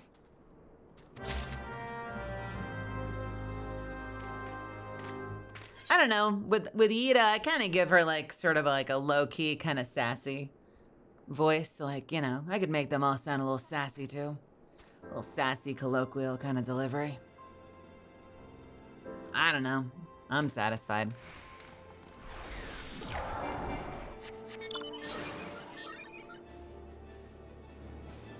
All the way down there, huh? I feel like I'm in Duratar.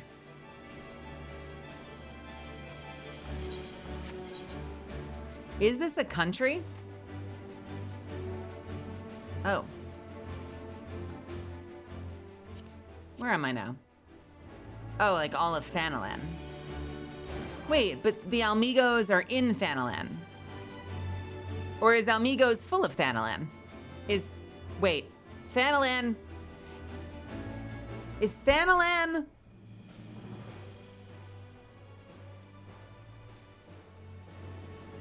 Little Alamigo is a refugee camp, not the country of Alamigo. Oh, so this is like going down to like Little Italy and Manhattan. Is it the district? This is the district where all the Italians live?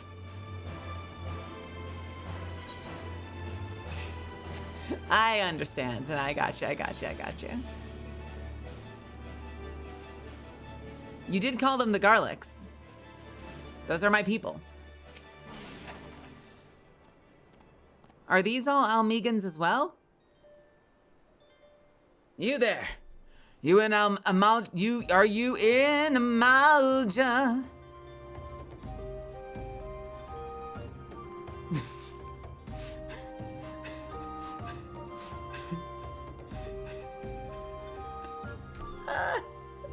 No, then carry on.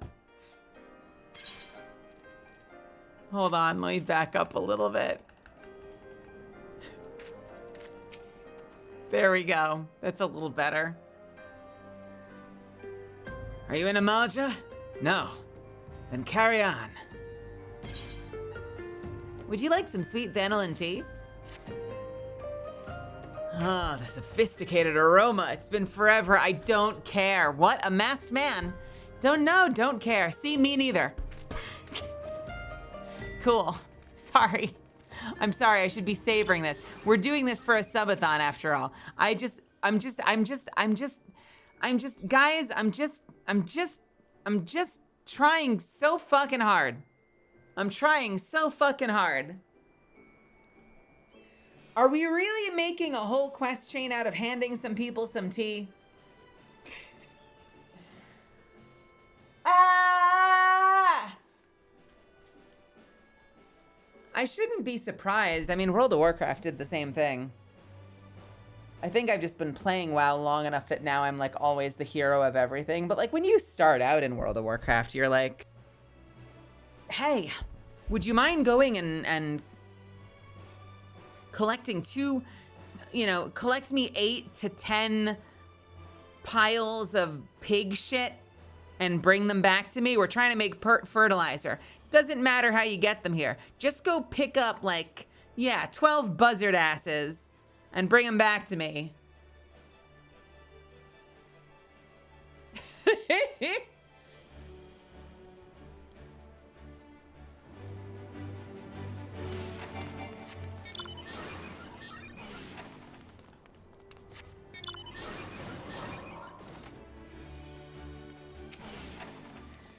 Shoo, don't bother me. If the Amalja overrun us, I'm blaming you.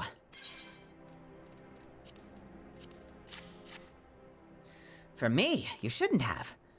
Sorry, a suspicious masked man? As a matter of fact, I caught a glimpse of someone fitting that description during patrol. Well, I couldn't quite make out whether it is a man or not, but with the mask and the robe, but assuming it was a he was talking with some Alamegans. I assumed he was one of them. Melamo! Sorry, I didn't realize we were playing World of Melcraft.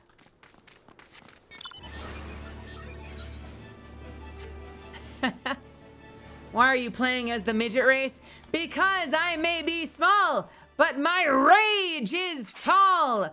Charge! That's a wall. Charge! 'Cause it's great. It's funny. I love playing as shorties in games like this.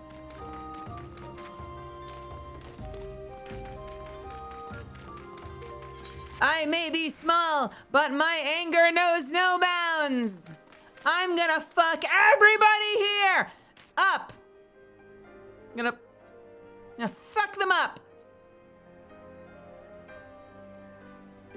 Up.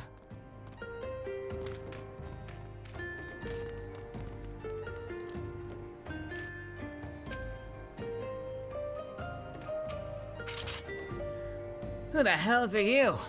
I'm trying to conserve energy here, so leave me alone.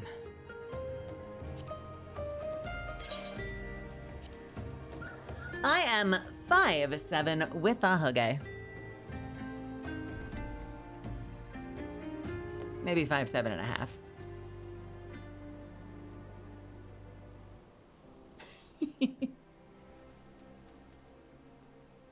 She did it again. I feel like it's on purpose this time. I got a secret for... What the fuck? Why am I always in their dick? Every time I turn a quest in, I'm in their dick!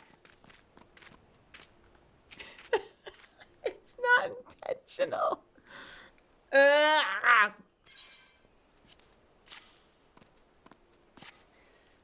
Well, ain't you considerate? My thanks, friend.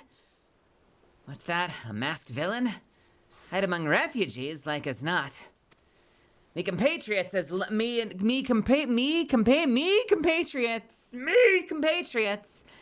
live here go about as though they're dead on their feet. 'Tis near impossible. I'm sorry. Is this guy not Almegan? Is this guy Lamentin? Why are we doing pirate speak again? I'm not on enough drugs to read this. Me compatriots as live here go about as though they're dead on their feet. 'Tis near impossible to tell what's on their minds. For all I know, they're all up to no good.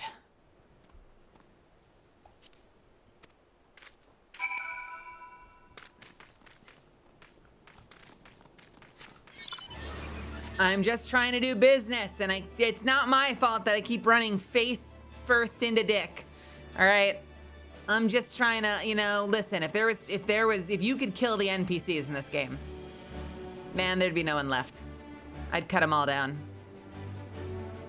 I'd cut them straight across their calves. Because it's all I can reach.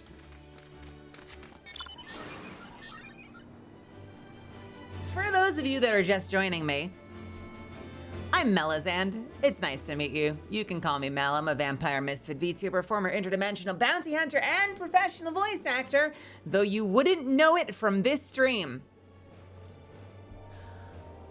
I am trying my best to enjoy A Realm Reborn, and I'm glad that you're all here with me to support me as I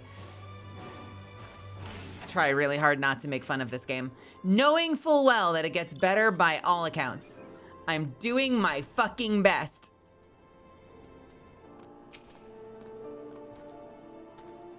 Ah, you're back.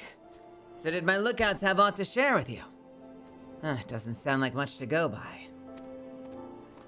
If you're to get any further in your investigation, seems to me you'll need the cooperation of the Alamegans. For this, you'd need to win their trust, and that won't be an easy task. I don't think I need any of these.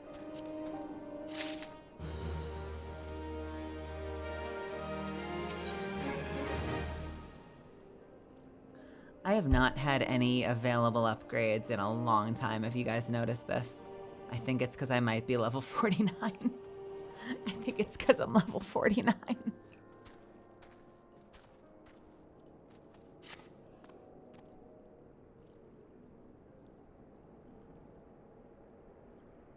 So you're determined to press on with your investigation. Then I have some advice to offer. As I said before, you won't get far without the Alamegans' trust. And the best way to win that trust is to get a compatriot of theirs. Someone they respect to vouch for you. Coin does the talking in Ulda, but the Alamegans are bound by something far stronger. If not as tangible, a common purpose. That purpose, of course, the liberation of their home from the Garleans. Gundobald belongs to the Alamegan resistance, so your best bet would be someone who's part of the same crew. If you know any well-connected people, you might want to start by asking them. Speak with Minfilia. Oh, well, Minfilia is well-connected. I guess that makes sense. Yippee! We're going back. Back. It's our moment.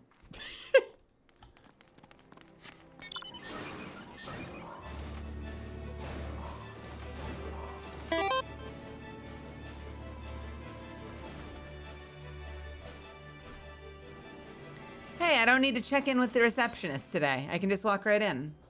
Pray return to walking sands.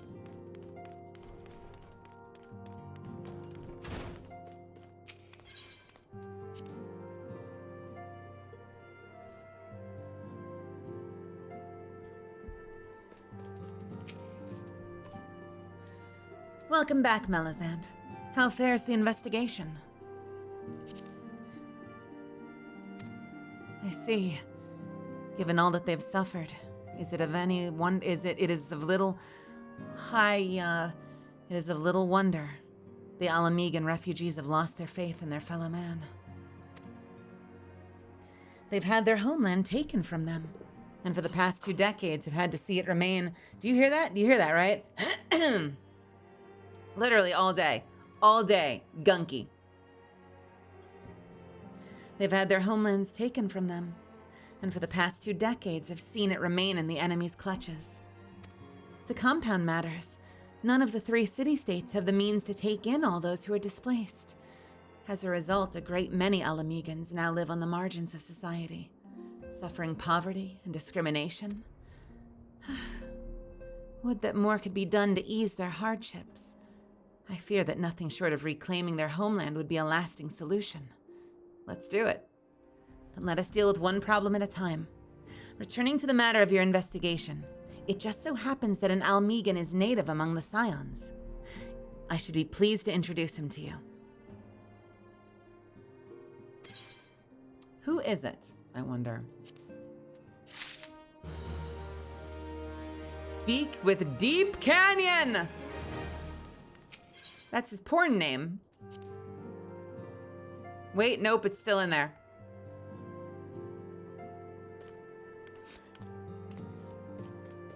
Never mind, we're going back in.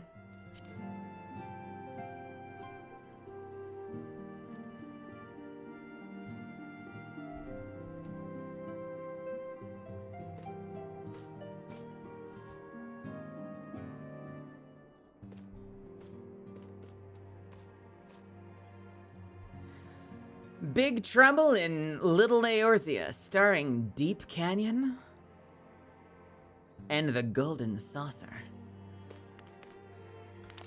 I'll let you gamble in my golden saucer.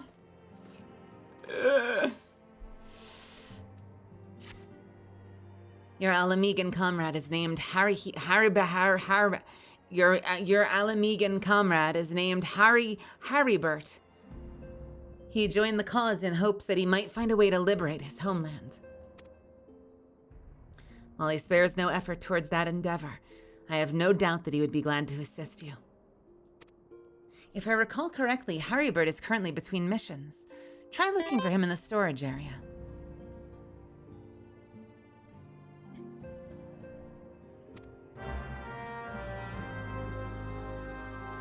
Oh man, there is not enough liquid in the world.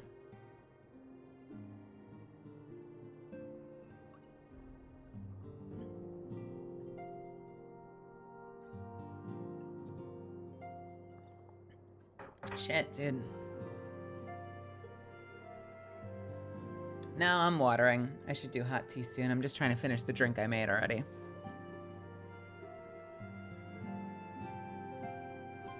How to become a VA?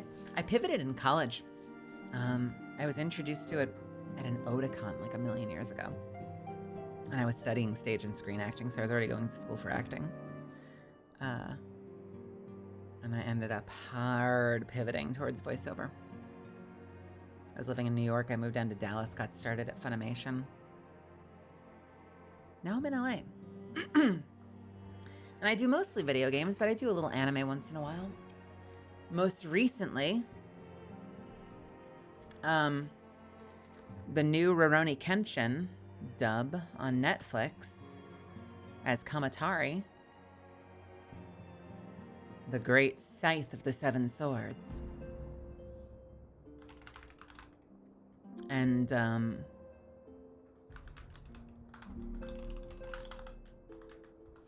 even more recently than that, I got to voice whatever this is. Interesting. Weird.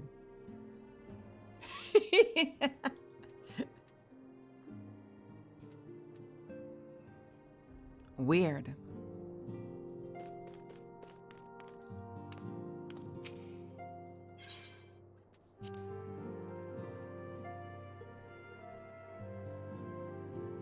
But a scythe isn't a sword. Yeah, weirdly, I don't know that I think only a few of us actually use swords. I think we're like symbolically swords. You know, it's like being the tip of the spear of an army. Doesn't necessarily mean you wield the spear.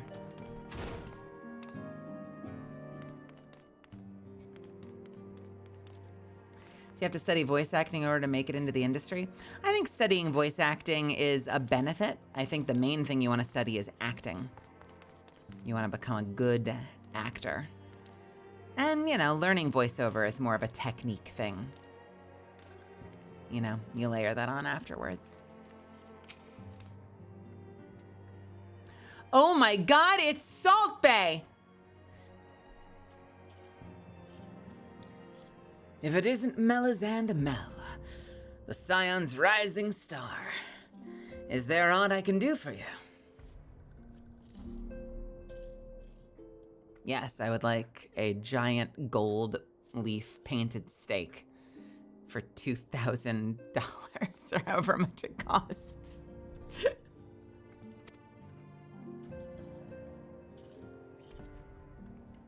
What is that animation? Whew. You wish to win the trust of the people of Little Alamigo. That's a daunting task, my friend, even for our own countrymen. I would like nothing more than to help, but I'm afraid my name no longer carries weight with that lot. I used to be a member of the Alamigan Resistance, you see, but I left in favor of joining the Scions.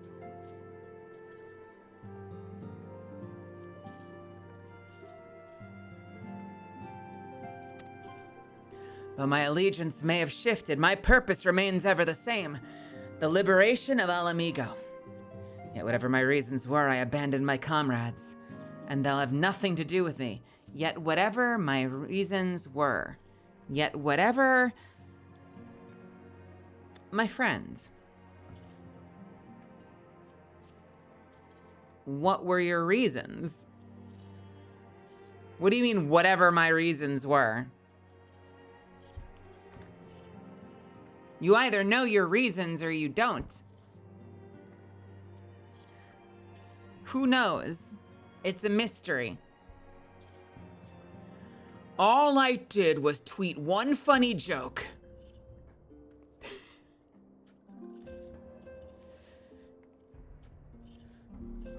I tried to sell them all Bitcoin.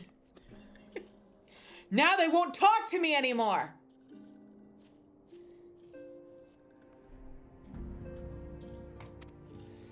Now I may have no more friends.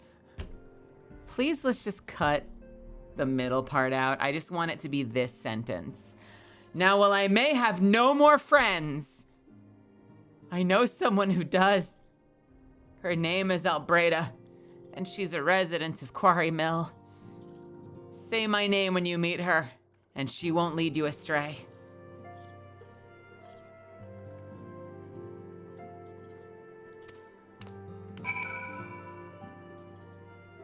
My reasons don't matter. I have no friends, but I can point to one who isn't a friend, who has friends that you should talk to and name drop me. They're not my friends, but, you know, they'll help you because reasons.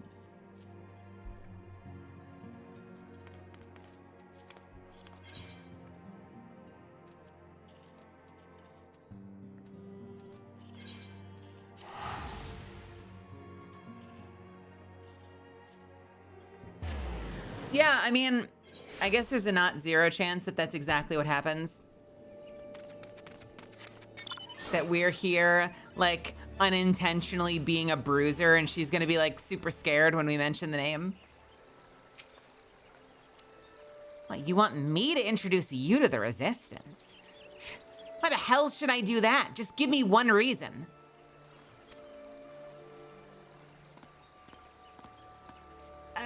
Haribert sent you.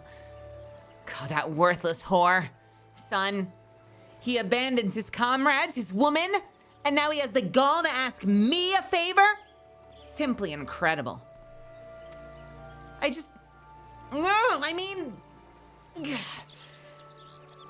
realize Haribert was only doing what he felt was right.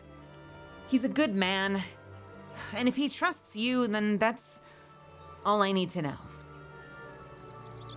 Oh wow, that was a really quick turnaround. You see that bloke there?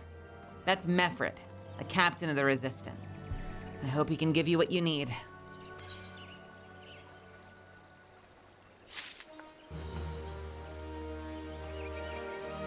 Look at the sheer number of quests in this area. That is overwhelming to me. That's actually overwhelming to me.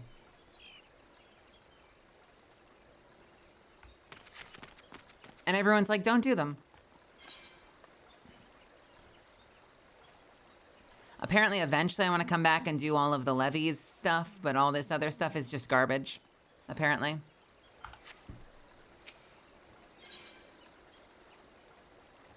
Oh, hello. Who are you?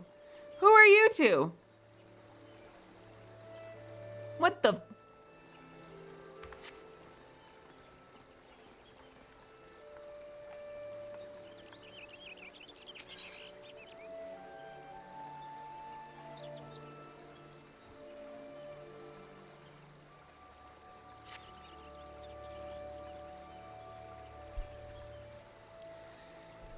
I am Mefred, a proud man of the Alamegan Resistance. What business do you have with me, adventurer?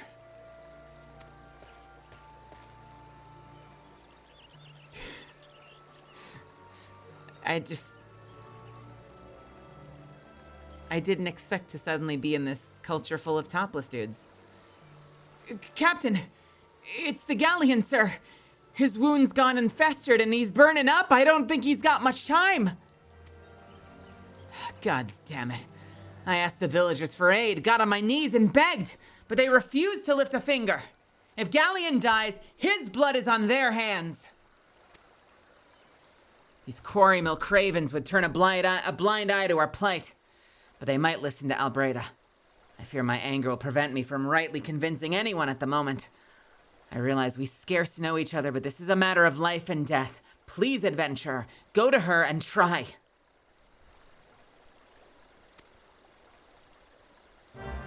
Wait, are they eyebrowless? Are they all eyebrowless?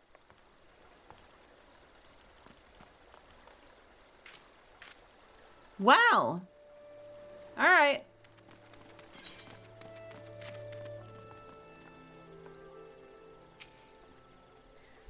One of Meffred's in bad shape, you say? I'm sorry, but there's naught I can do.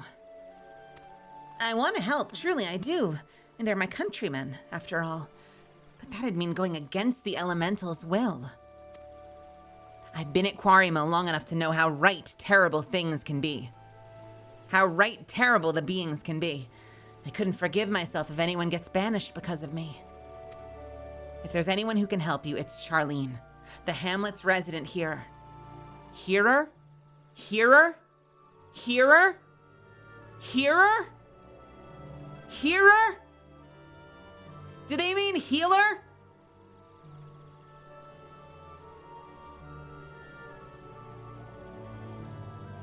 Or do they mean hearer?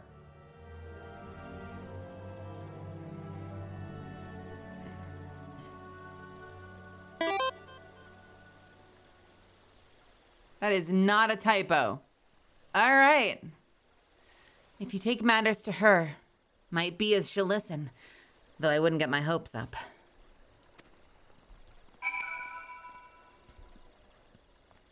What's your job? I'm nosy. And I get paid to be nosy. You wish to aid the Almegans.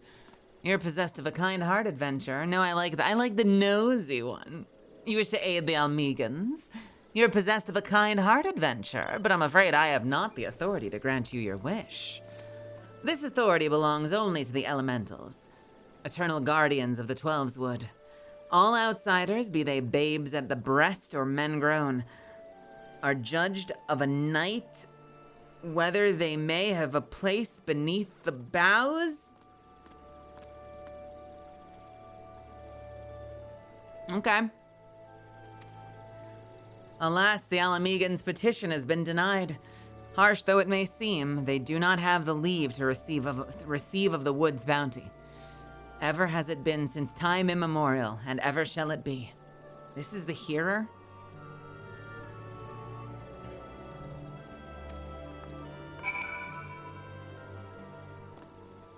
All right, well, everyone says no.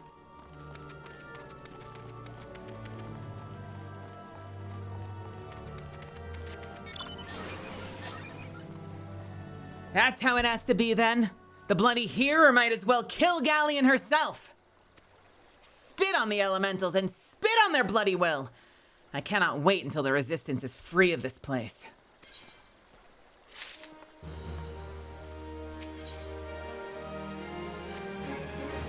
I led my men to the quarry mill hoping to find refuge. Instead, we found indifference. The cold-blooded bastards here want us out. I can't oblige them soon enough. The problem is, some of mine aren't fit to travel. Hell's Galleon can't even stand. As you well know, the people of this accursed hamlet won't save us. So I've no choice but to turn to you, adventurer. In my homeland, long antelope horn is a traditional remedy with poison-purging properties. If you could bring me, say, 4 horns. I'd forever be in your debt.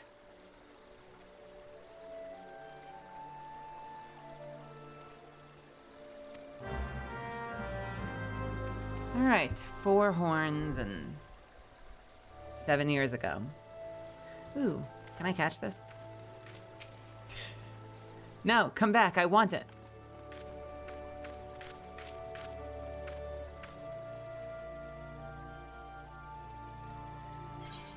Oh, and it's right there. Their ancestral hunting ground is like 5 feet from base. That's very convenient.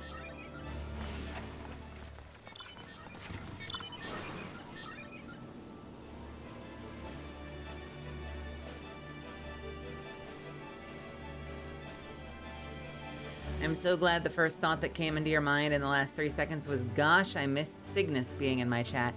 Oh, don't you know it? You know me. I've been thinking about it all night, and I'm so glad that you're here now. Honestly, we were just talking about it. I was like, guys, where's Cygnus? What's happening? What went wrong?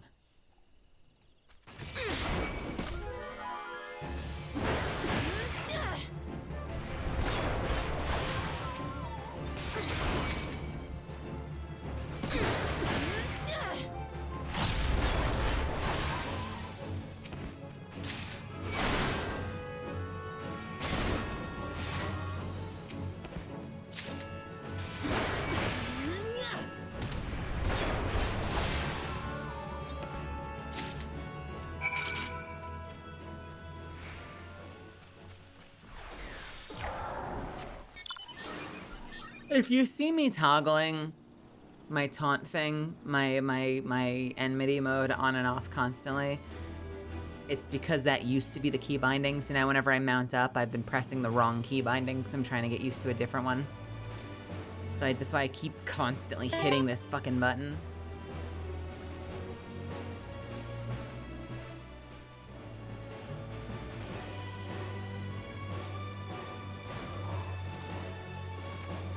Okay. Thank God that door was closed.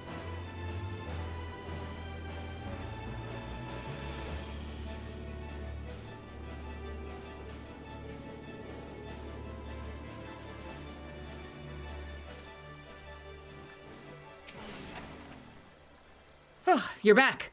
Tell me you've got 4 horns with you. You're a godsend adventurer. Praise Ralger, there's at least one woman in this place who gives a damn. Now we just need to find a way to prepare them. You wouldn't happen to know a man named Buscarone, would you? Some comrades of mine told me about him once. They said he never turns away folk in need, no matter where they're from. Seeing as he runs a tavern, he's like to have the tools to make the medicine. I'd be grateful if you could take the horns over to him and have him ground down. When that's done, bring the powder back and give it to Faramund here. Godspeed. See, I did it again. I fucking did it again.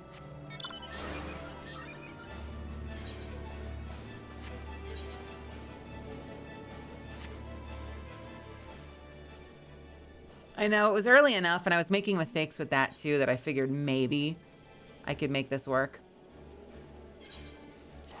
But it has not been easy to get there. And there's something about the pulling when I've been doing group stuff with friends. I think I've been spoiled by having an AoE taunt in World of Warcraft. Because I'm pretty sure, I want to say Warrior has like a pretty short cooldown AoE taunt, and Monk has an extremely short cooldown AoE taunt. And I'm so used to that like running the dungeon last week where we would have ads come in and I've got to like adjust my camera and either tab target over or click them and then throw an axe was throwing me off like crazy. I wanted like a quick one button, just like slurp them up. But it was nice once I kind of got the hang of it a little bit that, like, you know, it takes like one throw and then you've got aggro locked on. So you don't have to work as hard for it. It's weird, like you have to do something that is a little less intuitive if you've been playing WoW, but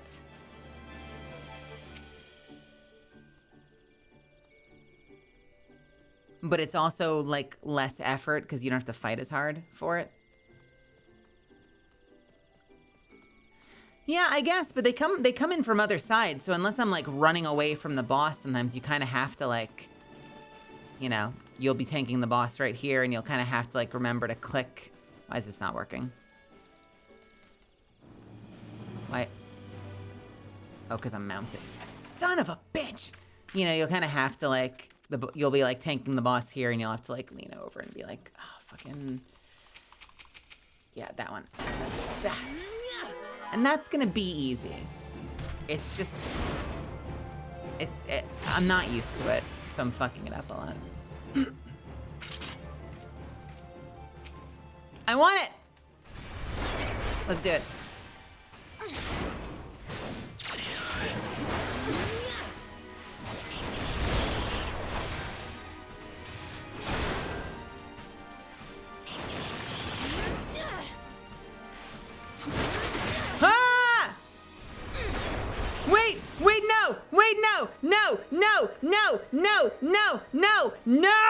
No!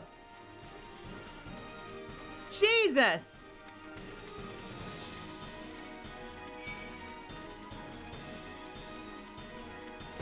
Ah! I don't like it! I don't like it! Get away! Get away! Get away! Get away! Get away! Get away! I'm level 49!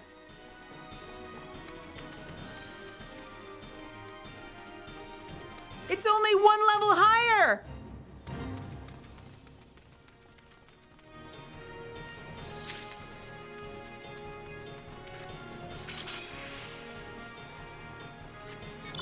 It's level 50 group content.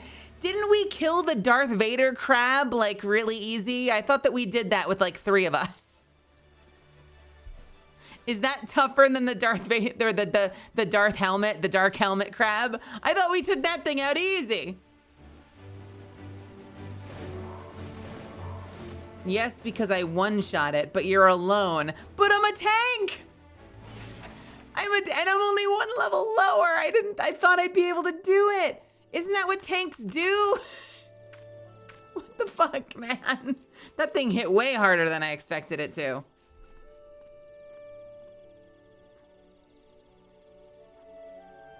Jeez. I did not expect that to hit me so fucking hard. Well, like, I guess knowing the game goes higher than 50, I'm like, well, if it was that much higher level, like it would be like level 70 or something. So I'm like, it's just 50. I'm 49. I figured like I could at least like stand toe to toe with it. Like, why is it chunking me so hard?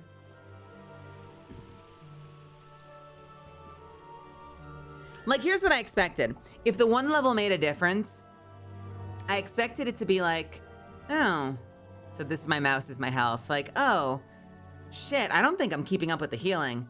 Yeah, I'm not keeping up with the healing. I should, yeah, no, I think I have to bail on this fight. I didn't expect it to just go for like 3/4 of my health.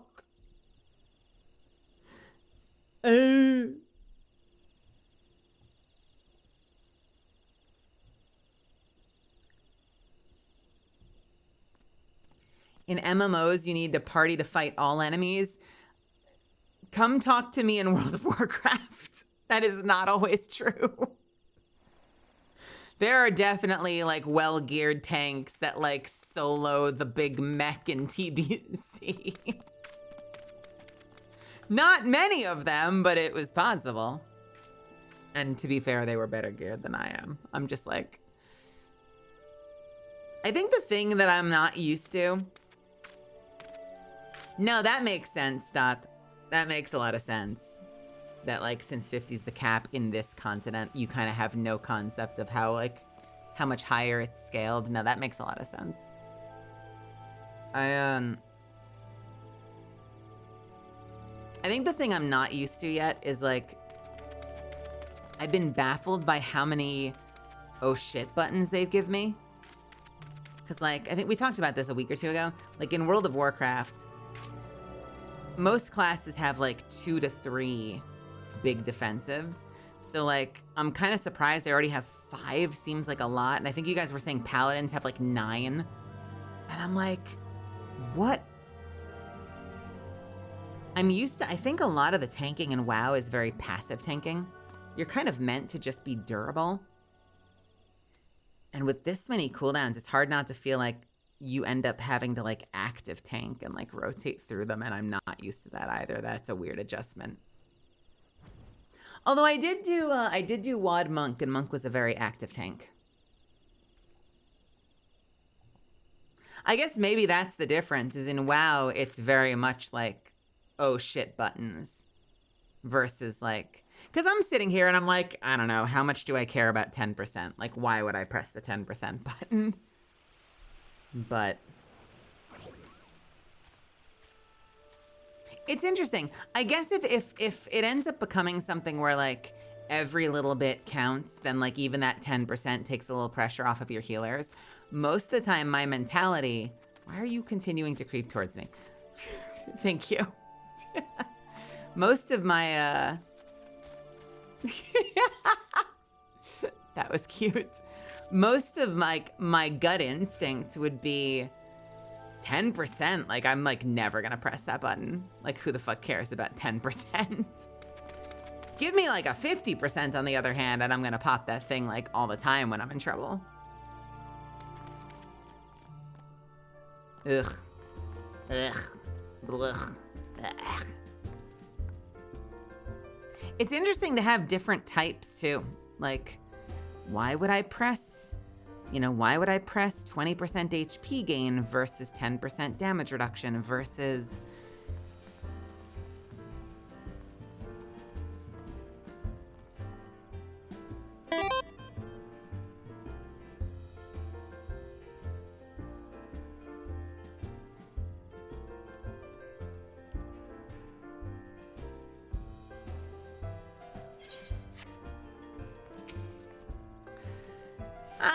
Melazan, never a sight for sore eyes. How fares the adventuring? Rolling in a coin like there's no tomorrow, no doubt. Oh, you got something to show me? Yeah, it's the voice that makes sense for him. I don't remember. These look like good old antelope horns. Need them ground down to make medicine. Need them ground down to make medicine, you say? Here's a better idea. I'll give you some stuff I have in my stores. I am no stranger to the remedy. An Alamegan friend once used it to treat my festering wound years and years ago. Listen, I don't need to hear about your festering wound, dude. Keep that shit to yourself. Safe to say he saved my life. What's that? This is for an Alamegan soldier in Quarry Mill.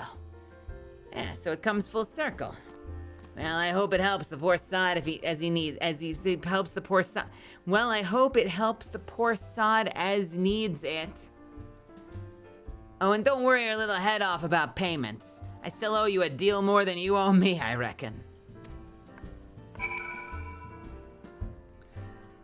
Oh, Buscarone.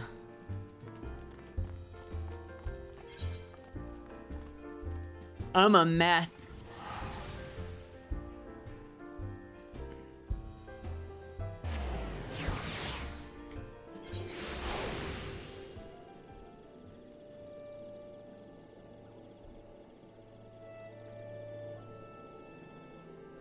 Yeah, I kind of feel like I would just pop them based on cooldown. But yeah, it's interesting here you've got like, do I want my HP higher? Or do I want to reduce damage taken? Does it matter?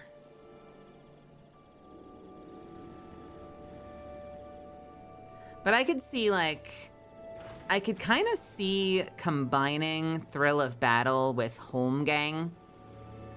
Like, brace yourself for an enemy onslaught. You get knocked down to 1, you heal yourself back for 20 and boost your HP.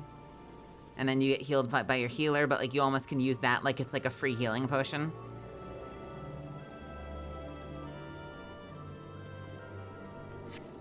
I could see that coming in handy.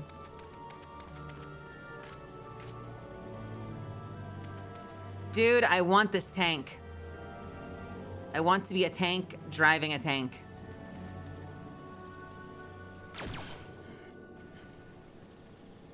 Drive closer, I want to hit them with my axe.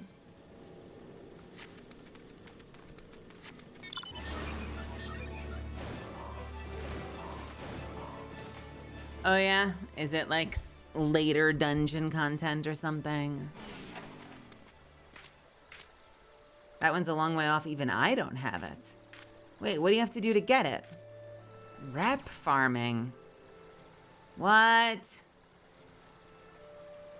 Gross. Gross.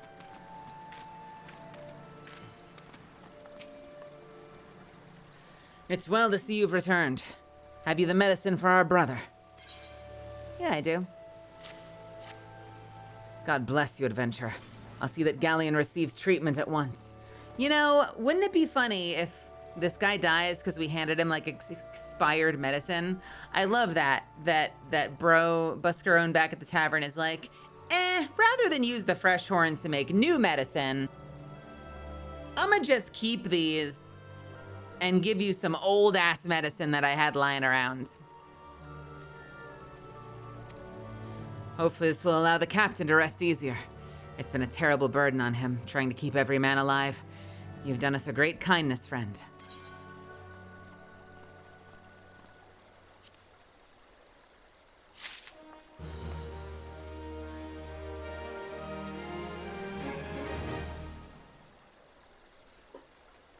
Have a good night, Nexaridus. Thanks for hanging out with me tonight. Thanks for putting up with me tonight. My weird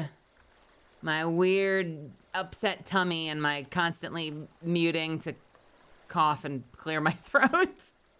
I appreciate you being here. God, if only you heard me behind the scenes. Just like every 5 minutes, I'm like, it's really attractive. It's super attractive. That was dramatized, but it's not that different.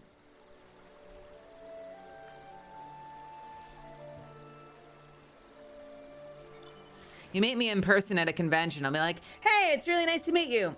Sorry. Yeah, how's it going? So we can get you a print? Yeah, you like this one? Yeah, do you want me to sign it? I'm thinking like silver, right? What's your name? Sorry. Literally, that's what it's gonna be. Okay, to Nexaridus. Thanks for being a kick-ass misfit, signed. Sorry, Melizand. How's that look? We like that? Sorry. Literally, that's gonna be the experience, meeting me at a convention.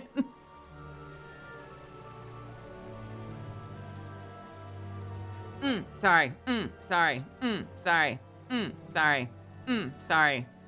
Sorry. Sorry.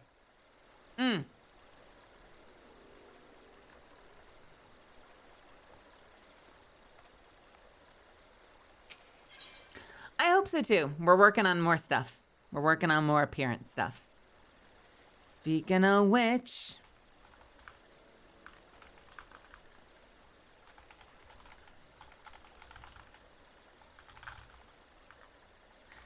let's not forget. Okay.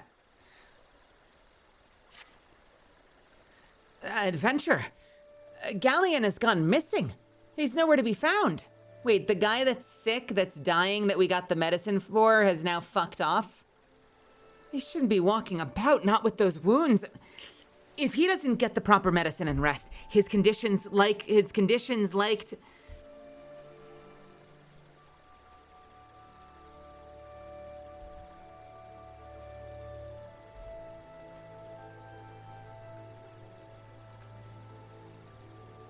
His condition is like to deteriorate to where it was before or worse. We need you to help us find him. And quickly. Start by asking Albreda. Might be as the woman's seen something.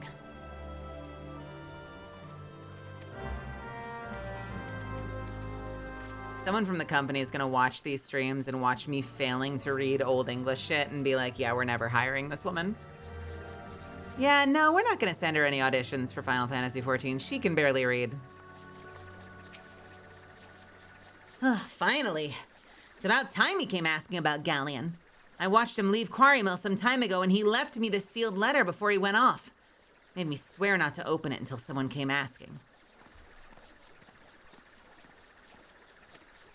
My brothers, I cannot bear to be a burden any longer. That is why I must leave you all. Do not worry for me. Just find your way safely to Little Alamigo. Blast it. I'm not yawning, you're yawning. Would that I'd known what he was thinking. I'd have stopped this folly myself. The love Galleon bears for his brothers is so strong he's willing to sacrifice himself for them. Make no mistake, entering the wood in his weakened state is suicide. Okay. Mark.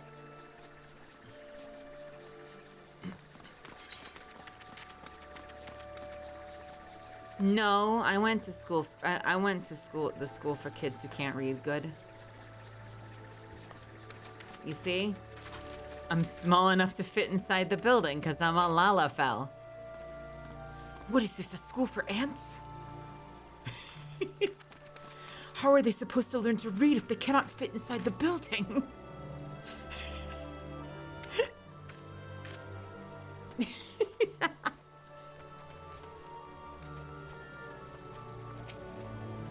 Out in the wilds alone. That fool, that great, big, sentimental, handsome, just delicious, supple, soft, just squishable. I don't have enough adjectives for this. Super hot, super fucking hot, really fucking hot. Man, I've wanted this man for so long. Fool! My men and I will scour the wood for that handsome devil. Please help us find him before something terrible happens other than me.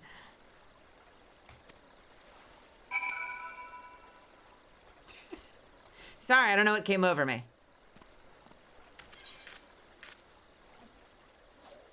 All right, so Galleon's sick. Galleon went out into the woods alone. Galleon figures that rather than be a burden to the people around him, he's, that was a first impression. Welcome to my channel, Will-O-Wisp of Melazand. It's nice to meet you. Thank you so much for stopping by. Galleon, what are you doing?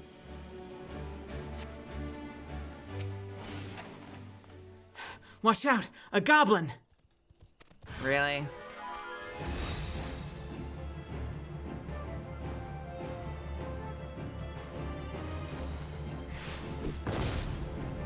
Bullshit, I got out of that in time. All right, you get to die.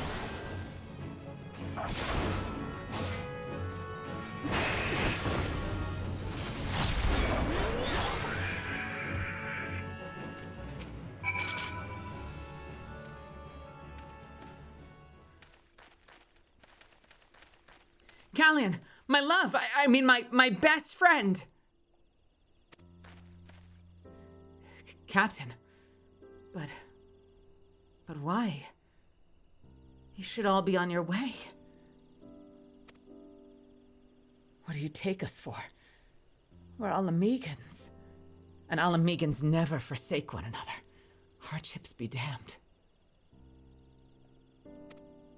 Remember the oath we swore? Gods damn it. The oath to reclaim our homeland. We'll set foot on Alamegan soil again. Together. Or not at all. Do you understand me? Yes, sir. Good. Let us return to our brothers. Oh, and don't even think that you'll get off lightly.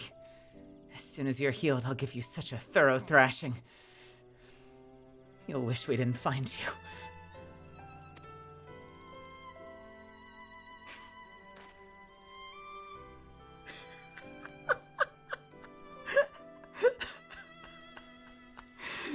And don't think I'll let you get off easy. When we're getting back to base, I'm going to punish you. I'm going to punish you so bad.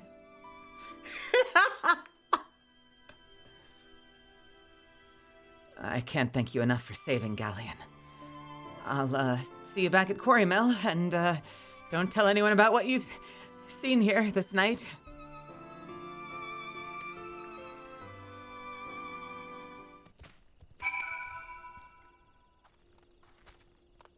Where's Galleon?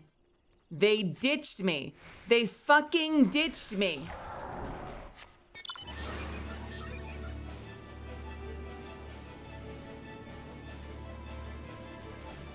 Unbelievable. I'm glad we all caught the yaoi vibe from that, because the yaoi was strong in that one. I don't think there's any other way to read that scene.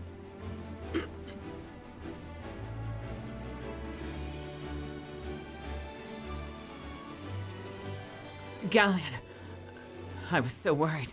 I thought I lost you, my little teddy bear. No, Meffred. I'd never leave you.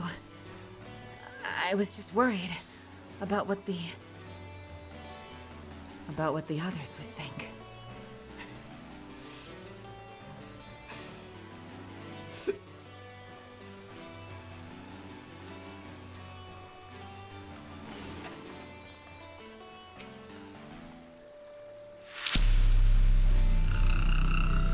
Brother, let us return back to camp, where we'll fight side by side in a heterosexual way. Oh!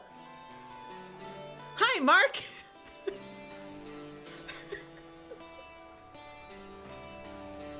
Hi, Aeon Pro Tech Gaming. Welcome to my channel, friend. That's my friend right there. That's my old housemate who I love and adore. How's it going, Raiders? What's happening? My name is Melizand. You can call me Mel. I'm a vampire misfit VTuber, former interdimensional bounty hunter, and professional voice actor, though you wouldn't know it from anything that's happening on this stream tonight.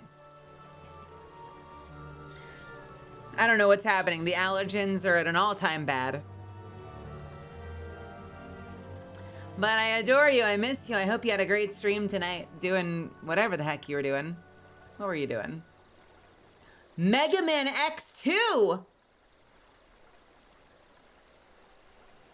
Let's go. I just went through Mega Man 1 through 9. 1 through 7 again. 8, 9, and 10 rather for the first time. I'm up to 11 and then I'm gonna go on to the X series. Fuck yeah. I love it. Yo. Platformer after my own heart. I fucking love those games. Galleon's expected to make a full recovery. We'll linger here till he's strong enough to take to the road again. Much as I mislike this place, beggars can't be choosers. But I'll keep him safe. I'll cuddle him in my arms every night, hold him close, whisper into his ear about just what a good, best friend he is. And then I'll nibble on his earlobe a little bit. Kiss his cheek, maybe get my tongue in there just a bit. You know, like best friends do.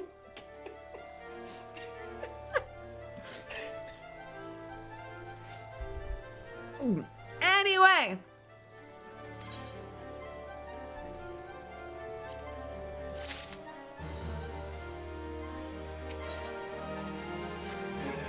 Now that things are relatively settled, I seem to recall that you wanted something of me. You've proven a true the mixed music is insane, bro. You've proven a true friend to my people. Ask of me anything and it's yours, so long as it's mine to give. The cooperation of the people of Little Alamigo, that's all? Far be it from me to question your desires, of course. Very well, I'll provide you with a letter to show old Gundabald back at the refugee camp. I just, guys, I'm gonna beat up everybody here. I'm putting all of you through the meat grinder. Fucking, where? Stop it. Stop it. All right, we're good.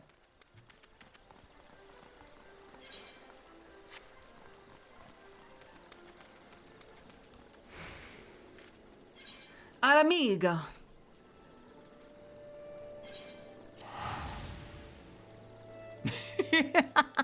Anything.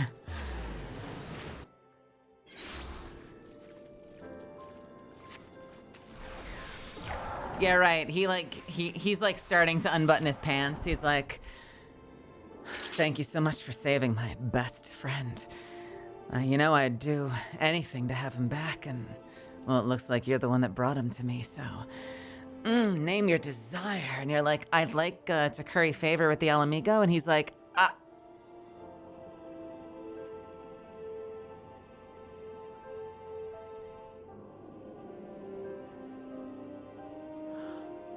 Oh, is that all? Zip. Back up. Zip. Yeah, I could write a letter for you, to help you with that. Wow. Don't tell Galleon. On that note, I definitely need... Am I still sweating? Yes, I am. On that note, I definitely need to go to sleep. I platformed too hard and my thumbs have disintegrated. Oh, you said curry favor. I thought you said curry flavor. Have a good night. Mark, it's great to see you. I'll speak to you soon. Thanks again for sharing your community with me. It means a lot to me.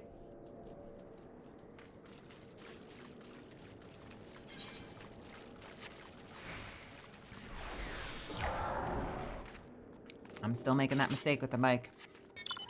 Have fun with all the yaoi. You know it. I have been told that this game, Final Fantasy XIV, is all yaoi, in fact.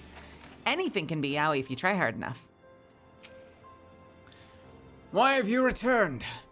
You're not welcome here. I thought I made that clear. Well, I've got a letter, bitch. You spoke with Mefred. It has been so long since I last heard from him. I feared him dead. 12 be past. Be praised, be past? That's really what it says? I had feared him dead. 12 be praised. What, was the two of you were together too? Whoever you are, Mefred sees you as a friend. A best friend. And any friend of Mefred is a friend of mine. I know of this masked stranger you seek and will tell you what I can.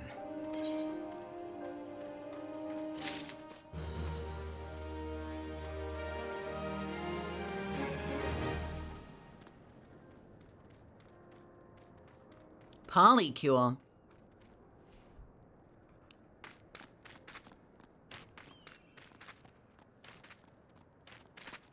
I don't know. I know it's in fashion, but whenever I hear the word polycule, I think that you're all like tadpoles. You're having like frog love together.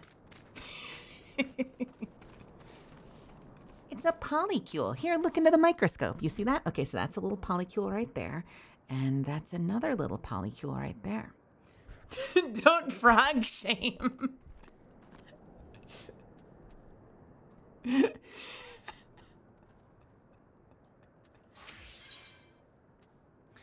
Frog shaming. On this channel, never. An outsider resembling your masked stranger has reportedly been appearing near Little Alamigo of late. What's more, it seems that some of our young bloods are meeting. Seems that some of our young bloods are meeting him in secret. No doubt you'll want to question him about their trysts. Trysts. No doubt you'll want to question them about their trysts. But they're not like to yield the information readily to an outsider. If you tell them I sent you, though, they may well feel obliged to talk.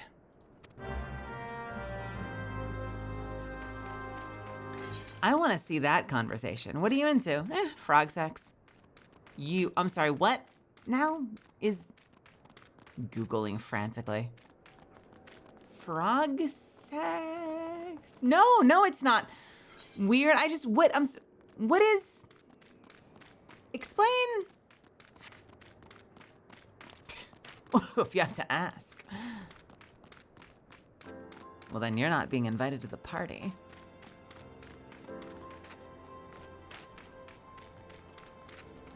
Underneath, I guess. I like the layers in here. I do like the levels. Sifrid, what you got? What, have I been meeting any masked men lately? Well, let's see.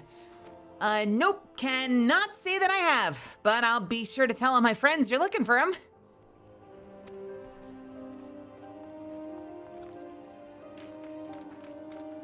Tailbot. Hello, my name is Tailbot. There's a bunch been skulking about right suspicious. Like, there's a bunch been skulking about right suspicious like. Right. But I've got nothing to do with them. I know trouble when I see it. And that there's trouble, mark me words.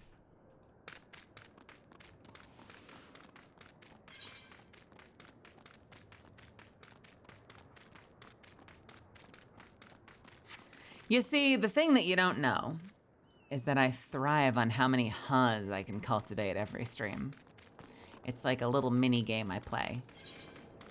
See how many instances of huh and AO that I can accumulate from one side of my stream to the other. I'm trying to beat the high score. A masked man, no idea what you're talking about. I ain't done nothing wrong, so leave me be.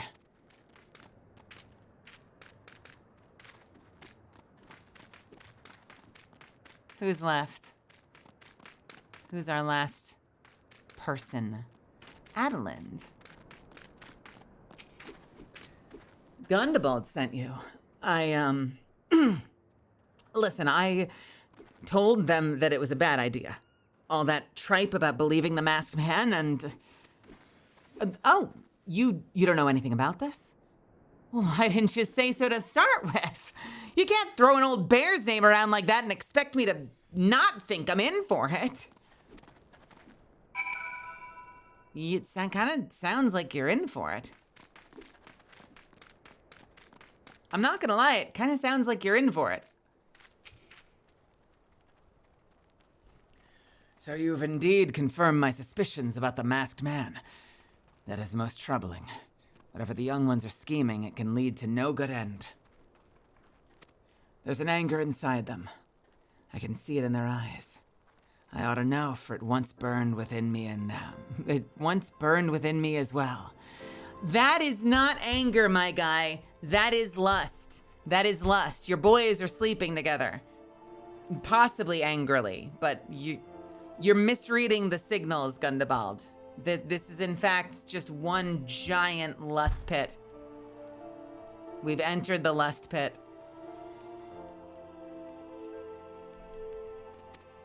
Two decades ago, that same anger drove me and my brothers to rise. See? Against the despot who ruled Alamigo. Naught would do but to depose him, and usher in a revolution. Well, we got our revolution all right, but it cost us our freedom. Blinded by our hate, we didn't realize that we'd been dancing to the Empire's tune.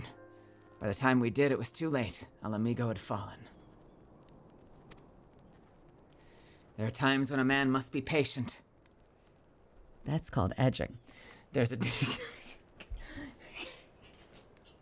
No, I take it back. Forget it. No, I'm done.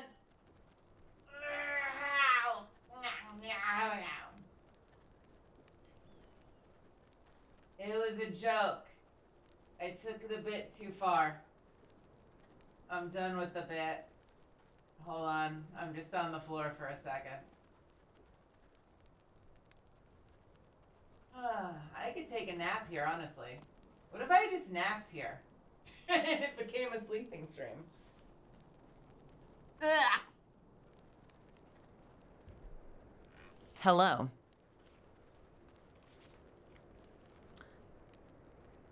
There are times when a man must be patient. Now is such a time. Though the young ones know this not. Unless we intervene, they're likely to commit great folly together.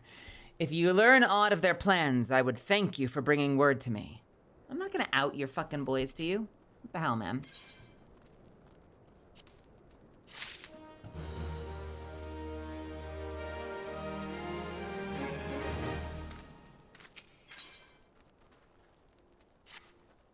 Hey, adventure! You done talking with that old bear? Wow, we're just really straight to the point, huh? I got a message for you from Wilfred. Lad's something of a leader among the young ones here. He's impressed that you've won over Gundabald and wants a word with you. Says he'll be waiting over at the craggy area north of here. He's like 2 feet away from him and he's like, hey, you done talking to that shithead? Talk to me.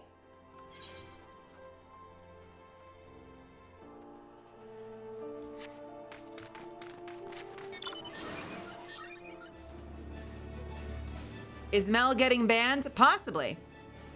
Not intentionally, but possibly.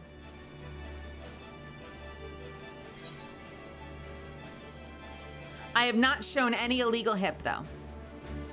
So, you know, aesthetically, we're fine. Content-wise, who knows?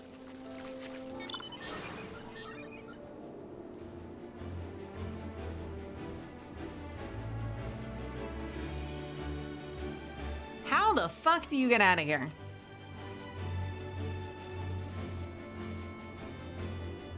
Where? What?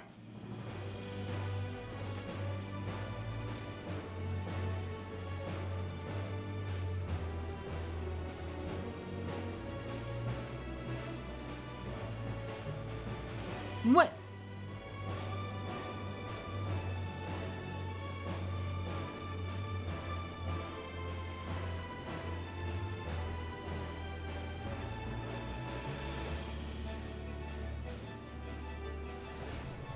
Oh my God, it opened.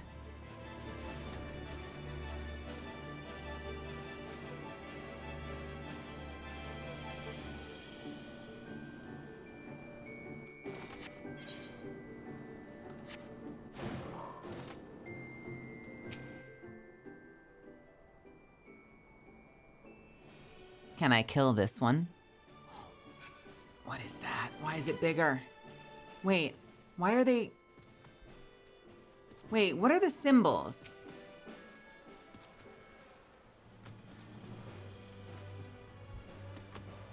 Remind me what the symbols mean.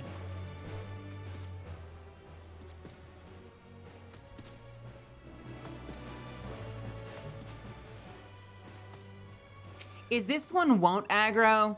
That one's might aggro? Might aggro? And what is this? What does radioactive mean?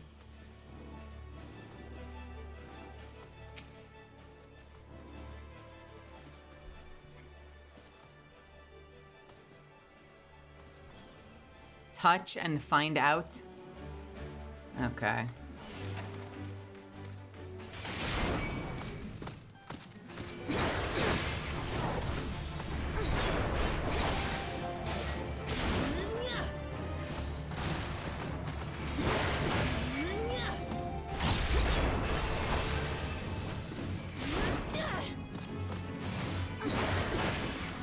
There's another one over there being fought by somebody. Who's fighting that one? Oh, Graph is fighting that one.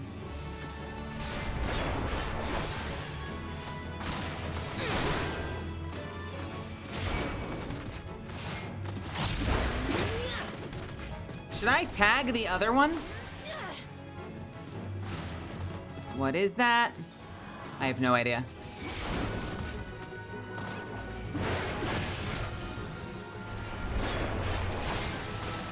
Well, I can manage this pretty easily.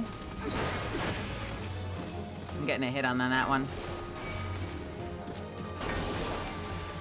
I don't know what the eye means. I'm not gonna look at it. Did I do it right? Is that what that means? I don't know.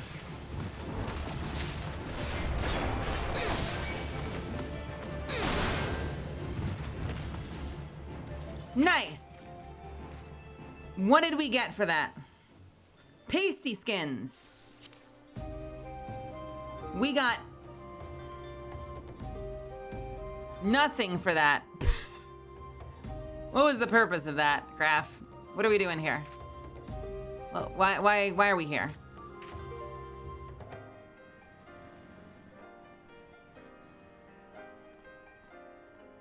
Guys, that person has the bike.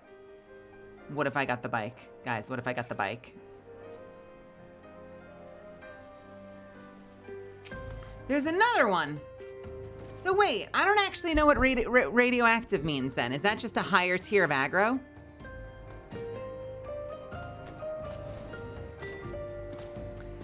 seemingly, potentially, yes.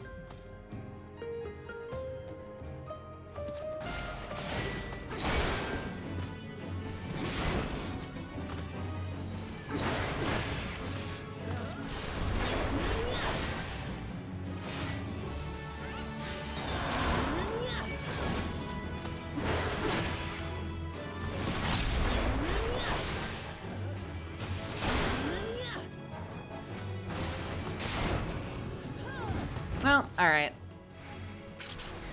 Good to know.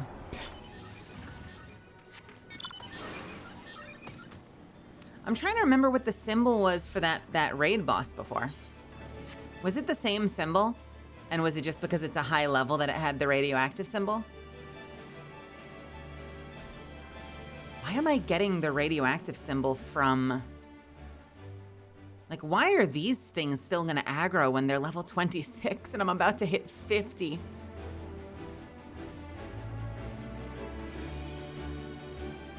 Blue and white explosion. Okay. Thanks for coming, friend. 'Tis no ordinary outsider who can gain the trust of the old bear. That's why I wanted to meet you. To discuss something in private, says Wilfred. Tell me, why are you snooping about? Did the Empire send you? Or someone else? Coral got your tongue. No matter. Whoever it is you work for, your meddling ends here. Get her! Wait, that's my line. I'll take you first, because the other one doesn't seem to care. Oh, boys, I'm so sorry. I am really sorry about this.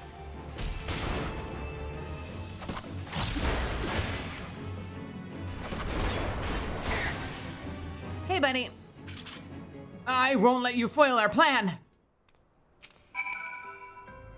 You're stronger than you look. This changes nothing. Threaten us, beat us bloody all you like, but nothing short of death can get you to make us give up our fight. That wasn't even Old English. I just can't read. We're going to obtain the power to bring down the Empire, and with it we'll reclaim our homeland. When he runs away screaming and crying and pissing himself.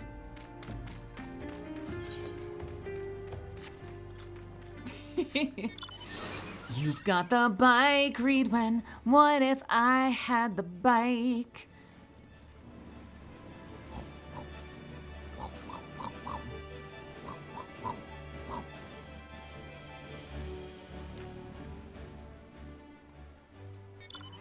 What the? Okay. Whatever. You frickin' show off.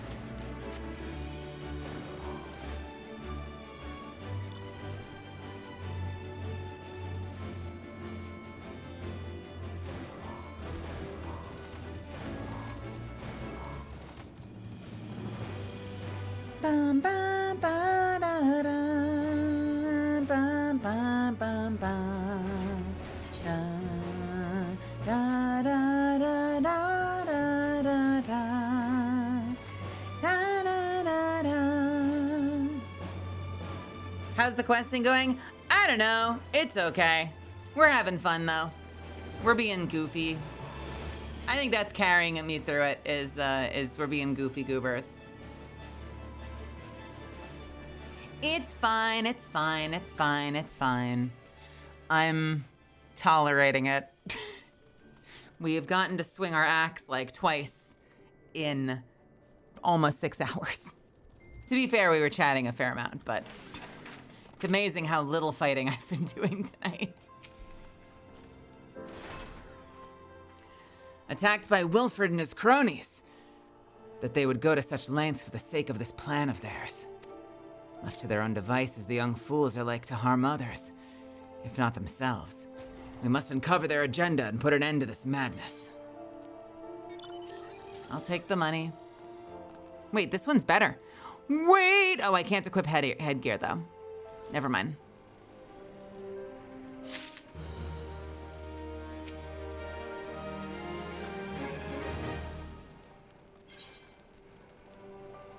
Big trouble in Little Alamigo. Didn't I make that joke earlier?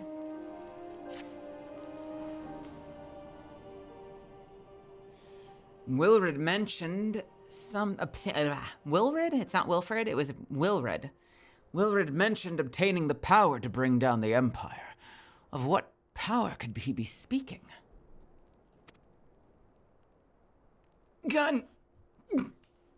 Gundabald, You look fine. Bertliana! Gods preserve, what happened? Wait, oh, was she running the whole time? I was out foraging when the Corpse Brigade came. I'm sorry, there's something called the Corpse Brigade. Gee, I wonder who the bad guys are. Maybe it's the Corpse Brigade.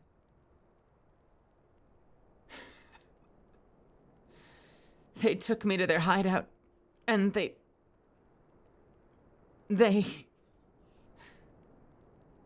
I'm getting worried, Bertliana. What did they do? Hello? The whole while they laughed at me. They said that I suffer because I cling on to hope.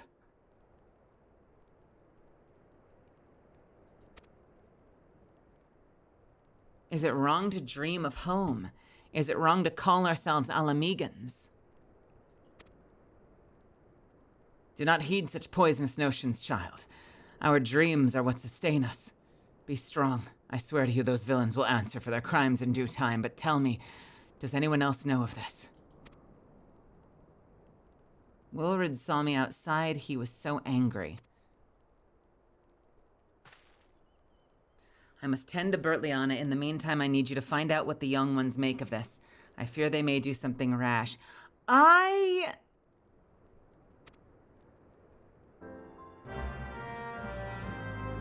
feel like this just got really dark. Did this just get really dark?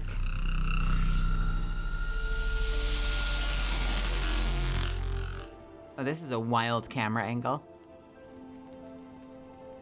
Hey, welcome, Raiders.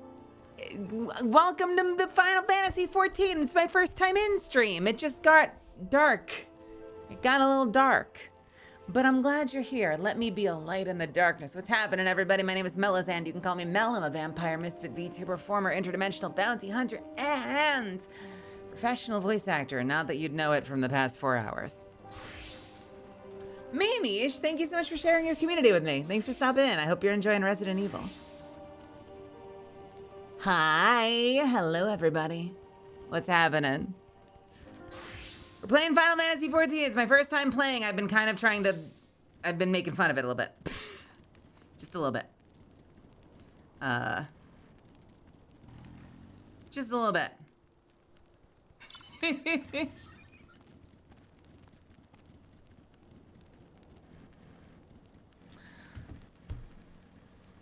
It's a realm reborn. We're doing our best, okay?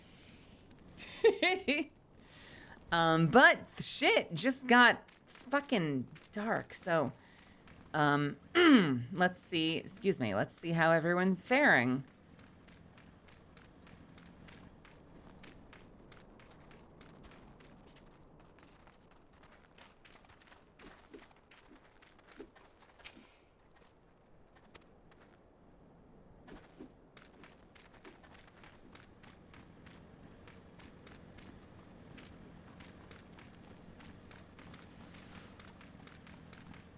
Who are we talking to?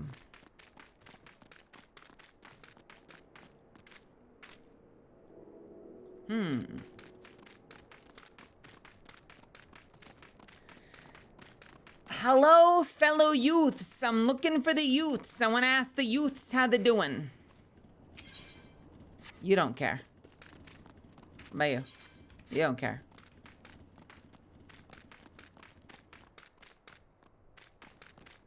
What about you?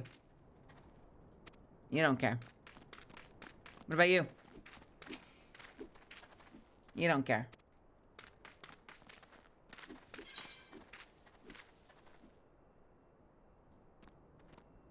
Well, it says somewhere in this circle. Maybe they're outside. What about you guys? You guys okay? How about you? How about you? Nope, can't talk to you.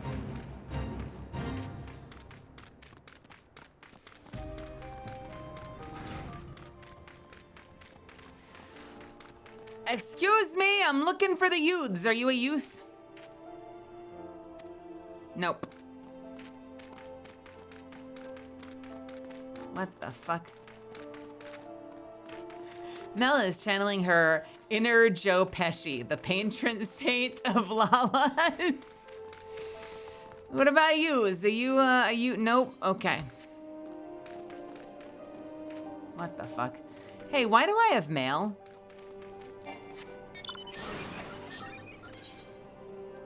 Thank you for playing Final Fantasy? Oh my gosh.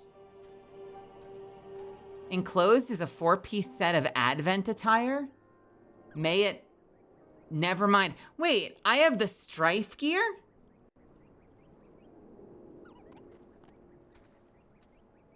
What the? They give me that just for subbing to the game?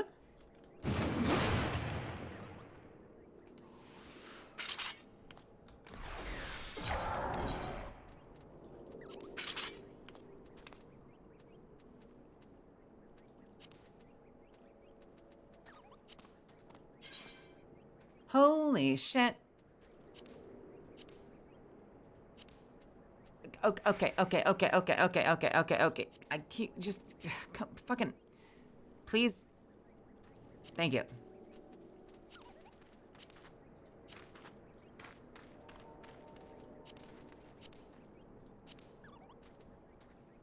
There we go. I don't have any of my swords. That's okay though.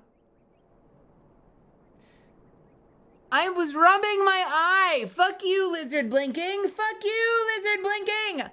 My VTS is set to blink simultaneously. I just do weird shit with my eyes sometimes. I'm sorry that I sometimes don't blink at the same time. I'm trying my best.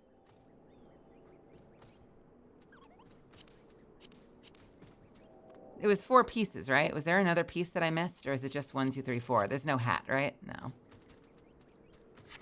Interesting. What else do we have? Thank you for playing.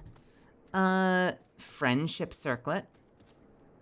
Increases XP earned from battle. Crafting and gathering when 25 or below. Okay. Okay.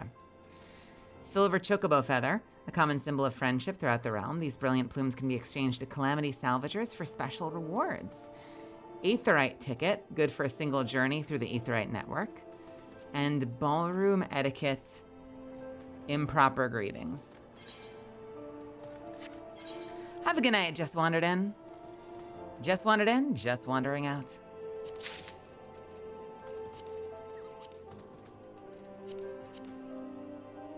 Do I have this? I might have this. I might have this one. What is the last one? Ooh, 4-piece set of Tantalus attire. Okay, what is the Tantalus set?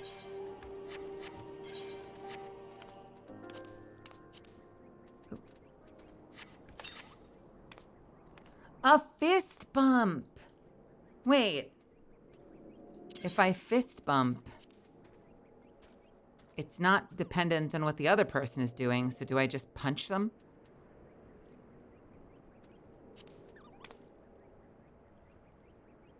Okay, cute.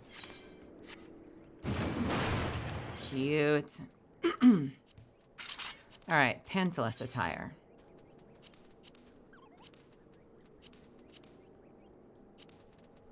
Ooh, it's... Oops, all denim.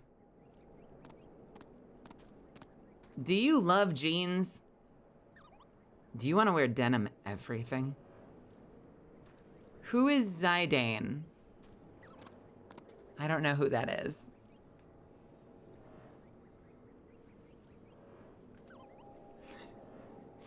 Which one is Zidane from?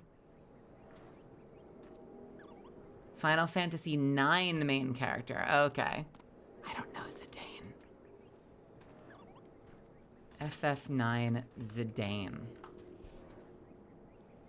Oh!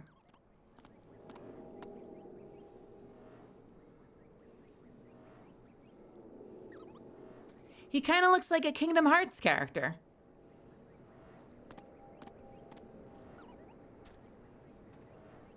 Right? Kinda? A little bit? Just a little bit? Kingdom Hearts characters look like him. Wait, when did they both come out? FF9 release. Kingdom Hearts release. 2002. 2000! Oh, shit. Oh, well, okay then. Okay then. Nope, you are so true. You are true, bestie.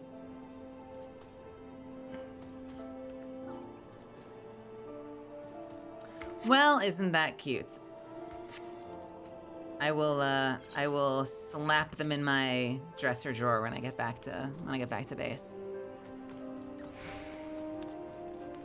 But first, let me continue to fail to find the youths. Are you a youth? Are you a youth? I'm not even in the circle anymore. Okay, fuck that other circle. Let's go over here. Let's check this circle. Maybe all the youths are in this circle. And that other circle is like bait. Oh, see, this is someone to talk to. What's up, riled lass? What those animals did to Bertlion is unforgivable. And to think they look down on us. Well, I'll suffer this humiliation no more. I'm with Wilred to the bitter end. I'm not afraid of a few lizards.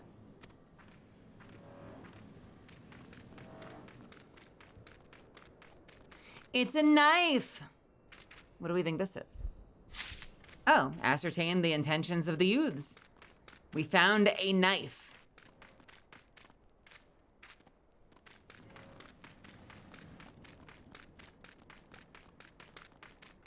Yukino! Welcome to my channel. Or no, you've been here before. Welcome back. And Neko Nura, that's who I meant to welcome. Welcome to my channel.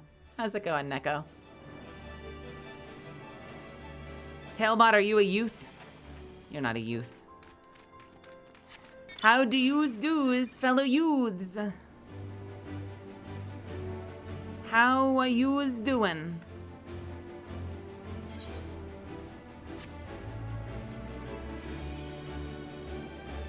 Maybe there were more little things to find.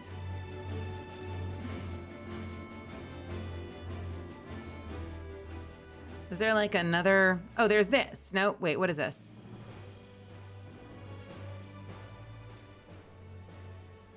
Why are you...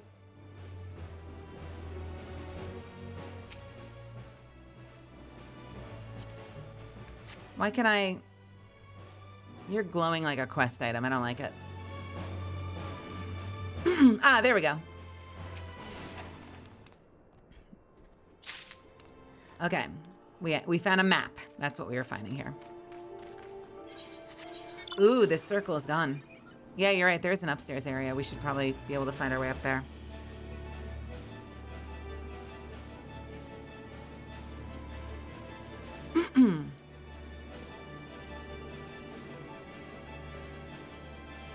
Oh, here we go. I don't need to be guided. Thank you very much. I'll find my way there. We have a riled youth over here. If this plan succeeds, we'll have the power to lay the Empire low, to change the world for the better. I'm just getting crunchier and crunchier. And it's not even like sore throat. It's literally just congestion. It's just fucking allergies and shit. Might be as Gundabald content to eke out an existence in this musty old cave, but I'll be damned if I'm gonna spend the rest of my life here. Now, where in the seven hells did I put that bloody map? Here you go, I got it.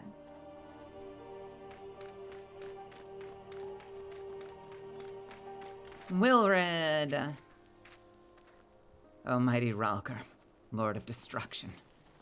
We implore you, lend us your strength and put an end to the suffering of your people.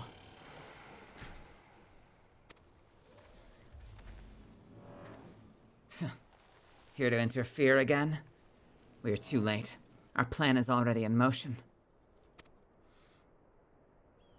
Once we have the crystals, our enemies will pay for their crimes. and no one will dare oppress us ever again. I have a crystal. Okay. I don't think he wants my help.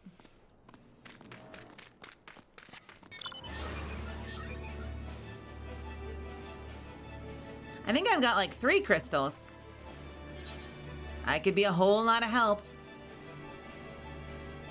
We'd have a higher likelihood of surviving if I came with you guys. I'm just saying.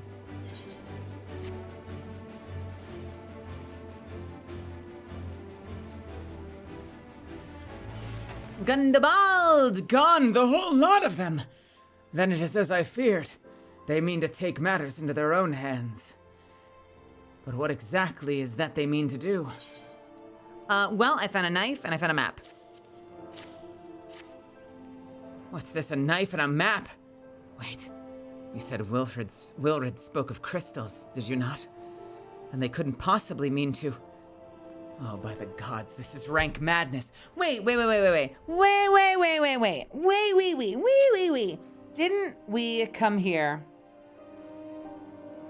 The whole premise of coming here was that these guys haven't summoned their dude. Like, they're chill. Go see if we can get their help. And now I've been here like 10 minutes, maybe 30, and they're summoning their dude. These were the guys that don't summon their dude. Now they're summoning their dude. Is it my fault? Like, I got here just in time for them to summon their dude. I don't know. I'm just saying, these were supposed to be the safe ones. They're not the safe ones. The young fools are untrained and unblooded. Oh, they've got no notion of how dangerous the Amalja are. They'll be butchered before they get within 100 Yalms of the crystal? They're headed east. If we hurry, we may yet find them before it's too late. Don't worry, bro. I'm on the case.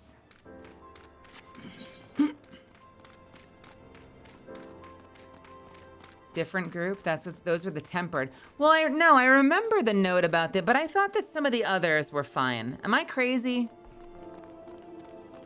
Is every other group like actively trying to summon? Because these guys weren't trying to summon their god. When we met them initially, weren't they like, I don't even know if our god would listen anymore. Like they were like not powerful enough. So maybe it's not that they weren't trying, but they weren't powerful enough. I remember them saying something like that. About like they didn't have the connection that they needed.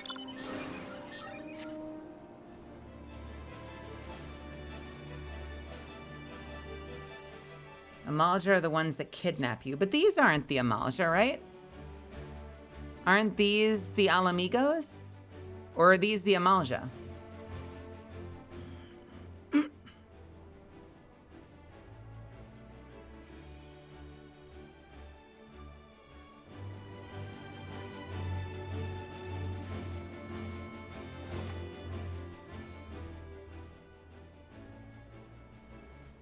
No, they're not. They're going back. They're going to attack the Amalja.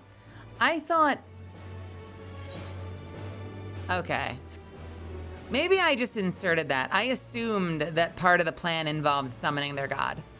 But if they're just going to attack, then sure.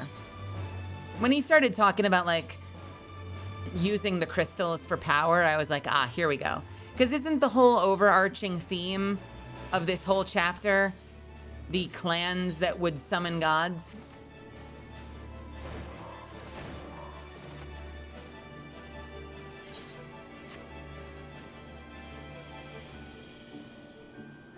The Alamegan kids are convinced they can summon Ralgar. That's what I was saying. I swear when we first met them, someone was like, we don't have enough power to summon our god even if we wanted to or something.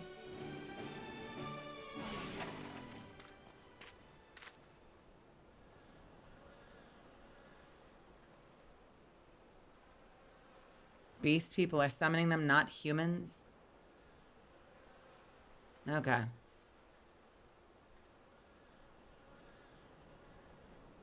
I don't think it was a plant person, though. I swear I spoke to someone out here who said that they didn't have, like, a strong enough connection. I don't know. Am I crazy? Did no one say that? Was it not one of the refugees that was like, we have no connection to our God, or we have like almost no connection to our God? I swear that fucking happened. I'm so confused.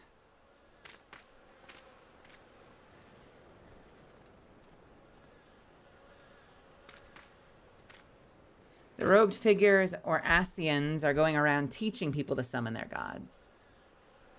They didn't have the resources. They're trying to get an abundance of crystals, which should allow them to do so. Yeah. Okay. Oh, yeah, because we were worried about the Asians. So initially, someone was like, I mean, I don't know about the Asians, but like, we don't have the power to summon gods, even if we wanted to. And now, like, while I'm here, the kids are like, fuck, we're getting fucked with by these Minotaur people. Let's fucking summon some fucking gods. How goddamn convenient. Crazy.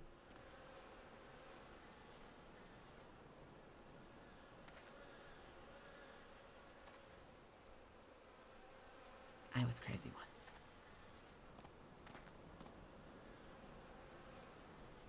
I'm so bad with my toggles.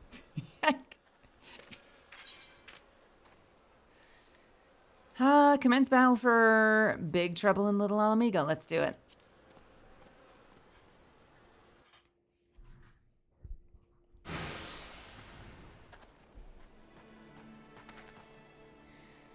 Worid, did no others survive? Wait, they're already dead? We just got here. This is all wrong. Getting the crystals was supposed to be the start. We were going to reclaim our homeland. We... Pull yourself together, lad. We were going to make an offering of crystals to Ralgar to summon him, just like the masked man taught us. We plotted to sneak into Xanarek and make off with the Lizardman's cash, but they caught us, and in the 30 seconds it took you to get here, they killed all of us. Gods forgive me. Heathens, you shall pay for your crimes with your souls! I don't know, are those the lizard people? It is the lizard people. I regret our young one's transgressions, but a soul is too high a price for a youthful folly. For all their failings, they are the hope of Alamigan people. This hope I will guard with my life. It's time to fight. Thank God, let's fucking go! Wrong button.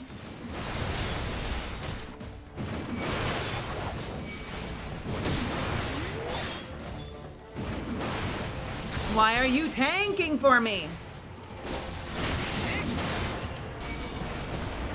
There we go.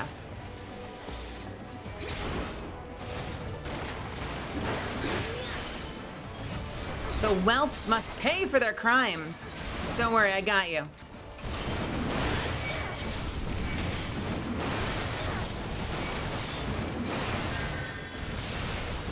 Adventurer, stay close to Wilrid. Why?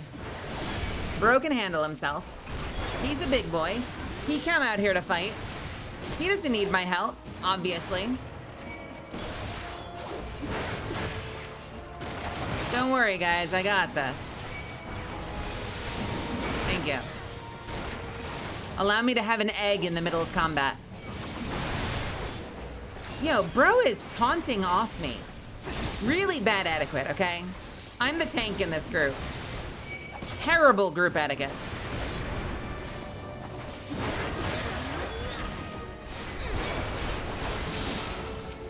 We almost have them. We did it. Oh my God, I almost forgot what it's like to fight in this game. It's incredible. It's almost like sometimes you get to fight things in this game. Your skill at arms is impressive, adventure. Our wayward youths could learn much from a woman like you. The battle is won, but it would be unwise to linger here. Let us return to Little Alamigo. Wait! We've come all this way! We have to get the crystals. They're right there, ripe for the picking. Ripe, ripe, ripe, ripe. Have you learned nothing, Wilfred? Wilred, did you not see those tempered wretches? Such is the fate of those who are touched by a god. Is that what you desire for yourself and your friends? What? No one said anything about. The masked man told us that we could defeat the Empire if we summoned Ralgar. He swore. Enough. I will hear the rest of this sorry tale back at Little Alamigo. I dare say Melizand will wish to hear it as well.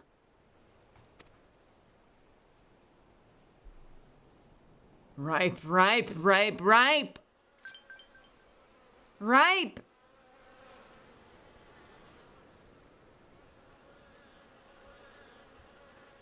Guys, I'm so glad we did this together.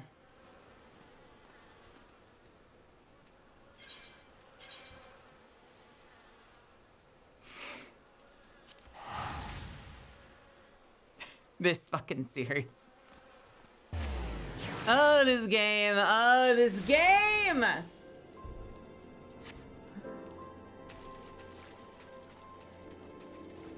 By the way, in pretty much everywhere in the United States at the moment, I think. I don't know about Alaska or Hawaii. But happy St. Paddy's Day. Hope you have a hell of a day today. Enjoy.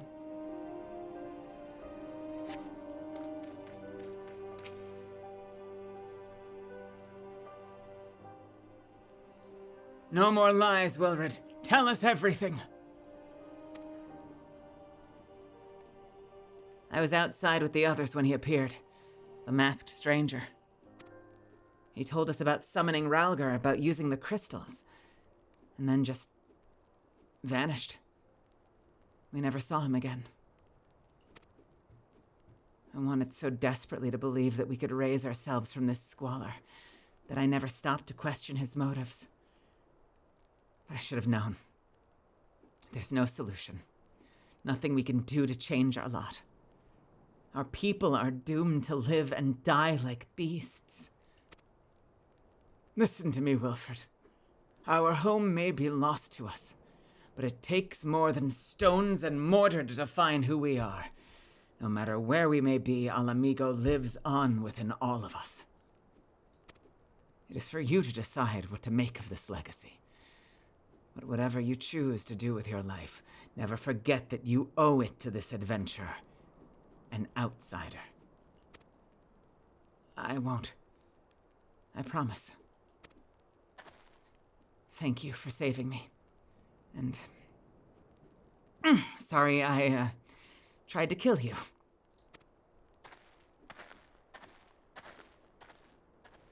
My thanks as well, friend. It gives us hope to know that there are kind souls such as you out there. Little Alamigo may not have much in the way of comfort, but you'll always be welcome here.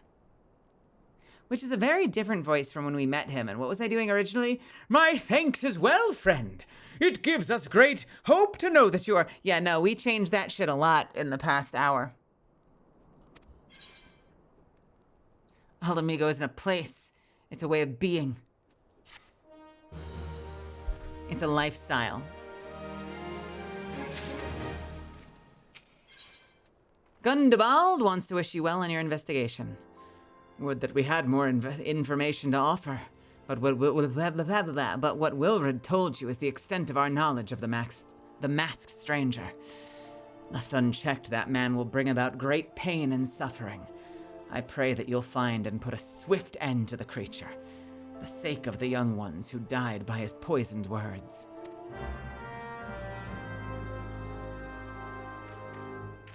Back to square one. Let's report all that's transpired. This has been our adventure for the night. We got one leg of our journey done, guys. It only took us 6 hours to get there. It only took us 6 hours. We did it.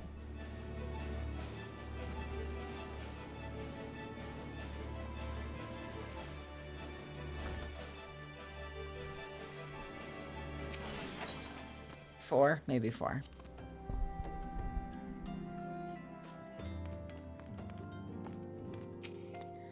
Ah, Melisande.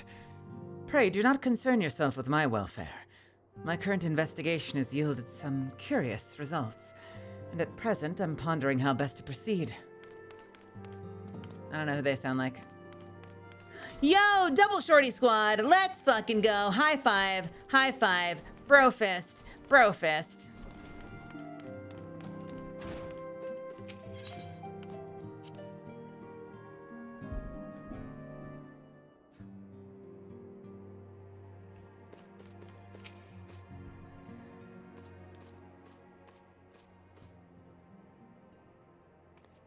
Ah, welcome back, Melisande.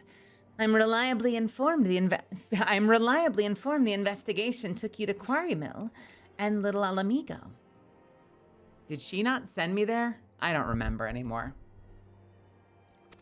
So tell me, were you able to learn aught of La Habrea?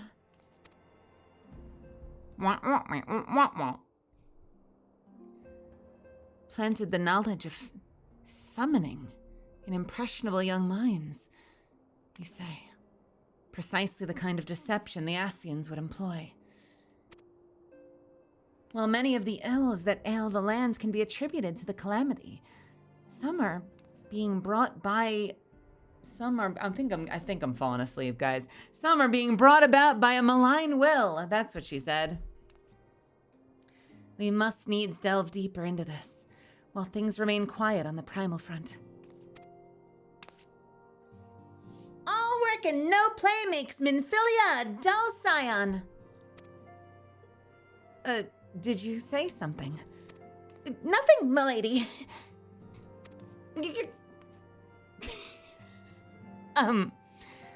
Mayhap we ought to rest a while before speaking further of the investigation.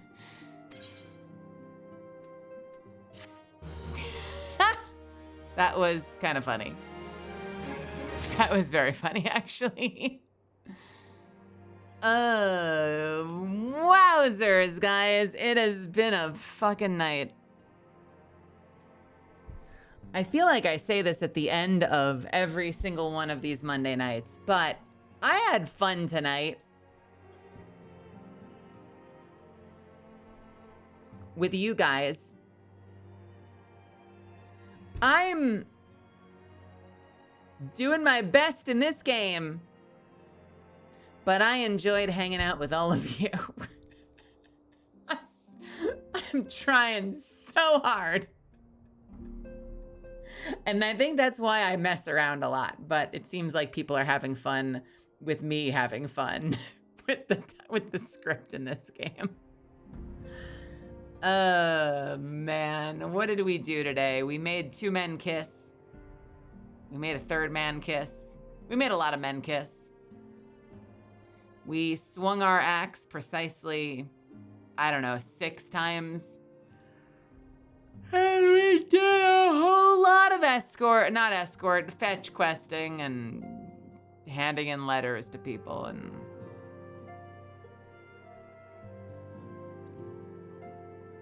It was a great day.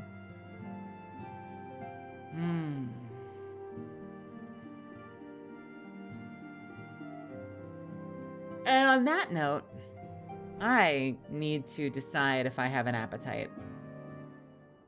I made the mistake of making food at practically 7. And it's been like 6 hours, right? So like, okay, to be fair, I was probably eating until like 8:30 because I'm a slow eater.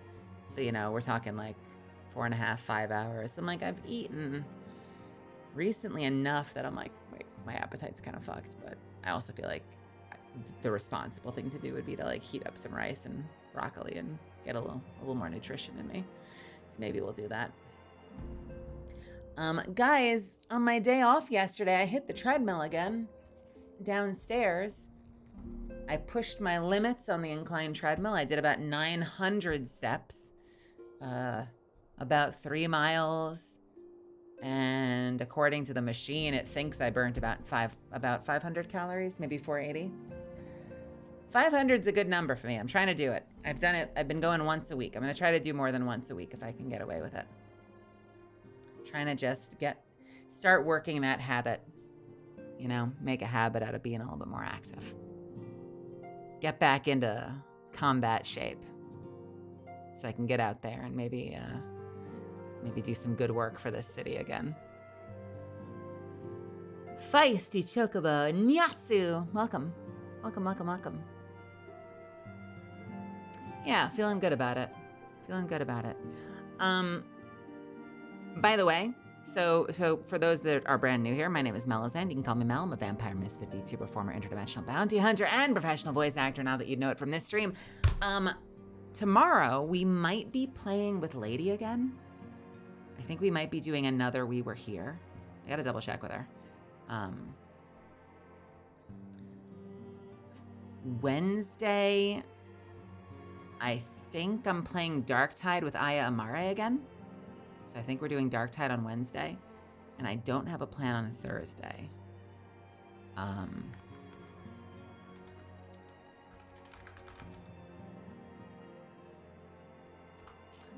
But Friday through Sunday, if you happen to be in the Northern California area, near Alameda, I'm going to be in person at CarrierCon, so you can actually stop by and say hey to me if you feel like absolutely annihilating your immersion. I'll be at CarrierCon this coming Saturday and Sunday. It'll be cool. I'm doing an interview. I'll be doing meet and greet. I think I'll be doing autographs, like selling some prints and stuff. They offered me, by the way, I know I said that I probably wasn't streaming Friday, Saturday, or Sunday. They actually offered me, I guess they have a space there where they said I could do like a walkthrough. So stay tuned. Don't count me out just yet. There's a chance we might do like a short Saturday or Sunday stream where you can do like a walkthrough of the carrier and I could show off what's going on. Zen did one today. Did a what today? A walkthrough of the Hornet.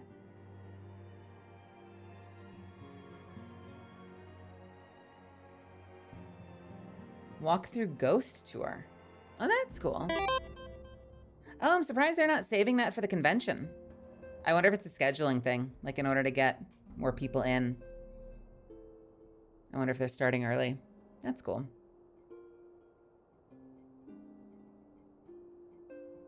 That's really neat. Yeah, we might do something like that. I'll have to see if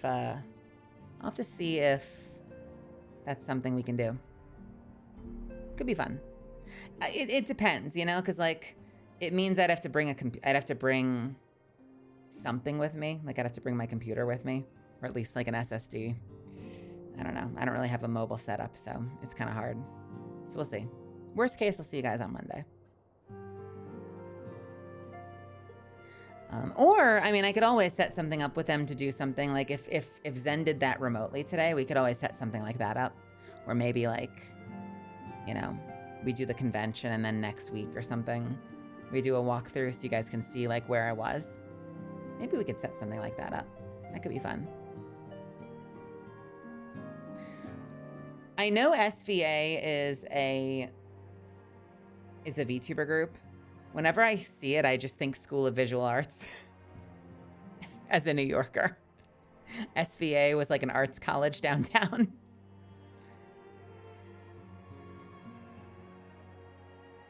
I've been meaning to ask, is your hand healed up properly from when I cut my finger with the knife? You want to hear something funny? It's been weeks now, right? It still hurts. Certain things I do still hurt, which is making me wonder if like I should have gotten stitches. Cause like I can't even see, I maybe see like the faintest little bit of a red line, but I can barely see it anymore. But something in there still hurts if I like tap my finger the right way, or if I like pinch against that finger. Like if I snap my finger too hard, it hurts a little bit. So like there's clearly stuff in there that's still healing. So I'm working on it. It's not, don't mistake me. It's not like, ooh, ah, kind of pain. It's just like, ooh, ow, what the fuck? So, yeah. I did look it up, and I did read some things saying that it can take potentially, the internet is pessimistic, but the internet says like it can take weeks to months for a significant cut to heal. And I cut myself pretty significantly when I was cooking once. Happened on stream, which was awesome. Probably should have gotten stitches. Didn't get stitches. They're like, go to the hospital if it bleeds longer than 10 minutes. And I was like, well, it was bleeding for like 25 to 30. Should I? And then like right as I was like, okay, it's been like 25 minutes. I need to go to the hospital. I then lifted the paper towel and it was not bleeding anymore. And I'm like, you son of a bitch. You would do this right at the point where I've been like holding out way too long. And now I'm finally about to like relent and get in the car. Now you stop. Fuck you. Fuck you, knife wound. Yeah, it's okay. We continued the stream begrudgingly with a big ass bandage on my finger. Yeah, you know what I need to do for next time? I need to buy liquid. What is it, the liquid Band-Aid? What are stero stitches? I don't know those. But yeah, like a liquid Band-Aid or something.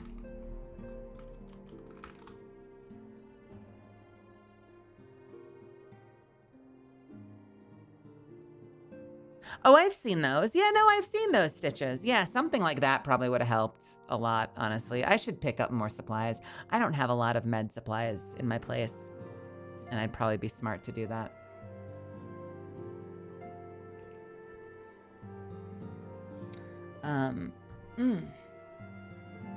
I've been off my old ship for about 5 years now, but I still remember the whole layout. I hope you have fun while you're there. I'm looking forward to it. You know, I don't know, man, I don't even know. So growing up in New York, there's the USS Intrepid is a carrier that's been turned into a museum off the coast of New York. And I guess it's a sister vessel to the Hornet. I don't remember if I've ever actually been on board the Intrepid. I've seen it so many times from the city, but I don't know if I've ever actually gone. So this might be my first time in a repurposed ship, like a museum ship. I don't think it won't be my first time on a military ship though. I think I've been to something else. I don't remember what though. I remember being on something though.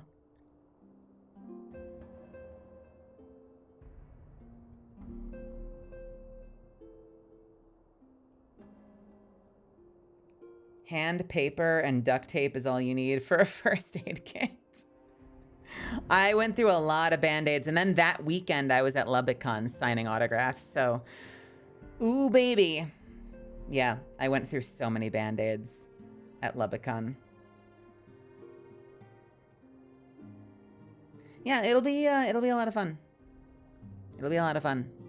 I'm looking forward to it. Yeah, so I'd like to do it. It's just, you know, here's the thing. We've been figuring out a lot of things last minute. And so me going there and bringing a bag with some prints and markers is easy. Me going there like with a setup to stream is harder. And I've never done it before. So I might have to save that for a future thing. I know that there are some people that do that though. And I'm curious how. Like, do they bring, I guess maybe they bring their VTube Studio and VBridger settings like on a thumb drive. And then they wipe them before they exit the room. So you're not like bringing a whole ass computer. I wonder, I've got to look into that. I've never done that before. But I know at TwitchCon, some people were doing that where they were like, I'm jumping in the booth at the Capcom thing to test out a Monster Hunter. And then they hopped in and like, but they're VTubing on their character, you know, like they're not holding a phone, you know, like they were at a desk at a station streaming, right? Which means that they had to have been able to bring their stuff with them somehow. So maybe that's something that people do. They like bring the model on an SSD drive or something and then wipe it. Honestly, preferably if you use someone else's hardware, they would be on some kind of guest login that auto deletes anyway. Just so that like if you need to, you can log into email. If you need to do anything else, like you could do that. I wonder. I gotta ask questions about that. So yeah, I'd have to, I haven't done enough legwork to be ready for this weekend. But maybe for next time. Maybe for next time. I would like to do a walkthrough though. I'd like to do more stuff like that. Like I saw like the whole thing with WeebCon, seeing that there are like 100 fucking guests there, including like a bunch of small to medium-sized VTubers. Man, that would be sick. That's on my list. I don't know how to do it just yet, but that's on my list. I would love to do walkthroughs of cons, either like do like a meet and greet in a state that I can't get to, do like a digital meet and greet. But also cool if you could actually do a walk around and like visit the different booths and stuff. That would be neat. I'd be into that. I'd enjoy that. Especially if I could do something like what Zen does or Siren does, where like you do it with somebody else, like make a collab out of it where like a couple of you go together. Anyway, more on that later. I will let you guys know what's going on tomorrow. But real quick, if you're brand new here, if this is your first time to my channel, I'd love to see you again. I love doing this and I want to keep doing this. So it really means a lot that you stop by, whether you like came in from the directory or Twitter or came in with a raid and decided to stick around. It means a lot that you gave me a chance and that you decided to stick with me. Throw me a follow if you had fun, because I'd love to see you again. Scroll down, hit that button. Let me hear that bup before you take off. Real quick, here is my stuff in chat. If you want, you can follow me on Twitter at Melazand. You can join my Discord. Discord is the place that I post updates on my stream. So it's going to be the main place that you know if I'm running late, if I'm starting early, what I'm doing. I also hop into chat to chat and yap. So, you know, if you're in there long enough, you'll probably end up yapping with me in the general chat. I'm going to take us over to... Let's go say hi to... Where do we want to go? Where do we want to go? Wow, wow, wow. Wee. What are we doing? What are we doing?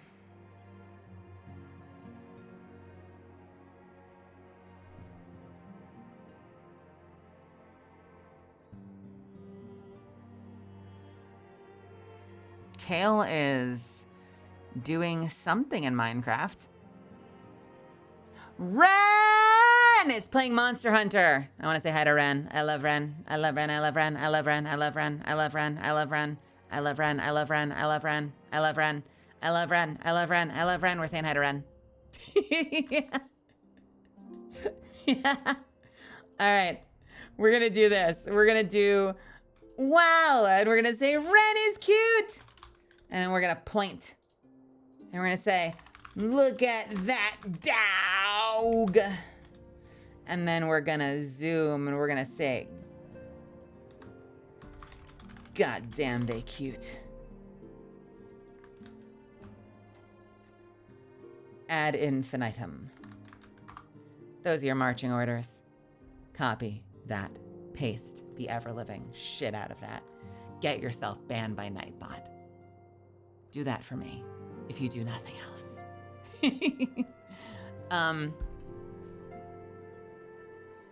Thank you. Thank you for believing in me, and thank you for supporting me. Thank you for choosing to spend this time with me. Of all the places that you could be, choosing to give me your time, I don't take that for granted. It means the world to me. You guys fucking rock. Like I said, I'm doing this as long as I fucking can. Every day, forward. Bigger, better, stronger, more powerful, sexier, more capable in bed.